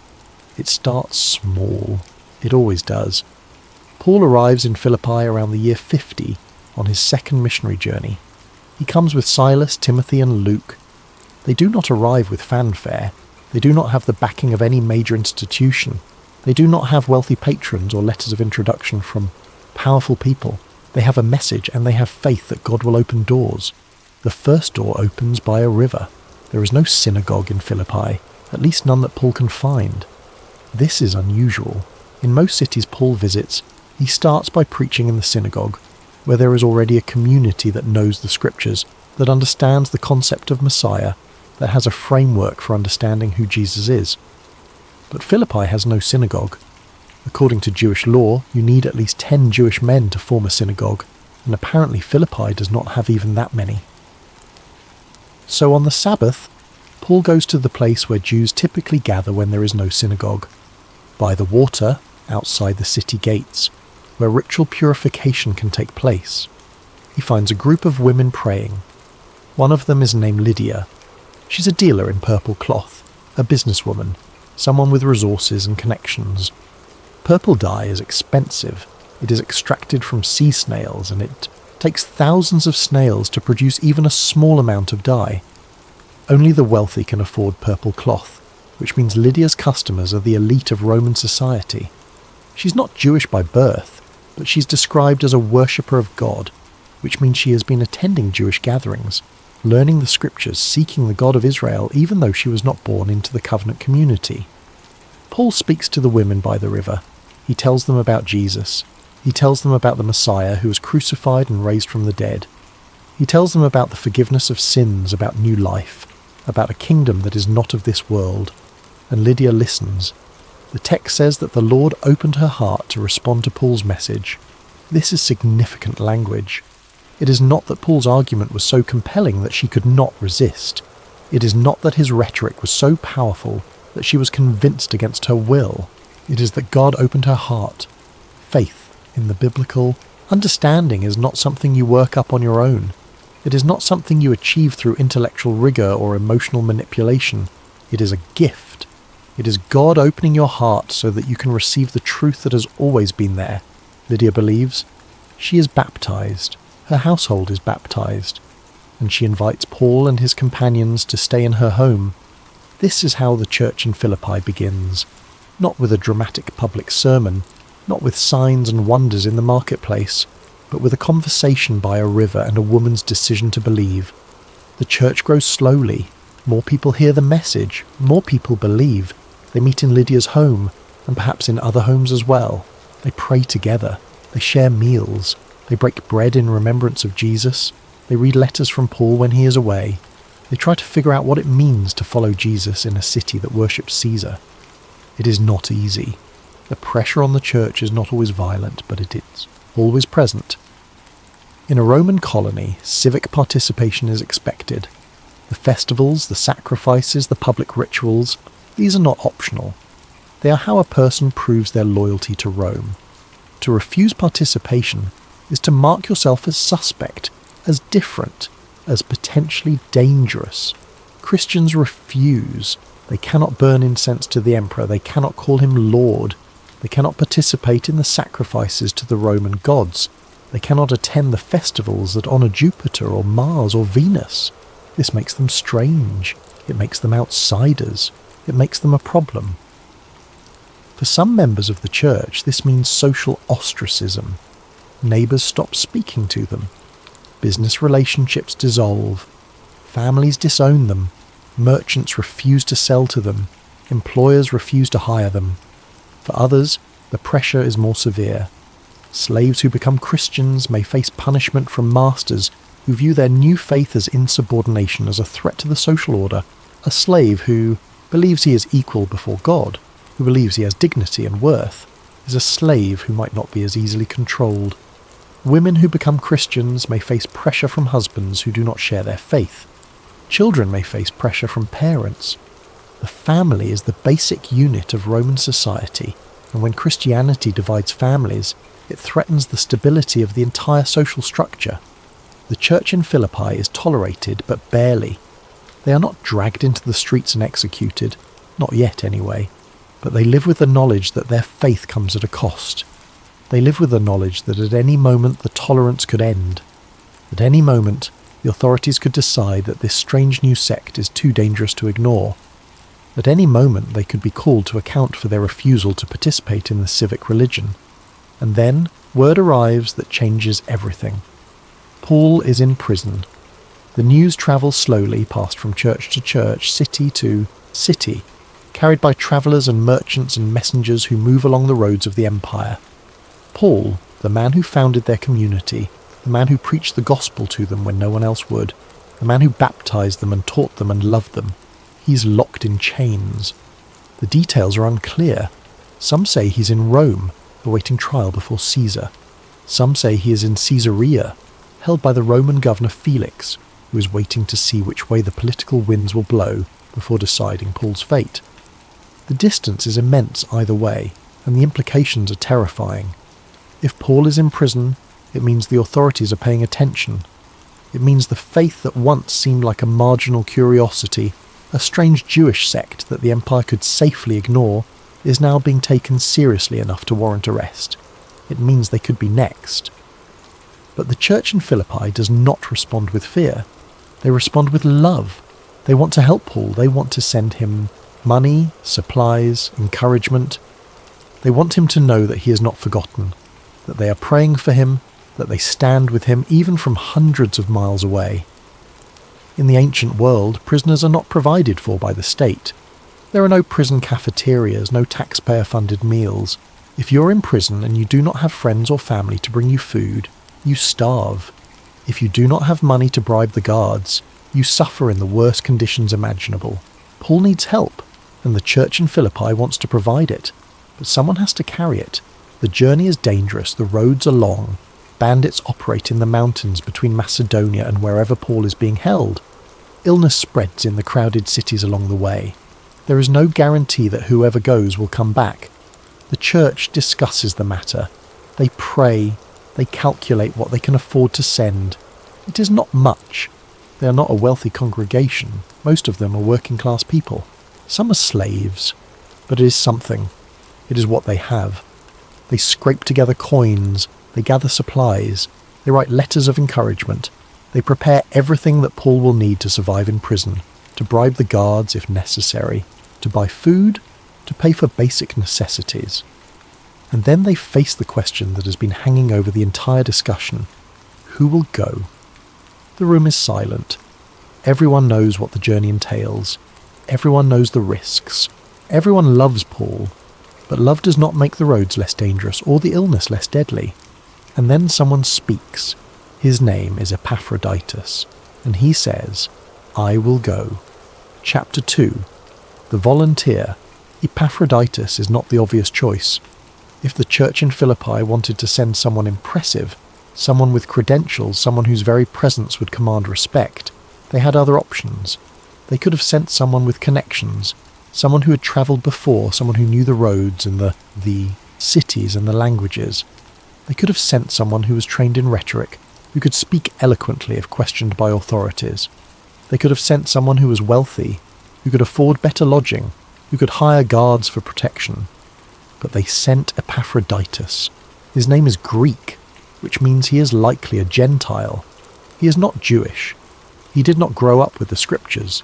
He did not grow up in a community that had been waiting for the Messiah for centuries, that had the prophets memorized, that understood the theological framework within which Jesus makes sense. He is a convert, a newcomer, someone who heard the gospel, believed it, and reordered his entire life around it. And now he is volunteering to walk hundreds of miles through dangerous territory to deliver a message to a man he has probably never met. Think about that for a moment. Epaphroditus has likely never seen Paul. Paul was only in Philippi briefly during his second missionary journey. He preached, he founded the church, and then he moved on. It is possible that Epaphroditus was one of the people Paul baptized, but it is also possible that he was converted by someone else, by Lydia, or by one of the other early believers. Either way, Epaphroditus is not doing this because he has a personal relationship with Paul. He is doing it because Paul is in prison, and Paul is one of them, and Christians take care of their own. This tells us something about Epaphroditus' character. He is not doing this for recognition. There is no crowd to applaud him. There is no guarantee that anyone will even remember his name. He is doing this because it needs to be done, and he is willing to do it. The church gathers to send him off. They pray over him. They lay hands on him, asking God to protect him, to give him strength, to bring him safely home. They give him what they can, money, food, letters. They commission him not with grand titles or authority, but with trust. They trust him to carry their love to Paul. They trust him to represent them faithfully. They trust him to use the money wisely, to deliver the letters personally, to speak to Paul on their behalf. They trust him to return if God wills it. And Epaphroditus leaves. The journey begins on foot. This is how most people travel in the first century. If you are wealthy, you might have a donkey or a horse. If you're very wealthy, you might travel by cart or even by ship if you're going to a coastal city. But for most people, for people like Epaphroditus, the only option is walking. Epaphroditus walks. The distance depends on where Paul is being held. If Paul is in Rome, the journey is more than 700 miles. That is the distance from Philippi to the capital of the empire, across mountains, through valleys, along the great Roman roads that connect the far-flung provinces to the heart of imperial power. If Paul is in Caesarea, on the coast of Judea, the journey is even longer, close to 1,000 miles. It would require travelling south through Greece, crossing the Aegean Sea by ship, then walking along the coast of Asia Minor and down through Syria to reach the Roman garrison city where Paul might be held. We do not know for certain where Paul was when Epaphroditus set out. The letter to the Philippians does not specify. Most scholars believe Paul was in Rome, based on references in the letter to the imperial guard and to Caesar's household. But the uncertainty is part of Epaphroditus' reality. He's walking toward a destination that he knows only by rumour and second-hand reports. There are no reliable maps for ordinary travellers. There are no guidebooks. There is only the road and the knowledge that if you keep walking in the right direction, eventually you will arrive. The Roman roads are impressive feats of engineering. They are straight, well paved, designed to move armies and trade goods quickly across the empire. The Via Egnatia, the great road that connects Philippi to the western coast of Greece, is one of the most important roads in the empire. It is paved with stone. It has milestones marking the distance. It has rest stops and way stations at regular intervals. But the roads are not safe. In the cities, there is order. Roman law is enforced. Guards patrol. Criminals are punished swiftly and publicly. The threat of crucifixion, of being whipped to death, of being thrown to wild animals in the arena, these threats keep most people in line. But between the cities, in the spaces where the empire's reach is thin, the roads are dangerous. Bandits know where travellers rest. They know where the roads narrow, where the sight lines are poor, where a man alone can be surrounded before he realises what is happening. They know which inns are frequented by wealthy merchants, which travellers are carrying valuable goods. Epaphroditus travels with almost nothing. He carries the money and supplies the church gave him, hidden on his person, but he cannot afford to look wealthy. He cannot afford to attract attention. He dresses like a commoner, in simple clothes that will not stand out. He walks with his head down. He tries to blend in with the other travellers on the road, merchants, soldiers on leave, slaves running errands for their masters, pilgrims travelling to religious sites. At night he sleeps wherever he can. Sometimes there is an inn, a place where travellers can pay for a bed and a meal, but inns are expensive, and not all of them are safe. Some are run by people who ask too many questions, who want to know where you're going and what you're carrying. Some are frequented by the kinds of people you do not want to meet on a dark road. Thieves, violent men, people who would kill you for a handful of coins. More often, Epaphroditus sleeps outside, in a ditch, where he can pull his cloak over himself and hope that no one notices him. Under a tree, where the branches provide some shelter from the rain. In the corner of a barn, where the owner does not mind as long as he's gone by morning. He eats sparingly, a loaf of bread purchased from a roadside vendor, a handful of olives, water from a well, if he can find one that is not polluted. Occasionally, if he's lucky, a piece of fruit or a bit of cheese. The food is never enough. His body is always hungry. But he cannot spend the money the church gave him on himself. That money is for Paul. That money is sacred. So he walks on an empty stomach. He walks when his feet blister. He walks when his legs ache. He walks when every part of him wants to stop, to rest, to turn back. This is not the journey of a hero in an epic. There are no dramatic battles. There are no narrow escapes from death. There is only the steady, exhausting grind of putting one foot in front of the other, day after day, week after week, and then, somewhere along the way, he gets sick. Chapter 3. The road of risk, illness in the ancient world is not like illness in the modern world. There are no hospitals. There are no antibiotics. There are no doctors who understand germ theory or infection. There is no concept of hygiene as we understand it. The idea that invisible organisms can cause disease, that washing your hands can prevent illness, that clean water matters. There is only the body and what the body can endure. At first, the sickness is minor, a cough, a tickle in the throat, the kind of thing that might pass with rest. But rest is a luxury Epaphroditus does not have. He has to keep moving. He has to reach Paul. He has to deliver what the church entrusted to him. The money, the supplies, the letters. These things cannot wait.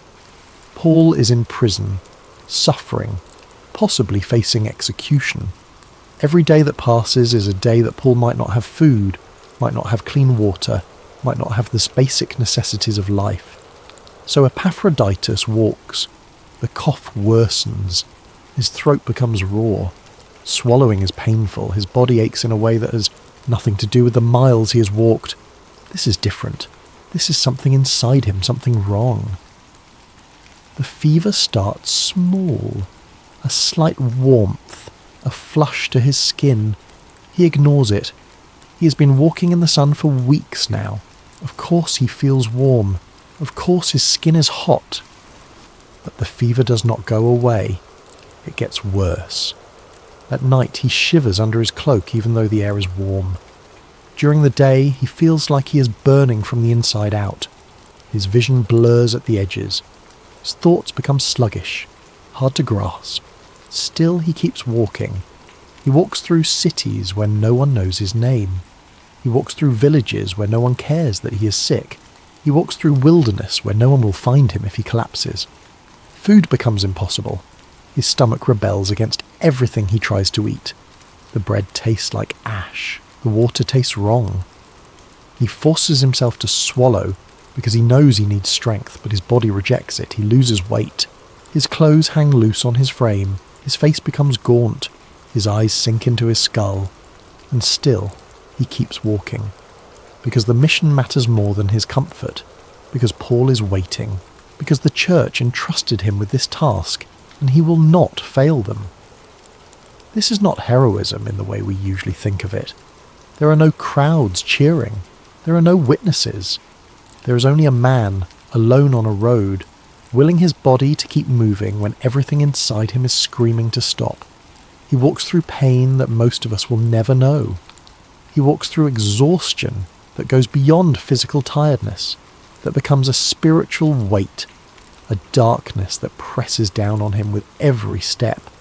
He walks through moments where he is not sure if he will survive the day, where he sits by the side of the road and wonders if this is where it ends, if this is where his body finally gives out. But he stands up. He keeps walking. He thinks about the church in Philippi. He thinks about Lydia, about the other believers who scraped together their coins to help Paul. He thinks about their prayers, their faith, their trust in him. He cannot let them down. He thinks about Paul, locked in chains, depending on believers like him to survive. He thinks about the gospel, the message that changed his life, the truth that is worth dying for. And he keeps walking. The journey becomes a blur. Days blend together. He loses track of time. He only knows that he has to keep moving, that he has to reach Paul, that he cannot stop.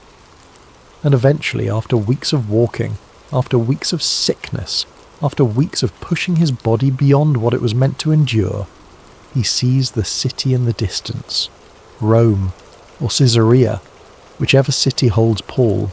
He has made it, but his body has nothing left to give. Chapter 4, Sickness Near Death. By the time Epaphroditus reaches Paul, he is gravely ill. We do not know the exact nature of his illness. The Bible does not specify medical. Knowledge in the first century is limited, and diagnoses are often based on symptoms rather than understanding of underlying causes. Some scholars speculate it was a fever, perhaps malaria or typhus, both common in the ancient Mediterranean. These diseases are spread by insects, mosquitoes for malaria, lice and fleas for typhus, and they are particularly deadly in crowded cities where sanitation is poor. Others suggest it could have been an infection, something that started small, a cut, a wound, something insignificant, and spread through his weakened body. In a world without antibiotics, even minor infections can become life-threatening. Still others think it might have been dysentery, or another gastrointestinal disease, contracted from contaminated water or food along the road. These diseases kill through dehydration, as the body loses fluids faster than it can replace them. What we do know is this: it nearly killed him. Paul, writing later to the church in Philippi, describes it plainly. Epaphroditus, he says, was sick to the point of death, not sick and recovering, not sick but improving, not sick but stable, sick to the point of death. This is medical language. Paul is not exaggerating for effect. He is not using hyperbole to make the story more dramatic. He is stating a fact as plainly as he can. Epaphroditus was dying. Think about what this means. Epaphroditus travelled hundreds of miles to reach Paul. He endured hunger, exhaustion, danger. He walked through sickness, through fever, through pain that would have stopped most men. He pushed his body beyond its limits, beyond what any reasonable person would expect. And when he finally arrived, when he finally completed the mission the church gave him, when he finally delivered the money and the supplies and the letters, his body gave out. He collapses, maybe in Paul's presence, as he is handing over the money. Maybe in whatever lodging he found near the prison after he has finally, allowed himself to rest. The text does not say. What it does say is that Paul is with him. Paul sees him suffer. Paul watches as Epaphroditus' condition deteriorates, as the fever burns higher, as the strength drains from his body. And Paul can do nothing. This is important to understand. Paul is an apostle. He has performed miracles. He has healed the sick. He has cast out demons. He has raised the dead. In the book of Acts, we read about Paul healing a man who had been lame from birth. We read about Paul casting out a spirit of divination from a slave girl. We read about Paul surviving a shipwreck, a stoning, beatings, imprisonments. Paul has seen God work miracles through him, but he does not heal Epaphroditus. There is no account of Paul laying hands on him and commanding the fever to break. There is no prayer that results in immediate recovery.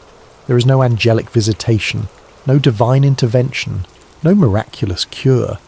Epaphroditus simply suffers, and Paul, who has seen, and so many miracles, who has been used by God to perform so many signs and wonders, can only sit by his bedside and watch.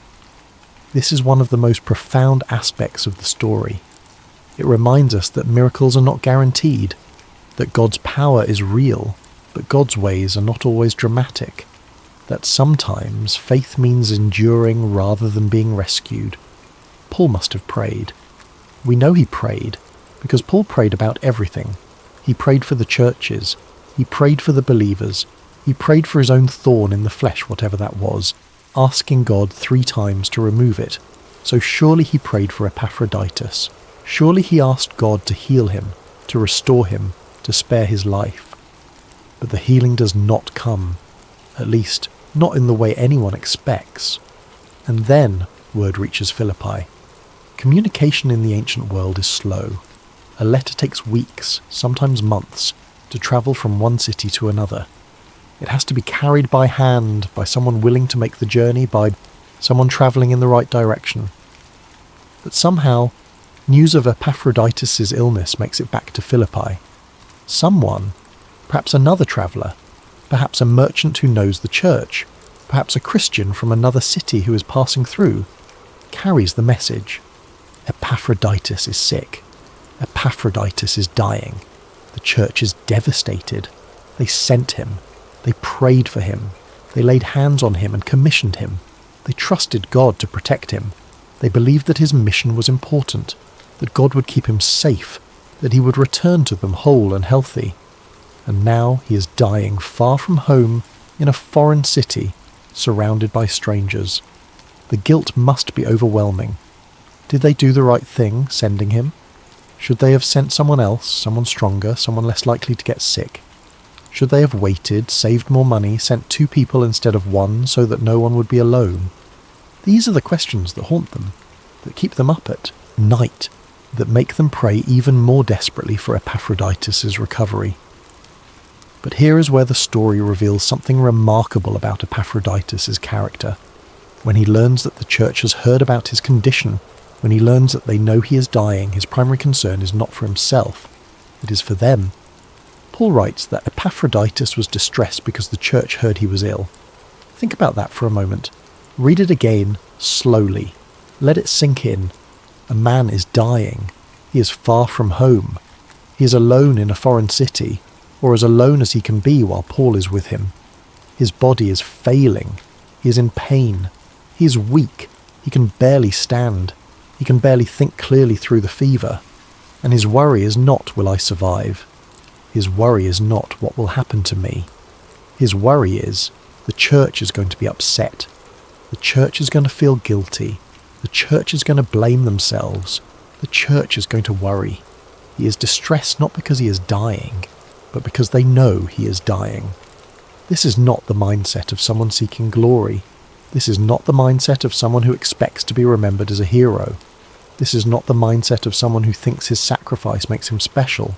This is the mindset of a servant who cares more about others than about himself, a servant who worries about the emotional well-being of the people who sent him, even as his own life hangs in the balance, a servant who would rather suffer in silence than cause pain to those he loves.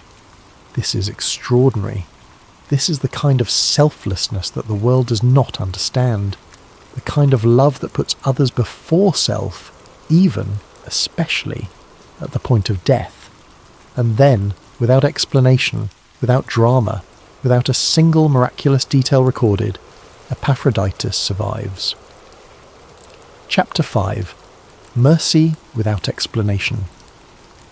The Bible does not describe a healing. There is no moment where Paul lays hands on Epaphroditus and commands the fever to break. There is no angel appearing in the night, whispering comfort or delivering a message from God. There is no voice from heaven declaring, "This man shall live." There is no dramatic scene where Epaphroditus suddenly sits up, his strength restored, his body made whole by the power of God. Paul simply says, God had mercy on him.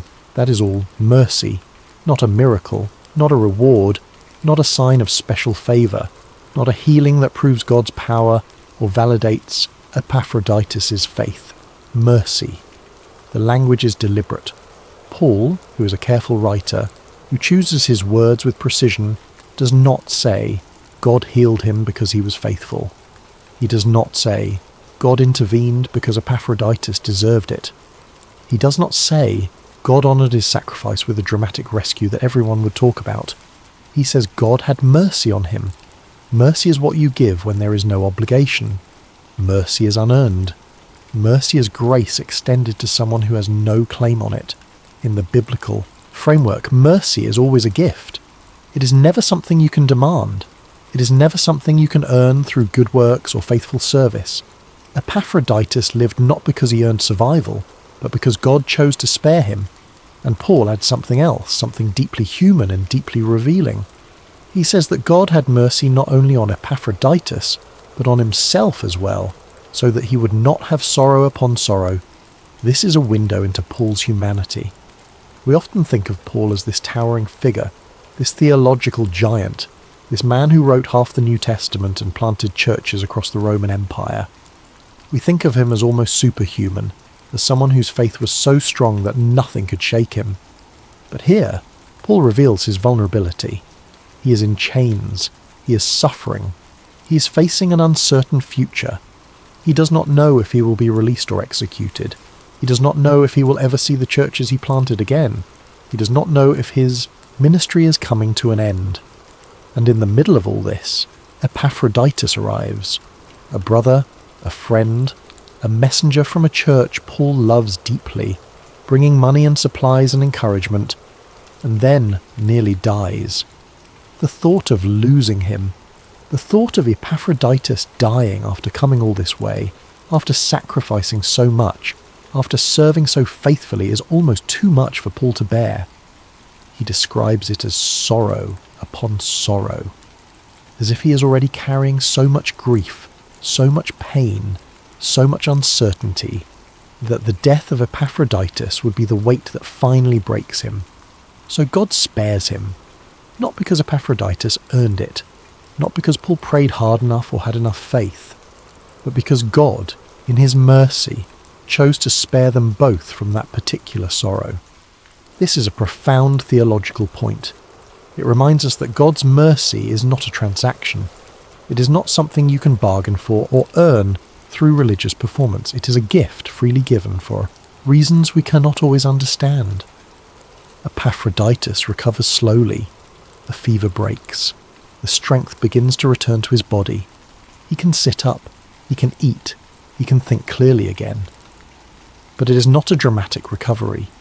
It is not an instant transformation from sick to well. It is gradual, painful, slow. His body is weak.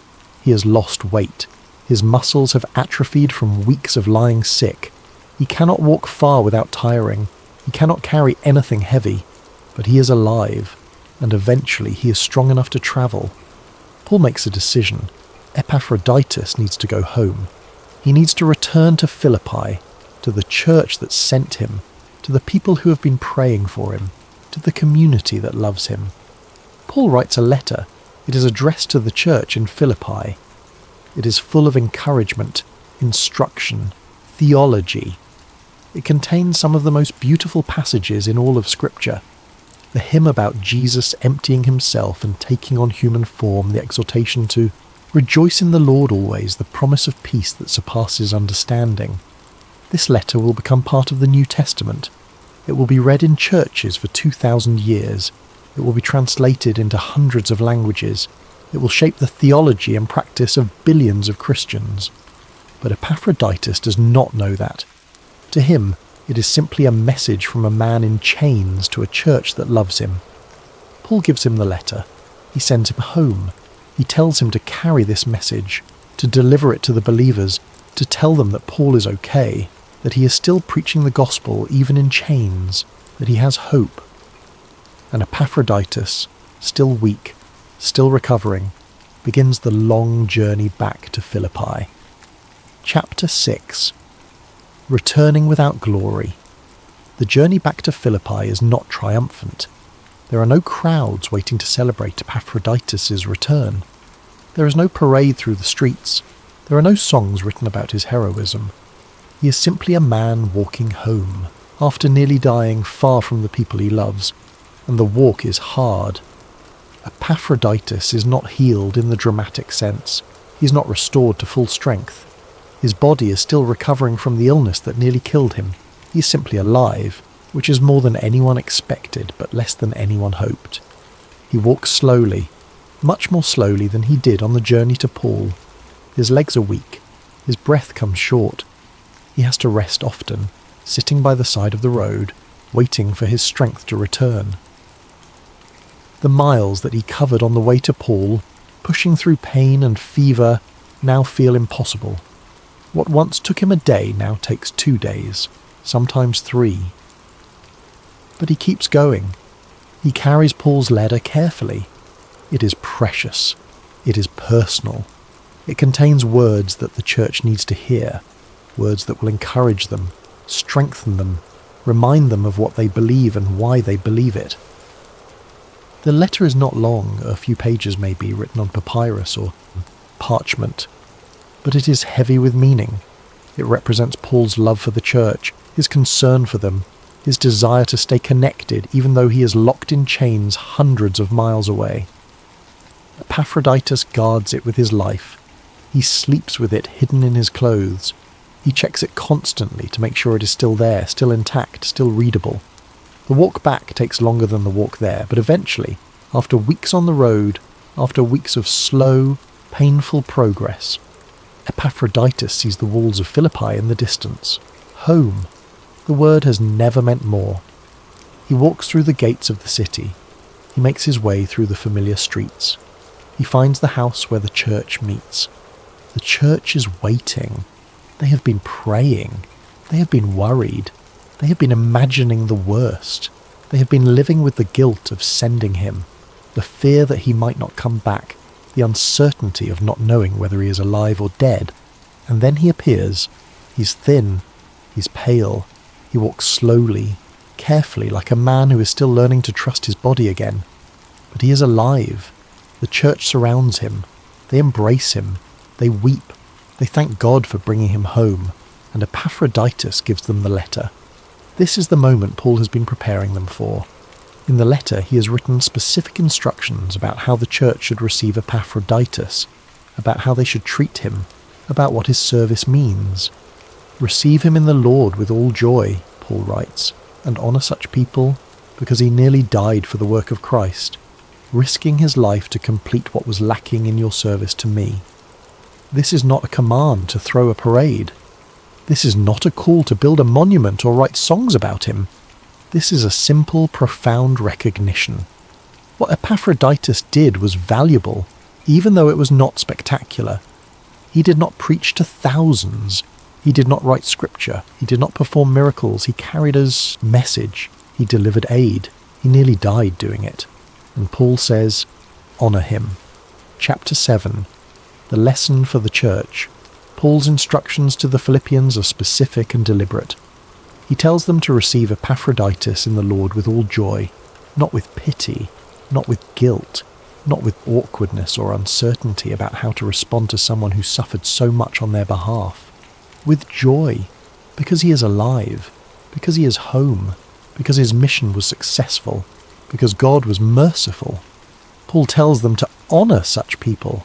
Not just Epaphroditus, but people like him, people who serve quietly, people who risk everything without seeking recognition, people who nearly die in obscurity for the sake of the gospel.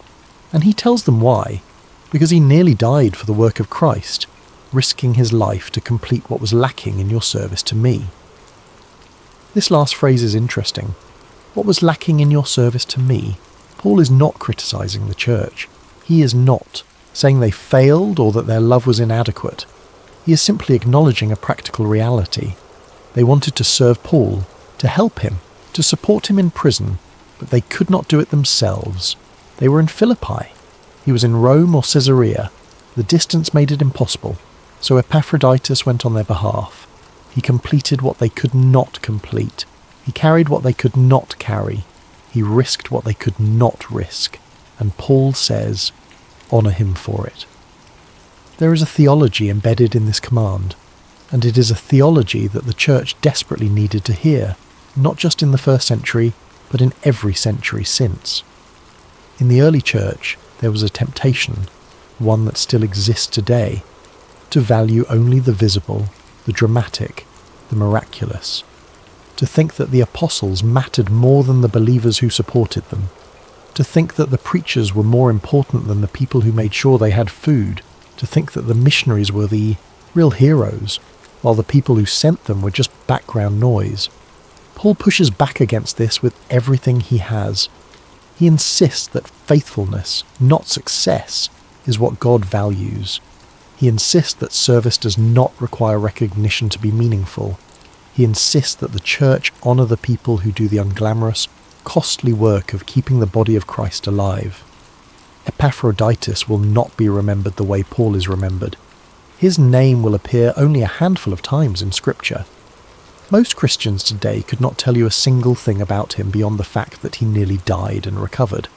But Paul says, honour him anyway, because God does not measure significance the way we do. The world measures significance by results, by numbers, by impact, by how many people know your name, by how many lives you changed, by whether you achieve something that will outlast you. God measures significance by faithfulness. Did you do what you were called to do? Did you love the people God put in front of you? Did you serve even when it was hard? Did you keep going even when no one was watching? Epaphroditus did. He was asked to carry a message. He carried it. He was asked to deliver aid. He delivered it. He nearly died in the process. And when he recovered, he went home and life went on. And Paul says, this is the kind of faith that matters. Not because it was spectacular, not because it will be remembered, but because it was real. The church in Philippi needed to hear this. They needed to know that their sacrifice, the money they scraped together, the prayers they offered, the brother they sent, mattered to Paul, and more importantly mattered to God. They needed to know that Epaphroditus' suffering was not wasted, that his illness was not meaningless, that his recovery was not just good luck or random chance. It was mercy, God's mercy. And that mercy meant something, and we need to hear it too. We live in a world that celebrates the spectacular. We celebrate the pastors with megachurches and best-selling books. We celebrate the missionaries who plant churches in dangerous countries. We celebrate the singers whose worship songs are sung by millions.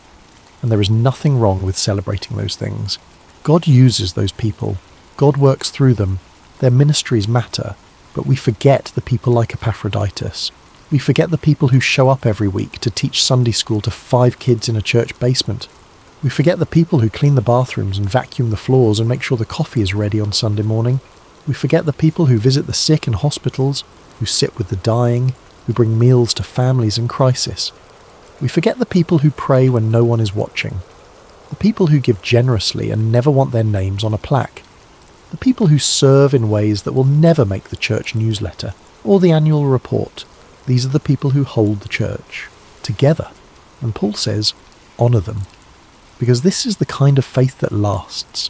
This is the kind of faith that endures when the crowds are gone, when the excitement fades, when the initial enthusiasm gives way to the long, hard work of actually living as Christians in a world that does not care about our faith. This is the kind of faith that gets sick and does not complain, the kind of faith that worries more about others than about itself. the kind of faith that nearly dies and still finishes the task. God sees this kind of faith, even when history does not, even when the church does not, even when the person themselves does not realize how much their service matters. Epilogue. The faith that endures quietly. There is a certain kind of faith that the world will never applaud. It is the faith of the person who shows up when no one is watching.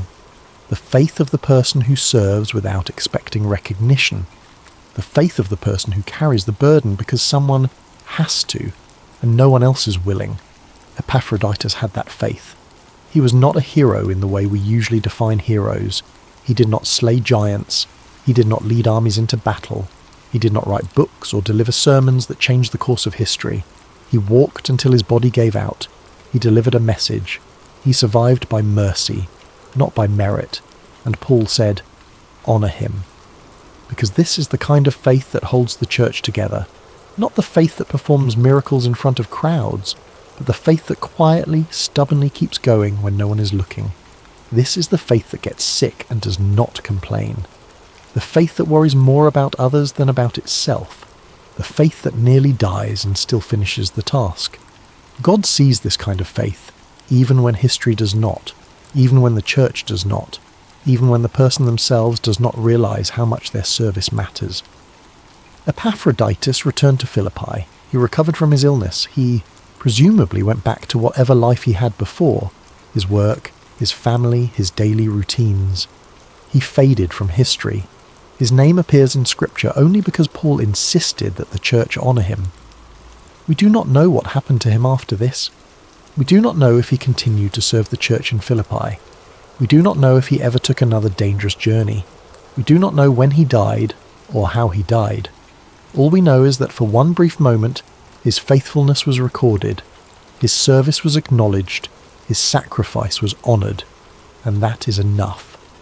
Because somewhere in the quiet corners of eternity, his walk matters, his suffering matters, his faithfulness matters. Not because it was spectacular, but because it was real. In a world that measures worth by fame, by influence, by how many people know your name, Epaphroditus is a reminder that God measures worth differently. He measures it by love, by service, by faithfulness, by the willingness to walk a road that no one else will walk, to carry a burden that no one else will carry, to serve in a way that no one else will see. This is the faith that endures quietly. This is the faith that changes the world, one small act of obedience at a time. This is the faith that God honours, even when the world forgets. Epaphroditus walked his road. He carried his message. He nearly died. He lived. And Paul said, "Honour him, not for the miracle, but for the mercy, not for the fame, but for the faithfulness." May we all have the courage to walk the roads that Epaphroditus walked, the roads that no one applauds, the roads that nearly kill us, the roads that matter to God even when they do not matter to anyone else. May we honour the people in our lives who serve quietly, who love without recognition, who carry burdens we will never see. And may we remember that in the economy of heaven, the greatest faith is often the faith that no one notices, the faith that simply shows up day after day and after day, does what needs to be done, because God sees, and in the end, that is all that matters. The story of Epaphroditus is not a story about miracles. It is not a story about dramatic rescues or supernatural interventions. It is a story about a man who said yes when everyone else said the journey was too dangerous. It is a story about a man who kept walking when his body begged him to stop. It is a story about a man who nearly died and then worried more about the people who sent him than about his own survival. It is a story about mercy, about the mercy of God who spares us when we do not deserve it, about the mercy we are called to show to others, recognizing their service even when it is not spectacular, about the mercy we need to give ourselves, understanding that faithfulness is enough, that we do not have to be famous or successful or remembered to matter to God. Epaphroditus matters, not because he was extraordinary, but because he was faithful, not because he did something no one else could do, but because he did what he was asked to do, not because he sought recognition, but because he served without expecting it. And that is the kind of faith that God honours, the kind of faith that endures quietly, the kind of faith that carries us through the hard seasons, the painful seasons, the seasons when no one is watching and no one cares and it feels like our service does not matter. Because it does matter. Every act of faithfulness matters. Every moment of obedience matters. Every sacrifice, no matter how small, matters. God sees. God knows. And God honours the faith that endures quietly. May we be like Epaphroditus. May we walk the hard roads with faithfulness. May we serve without seeking recognition. May we trust that God's mercy is enough, even when miracles do not come. And may we honour those who walk these roads alongside us, recognising that the most important work is often the work that no one sees. Because in the end, it is not about being remembered. It is about being faithful, and that is enough. Before we begin tonight's story, I want to take just a moment to say thank you. If you're enjoying what you hear, using your hype points on this video truly helps the channel more than you could possibly know. It makes a genuine difference in allowing us to continue creating these stories for you. If you're listening on Spotify, leaving a review helps tremendously as well. And if you feel like it, drop a comment letting us know what time it is where you are and where in the world you're listening from. We absolutely love seeing where everyone is tuning in. And of course, if you enjoy the content and haven't already, consider subscribing. It means everything. Now, let's begin. There are moments in history when mercy appears where logic says it should not. When kindness walks through doors that fear has locked. When someone broken by the past is suddenly called forward into a future they never imagined possible. This is one of those stories. It begins not with triumph but with ash. Not with celebration, but with silence.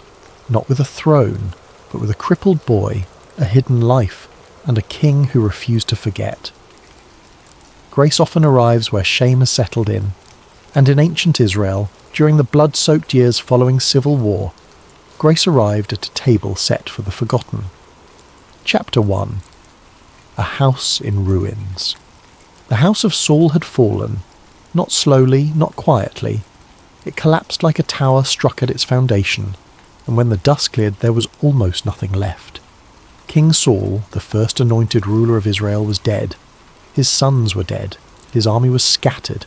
His legacy, once golden, was now stained with madness, jealousy, and the tragic arc of a man who had lost the favour of God. The Philistines had come like locusts. They swept across the hills of Gilboa, their chariots grinding through the dirt roads, their swords flashing in the sunlight. Saul's army tried to hold. They fought with desperation, but desperation is not strategy. One by one, the warriors fell, the king's sons fell, and finally, wounded and surrounded, Saul himself fell on his own sword rather than be captured alive. The news travelled fast. In the royal household, panic erupted. Servants fled. Advisors disappeared into the countryside. Relatives gathered what they could carry and scattered like seeds in a storm. To be connected to Saul now was not an honour. It was a death sentence. David had been anointed king long before Saul's death. He had been hunted by Saul, driven into caves, forced to live among enemies. But David had never stopped being loyal to the throne itself. He had never raised his hand against the anointed king. And now, with Saul gone, David was the rightful heir. But the family of Saul did not see it that way. They saw only danger. In the ancient world, when a new king rose, the old royal line was often erased. Wives, children, distant cousins, anyone with a claim to the throne could be seen as a threat. It was not cruelty. It was survival. It was politics written in blood. History was filled with such purges. When dynasties changed hands, the former royal families rarely survived. It was understood that to allow them to live was to plant seeds of future rebellion. A surviving prince could rally loyalists. A remaining heir could become a symbol for the discontented. And so, kings acted preemptively, not out of personal hatred necessarily, but out of cold political calculation. The household of Saul understood this reality all too well. They had seen how kingdoms operated. They knew the unspoken rules of power, and now, with David ascending to the throne, they expected the worst. So they ran. Some fled north, toward the territories still loyal to Saul's memory. Others went east, crossing the Jordan River into lands less controlled by David's authority. Still others simply vanished into the countryside, taking new names, burying their royal connections, hoping that distance and time would erase the threat they represented. And among those who fled was a young boy named Mephibosheth. Chapter 2. The Child Who Fell. Mephibosheth was only 5 years old when the news came. His father, Jonathan, was dead. His grandfather, Saul, was dead. The kingdom was collapsing and the household was in chaos. His nurse, perhaps a servant, perhaps a relative, grabbed the boy and ran. She did not stop to pack. She did not pause to plan. She simply ran, clutching the child in her arms, her heart pounding, her mind racing with fear. The roads were crowded with refugees, other members of the household, servants, guards who had abandoned their posts, farmers fleeing the expected violence, all of them moving in the same direction, away from the centre of power, away from Jerusalem, away from whatever judgment was coming. The nurse held Mephibosheth tightly. He was crying, confused, asking questions she could not answer. Where were they going? When would they come back? Where was his father? She did not tell him the truth. How could she explain to a 5-year-old that his entire world had ended? That his father would never return? That the palace he had known, the life he had lived, was gone forever? She just kept running. And then she fell. Maybe it was the uneven ground. Maybe it was exhaustion. Maybe it was the weight of the boy combined with the speed of her panic. Maybe she was jostled by the crowd of other fleeing refugees. Whatever the reason, she stumbled, and when she did, Mephibosheth fell from her arms. He hit the ground hard. The impact was devastating. His small body crumpled, his legs twisting beneath him at unnatural angles. The pain was immediate and overwhelming. He screamed, a sound that cut through the chaos of the fleeing crowd. The nurse scrambled to her feet, her own knees scraped and bleeding. She reached for the boy, panic rising in her throat. Around them, people barely paused. Everyone was focused on their own survival, their own escape. No one stopped to help. No one had time. She lifted Mephibosheth back into her arms. He was still crying, clutching at his legs, his face twisted in agony. She could feel the unnatural angles of his limbs, could sense that something terrible had happened, but there was no time to stop, no time to assess, no time to do anything but keep moving. If they stayed on the road, if they slowed down, they risked being caught. They risked being identified. They risked everything. So she kept running, the boy's cries gradually fading into whimpers, then to shocked silence. But the damage was done. The fall had shattered bones in both of his feet and legs. In a world without modern medicine, without proper surgical intervention, without even basic understanding of how to properly set complex fractures, the injuries healed poorly. The bones knit together crookedly, the tendons shortened, the muscles atrophied. By the time they reached safety, weeks later, in a distant town far from Jerusalem, it was clear that Mephibosheth would never walk normally again. His legs, broken and improperly healed, left him crippled. In a world where strength and mobility determined status, where a man's ability to fight or work defined his worth, Mephibosheth was marked from that moment forward. He would not be a warrior like his father. He would not lead armies like his grandfather. He would not stand tall in the courts of kings. He would be the crippled son of a dead prince, hidden away in a forgotten town, living in the shadow of a family that no longer existed. Chapter 3. Living in hiding. The years passed slowly in Lodabar. The name itself means no pasture. It was a place of barrenness, a town on the edge of civilization where people went when they had nowhere else to go. It was dry, distant, and unremarkable, the kind of place you could disappear into and never be found. And that was exactly what Mephibosheth did. He lived quietly in the household of Machir, son of Amiel. Machir was a man of some means, enough to take in, the displaced grandson of a king, enough to provide shelter and food. But it was not charity born of sentimentality. It was obligation. It was loyalty to the memory of Saul and Jonathan. And perhaps it was also insurance. If political winds shifted again, Having protected a royal heir might prove valuable. Mephibosheth grew up in this household, but he grew up knowing he was different. Other boys ran through the streets, played at being soldiers, helped their fathers in the fields. He watched from doorways and windows. He moved slowly, painfully, his twisted legs requiring support, requiring assistance, requiring constant accommodation. He kept his head down. He did not speak of his lineage. He did not mention his grandfather's throne or his father's courage. To do so would be to invite danger.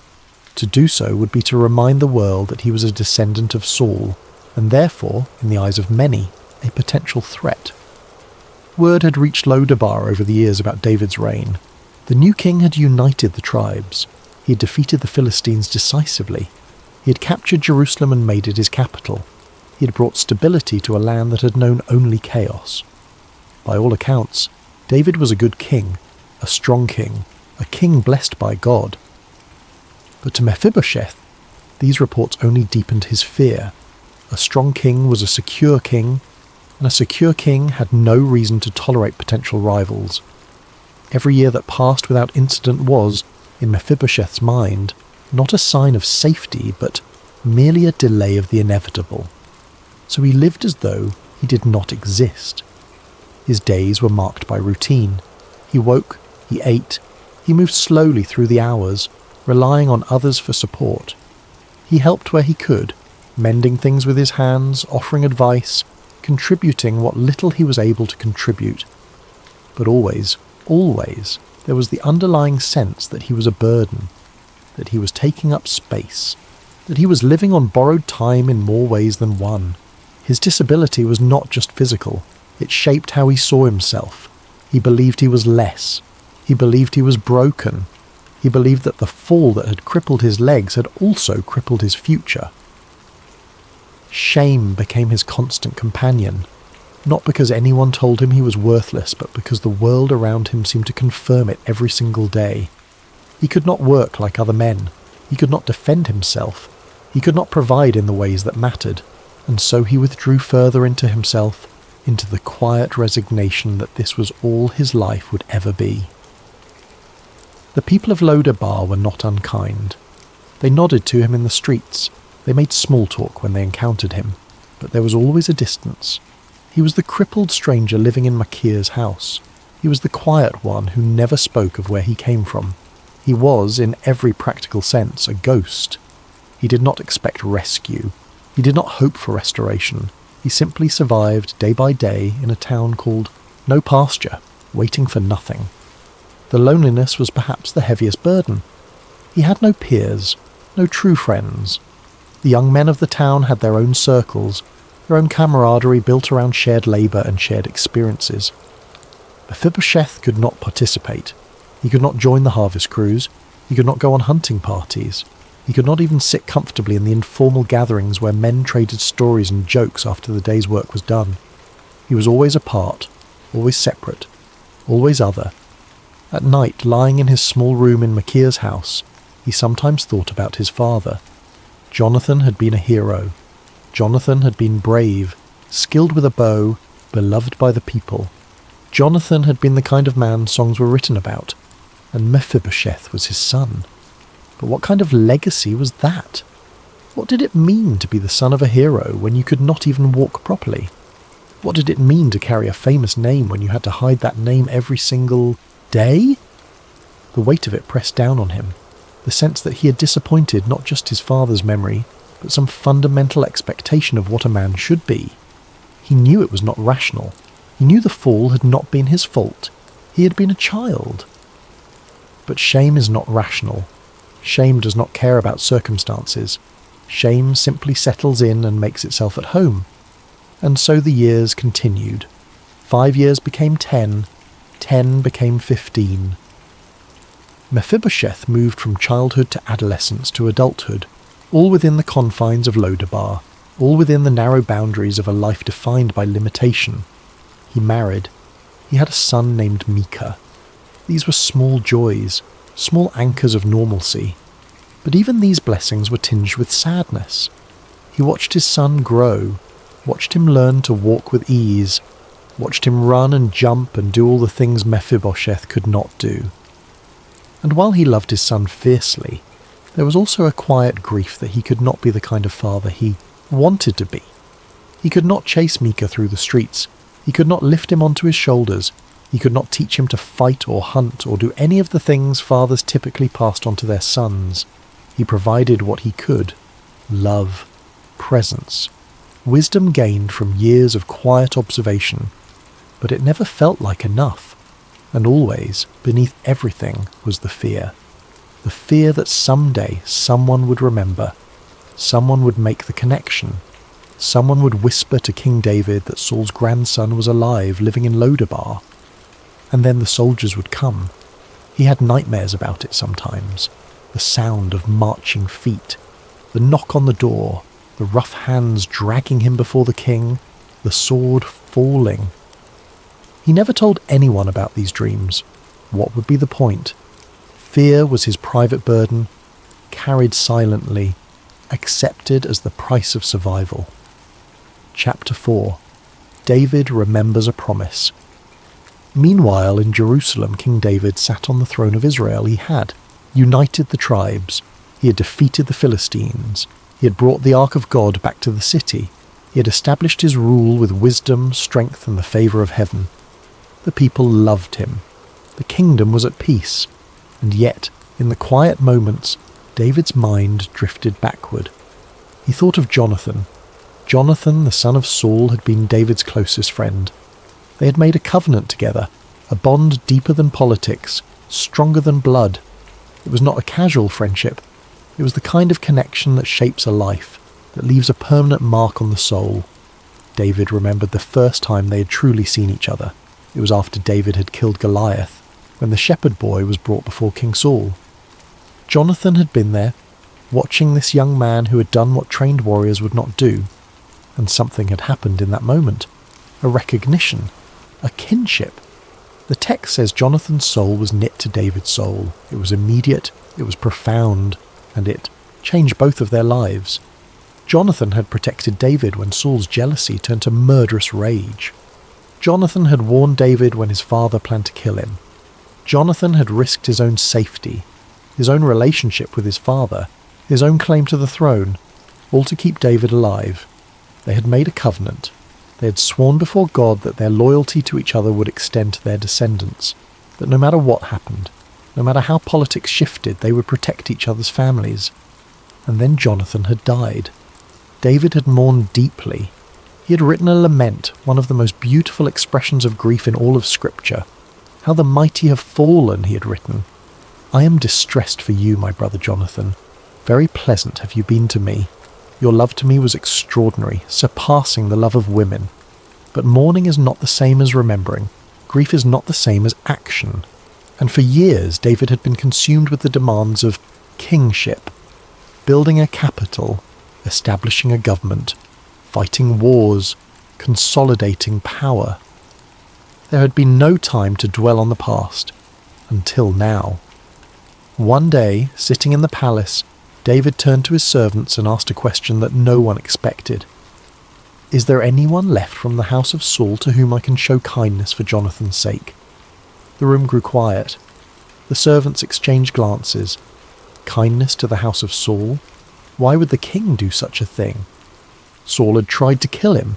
Saul's family had been his enemies. Saul had driven him into the wilderness, forced him to live in caves, hunted him like an animal for years. And yet here was David, asking not about vengeance, but about mercy, not about eliminating threats, but about honouring a promise.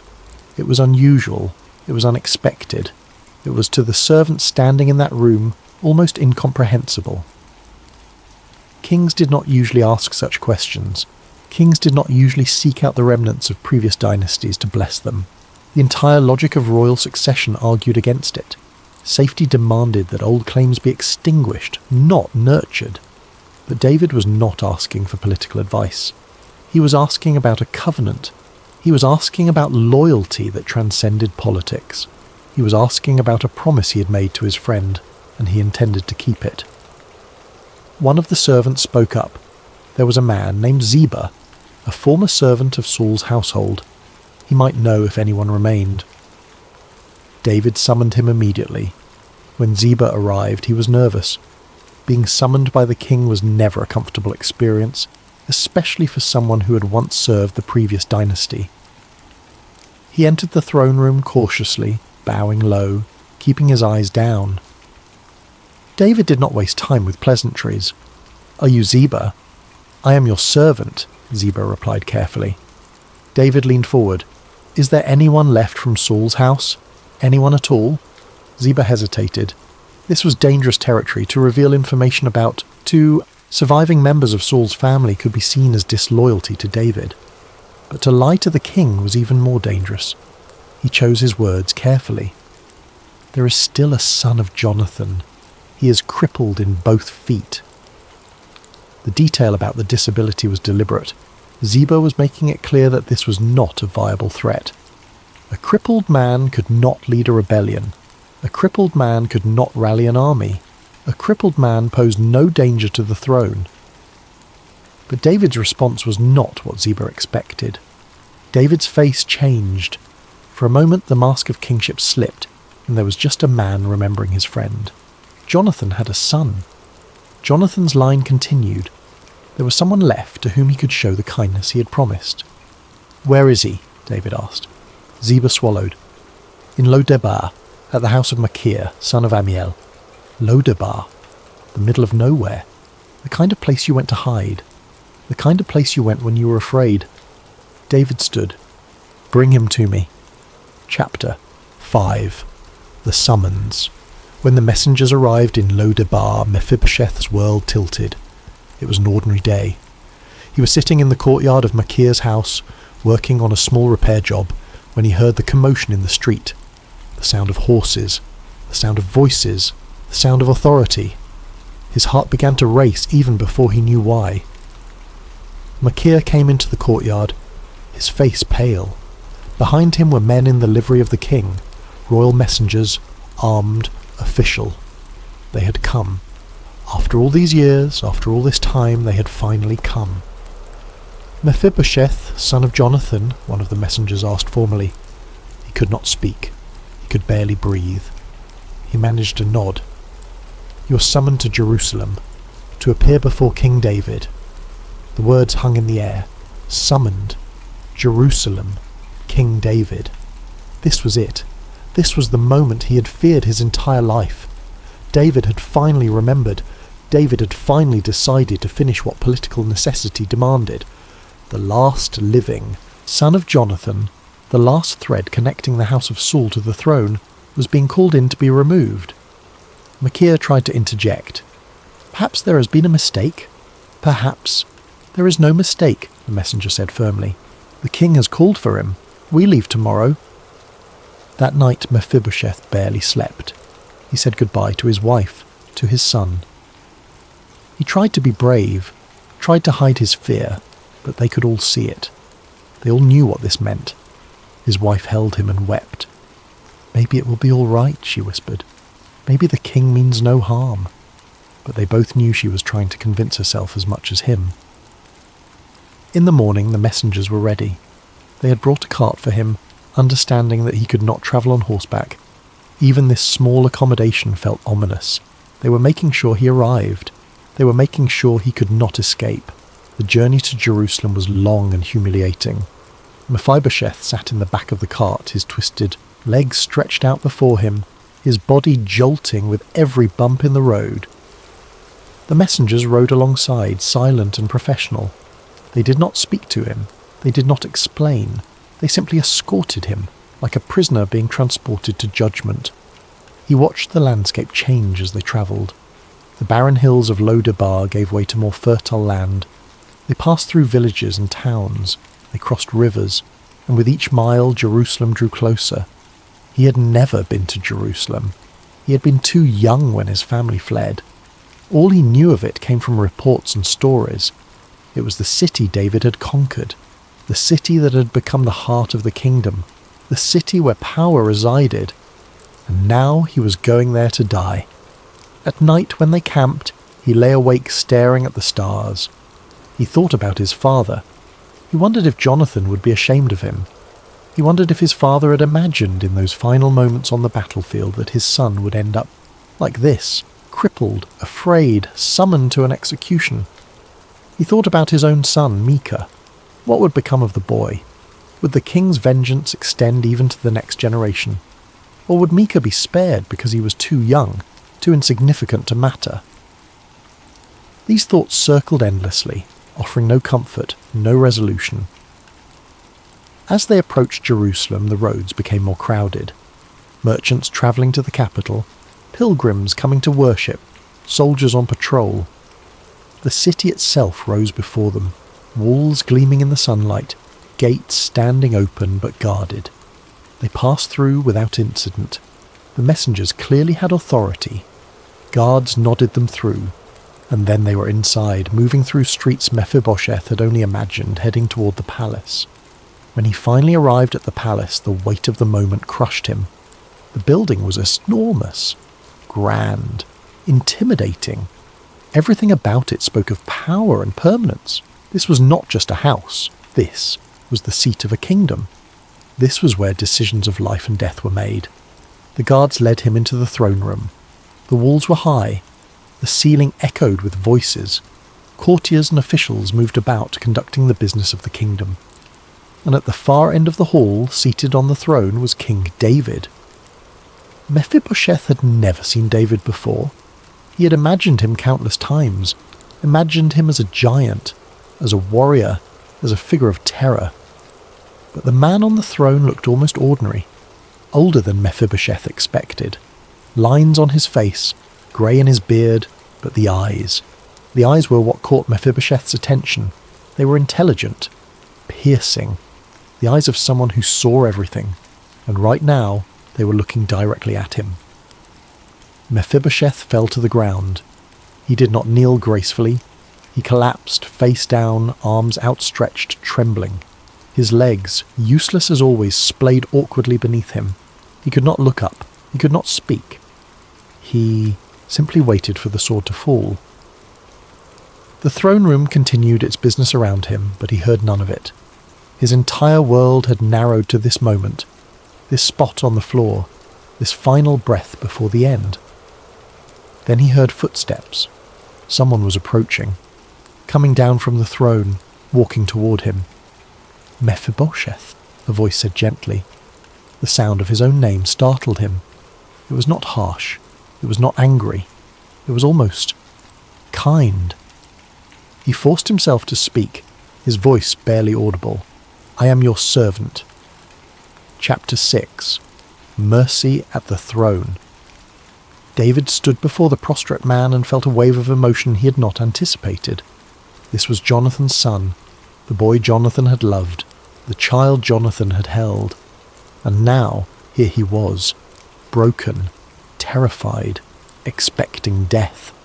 David's mind flashed back to conversations with Jonathan.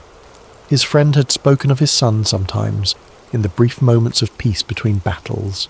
Jonathan had loved the boy fiercely, had wanted so much for him, had dreamed of the kind of man he might become, and now, because of politics and fear and the cruel mathematics of power, that boy had grown up in hiding, believing himself to be hunted. David's heart broke. Do not be afraid, he said. Mephibosheth's body tensed at the words. Do not be afraid. How could he not be afraid? He was the grandson of Saul. He was the last living reminder of a dynasty that had fallen. He was a threat, whether he wanted to be or not. But David continued, his voice steady and warm. I will show you kindness for the sake of your father, Jonathan. Mephibosheth's mind struggled to process the words. Kindness? For Jonathan's sake? Was this some kind of trick? Some cruel joke before the execution? David kept speaking, and with every word the impossible became real. I will restore to you all the land that belonged to your grandfather Saul, all the fields, all the property. It is yours again, and you will always eat at my table. The throne room seemed to spin. Mephibosheth's thoughts tumbled over each other, unable to form coherence. Not execution, not exile, not even tolerance, restoration, invitation, a place at the king's table. Around the throne room, courtiers had stopped their conversations. Officials had paused their business. Everyone was watching. This was unprecedented. This was extraordinary. David motioned to his servants. "Help him up." Hands reached down, gently lifting Mephibosheth from the floor. He stood shakily, his legs barely supporting him, his whole body trembling. He looked at David, really looked at him for the first time, and what he saw in the king's face was not anger or calculation or political manoeuvring. It was genuine compassion. Mephibosheth bowed his head, his voice shaking. "What is your servant, that you should notice a dead dog like me?" The phrase was not false humility. It was genuine. In that moment, Mephibosheth believed every word. He saw himself as worthless, as beneath notice, as something to be discarded. A dead dog. That was how he understood his place in the world. A dead dog had no value. A dead dog could not serve. A dead dog was less than nothing, not even alive enough to be useful. That was how deeply shame had rooted itself in his identity. But David's face changed. He stepped closer, looking Mephibosheth directly in the eyes. "You are the son of my covenant brother," David said firmly. "You are Jonathan's son. That is who you are, and I made a promise." He turned to the assembled court. "Let it be known, Mephibosheth, son of Jonathan, is restored. All that belonged to Saul is his. He will live in Jerusalem, and he will eat at my table as one of my own sons." Then David called for Ziba. The servant appeared quickly, bowing low. David's instructions were clear and detailed. "You and your sons and your servants will work the land that belonged to Saul. The produce will support Mephibosheth and his household, but Mephibosheth himself will always eat at my table." Ziba bowed. "As the king commands." Mephibosheth stood there, unable to fully comprehend what had just happened. His entire life, every assumption he had made, every fear he had carried, every belief about his identity, it was all being rewritten in this moment. He had come expecting death and received life. He had come expecting judgment and received mercy. He had come carrying shame and was being offered honour. Chapter 7. A New Identity. The adjustment was not immediate. In the days following the throne room encounter, Mephibosheth moved through his new life in a kind of daze. He was given rooms in the palace. Servants attended to his needs. He was provided with clothes befitting his new status. Everything had changed. But inside he still felt like the man from Lo-debar, the crippled grandson hiding in no pasture, the one who did not belong. The first time he was called to dinner at the king's table, his hands shook so badly he could barely hold his cup. He sat among David's sons, grown men, warriors, princes, and felt like an imposter. They were polite. They welcomed him. But he could feel their curiosity. Who was this crippled stranger their father had elevated? Why was he here? David, at the head of the table, seemed to sense his discomfort. He engaged Mephibosheth in conversation, asking about his life, his family, his son Micah. Nothing heavy, nothing that required Mephibosheth to perform, just genuine interest. Slowly, over the course of that first meal, something inside Mephibosheth began to soften. These men were not his enemies. David was not his executioner. This was real. This was actually happening. Still, old patterns are hard to break. That night, alone in his room, he waited for the other shoe to drop. He waited for someone to come and tell him it was all a mistake. He waited for the conditions to be revealed. Surely David wanted something in return. Surely there was a price. But no one came. The next day was the same, and the day after. That. And the day after that. Every evening, without exception, he sat at the king's table and ate alongside David's sons. He listened to their conversations. He watched the way David led with wisdom and grace. He saw the king laugh with his children, discuss matters of state, settle disputes, offer counsel. And slowly something inside him began to shift. One evening, several weeks after his arrival, one of David's younger sons asked him about his injury. It was an innocent question, asked without malice, just curiosity. Mephibosheth found himself telling the story. The flight from Jerusalem, the nurse who carried him, the fall, the years in Lo-debar. When he finished, there was silence around the table. Then David spoke. "You have carried that burden for a long time." Mephibosheth nodded, unsure what to say. "But it does not define you," David continued. "Your legs may be crippled, but your heart is not. Your body may be broken, but your spirit does not have to be." It was such a simple statement, but it landed with the force of revelation. Your legs may be crippled, but your heart is not. Mephibosheth had spent his entire adult life believing that his disability disqualified him from mattering, that his inability to walk properly meant he had nothing to offer, that his brokenness made him less than human. But David was saying something different. David was saying that physical limitation did not equal personal worthlessness, that what was broken in his body did not have to be broken in his identity. That night, for the first time in years, Mephibosheth slept peacefully. The transformation did not happen overnight. It happened in small moments, accumulated over weeks and months. It happened when David asked his opinion on a matter and actually listened to his response. It happened when David's sons began to treat him not as a charity case, but as a brother. It happened when he realized he could contribute, not through physical labor, but through wisdom, through presence, through being part of something larger than himself. His legs were still crippled. That had not changed. When he walked, he still limped. When he moved, he still struggled. But the way he saw himself began to transform. He was no longer defined by what had been taken from him. He was no longer defined by the fall that had broken his body. He was no longer the forgotten son of a fallen house. He was a guest at the king's table. He was honoured. He was provided for. He was loved. Not because he had earned it. Not because he was strong or capable or useful, but because the king had made a promise, and the king kept his word. He sent for his wife and son. They came to Jerusalem, uncertain and afraid at first, but David welcomed them warmly. Micah, his son, was given opportunities Mephibosheth had never dreamed possible. The boy could train with weapons. He could learn from the king's advisors. He could grow up free from the fear and shame that had defined his father's life.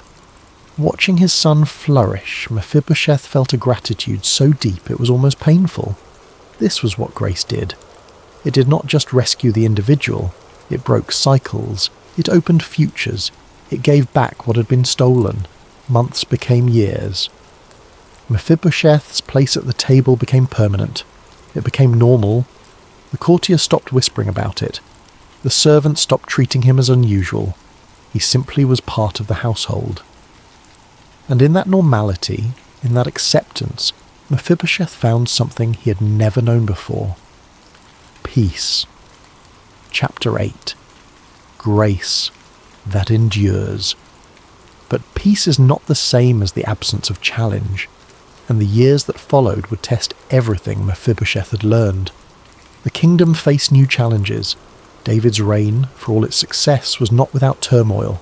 His family life was complicated.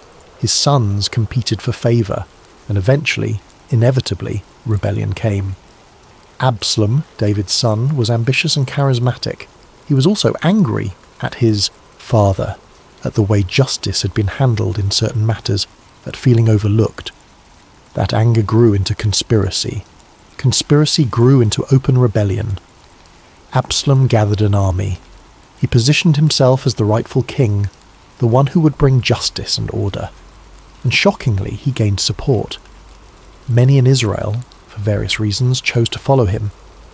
David was forced to flee Jerusalem, again. Just as he had fled from Saul decades earlier, he now fled from his own son. It was a devastating blow, and it threw the entire kingdom into chaos. The political landscape became treacherous. Loyalties were tested. Old wounds reopened. Those who had been close to David had to make choices.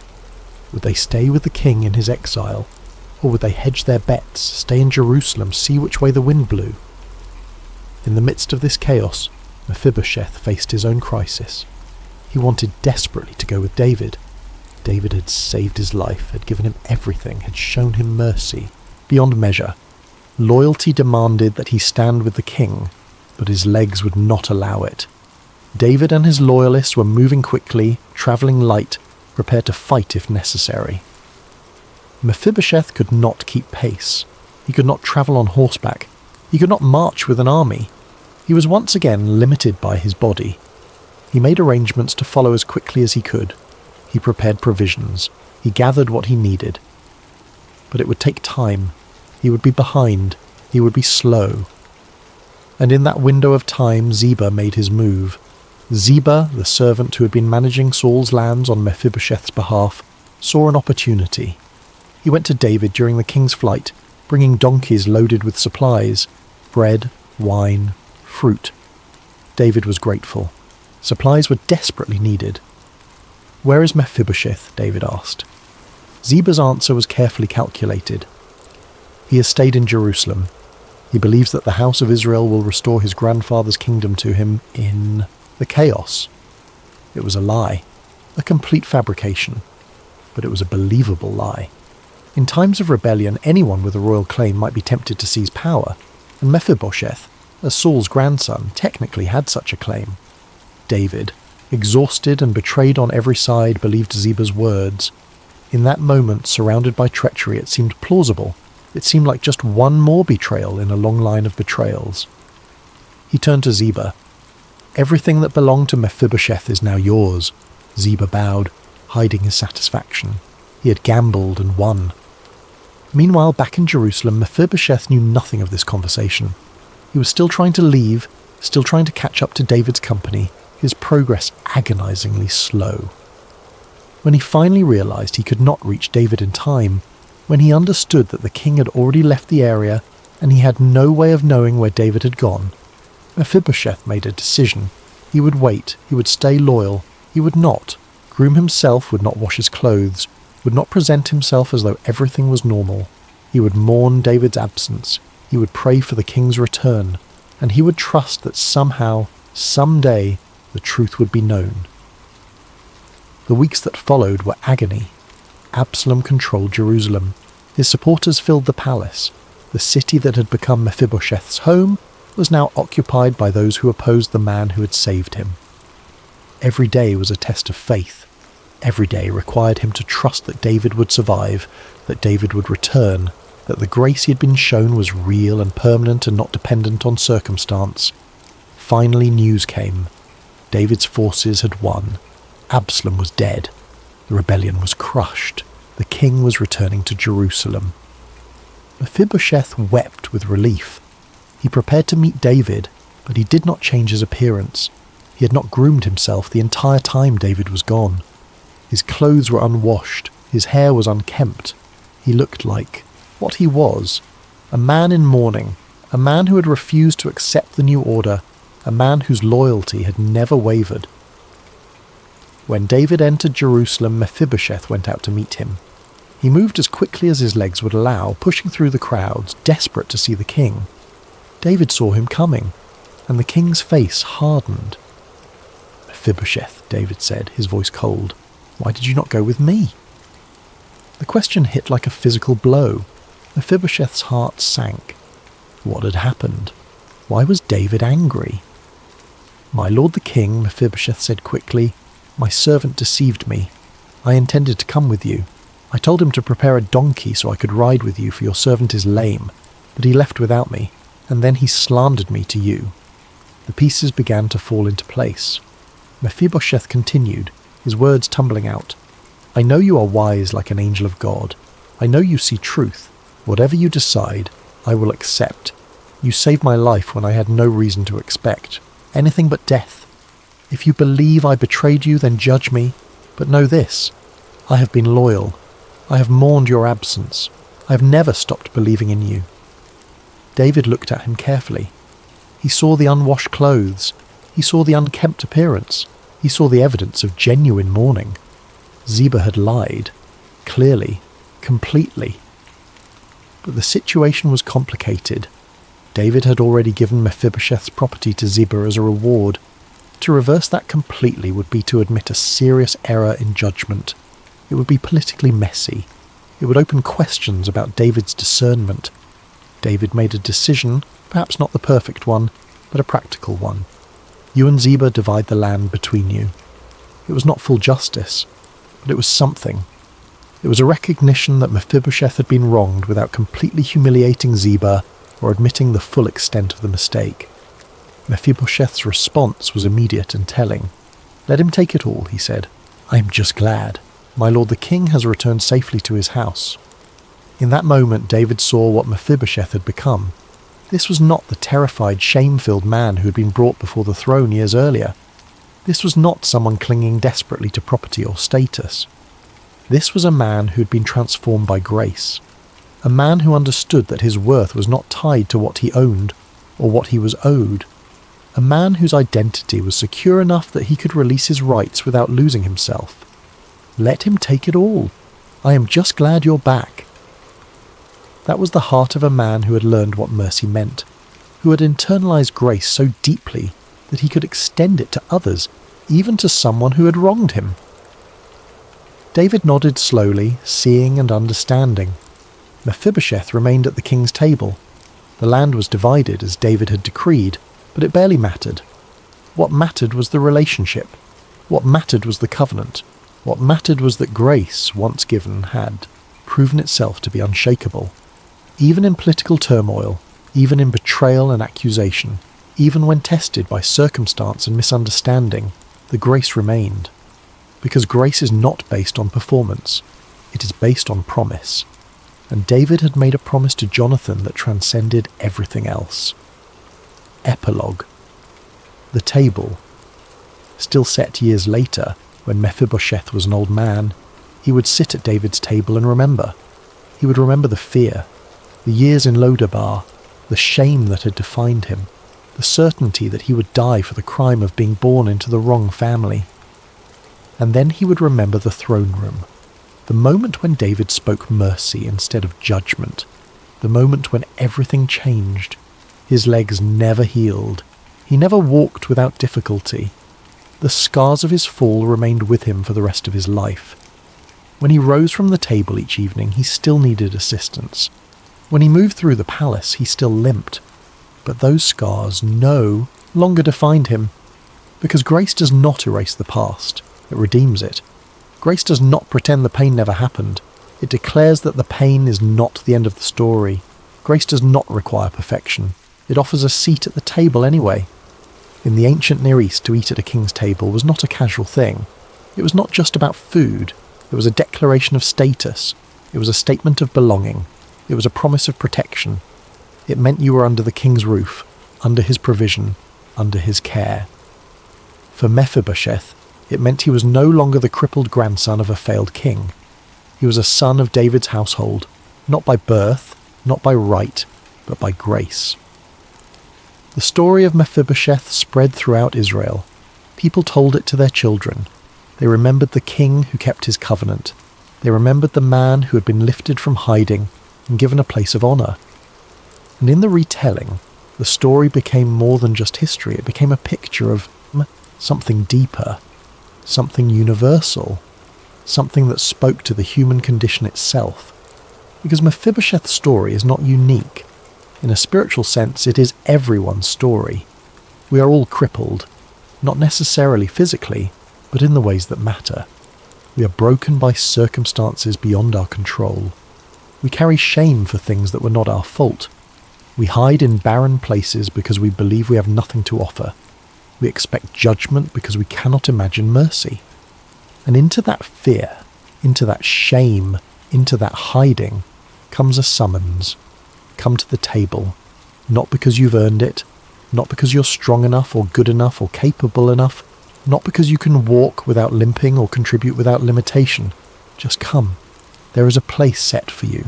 There has always been a place set for you, not because of who you are, but because of who the king is. The king who keeps covenants, the king who remembers the forgotten, the king who looks at broken people and sees not dead dogs, but beloved children. Mephibosheth lived out his days in Jerusalem at David's table, a living testament to grace. His son Micah grew up free from the shame his father had known.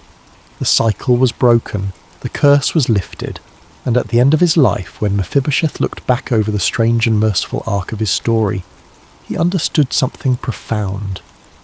The fall that had crippled him had not been the defining moment of his life. The throne room had been the moment when he stopped being defined by his brokenness and started being defined by the king's mercy. That was the moment everything changed. That was the moment he stopped being a dead dog and became a son. This is the echo of a greater truth that resonates through all of time. There is a table still being set, not in an ancient palace, but in the heart of God. And at that table, there is room for the crippled, the ashamed, the fearful, and the forgotten. There is room for those who believe they are worthless. There is room for those who have been hiding in barren places, waiting for nothing, expecting nothing, hoping for nothing. There is room for those who have been broken by falls they did not choose, for those who carry scars that will never fully heal, for those who move through life with a limp. Grace arrives where shame has settled in, and the invitation is not based on what you can offer.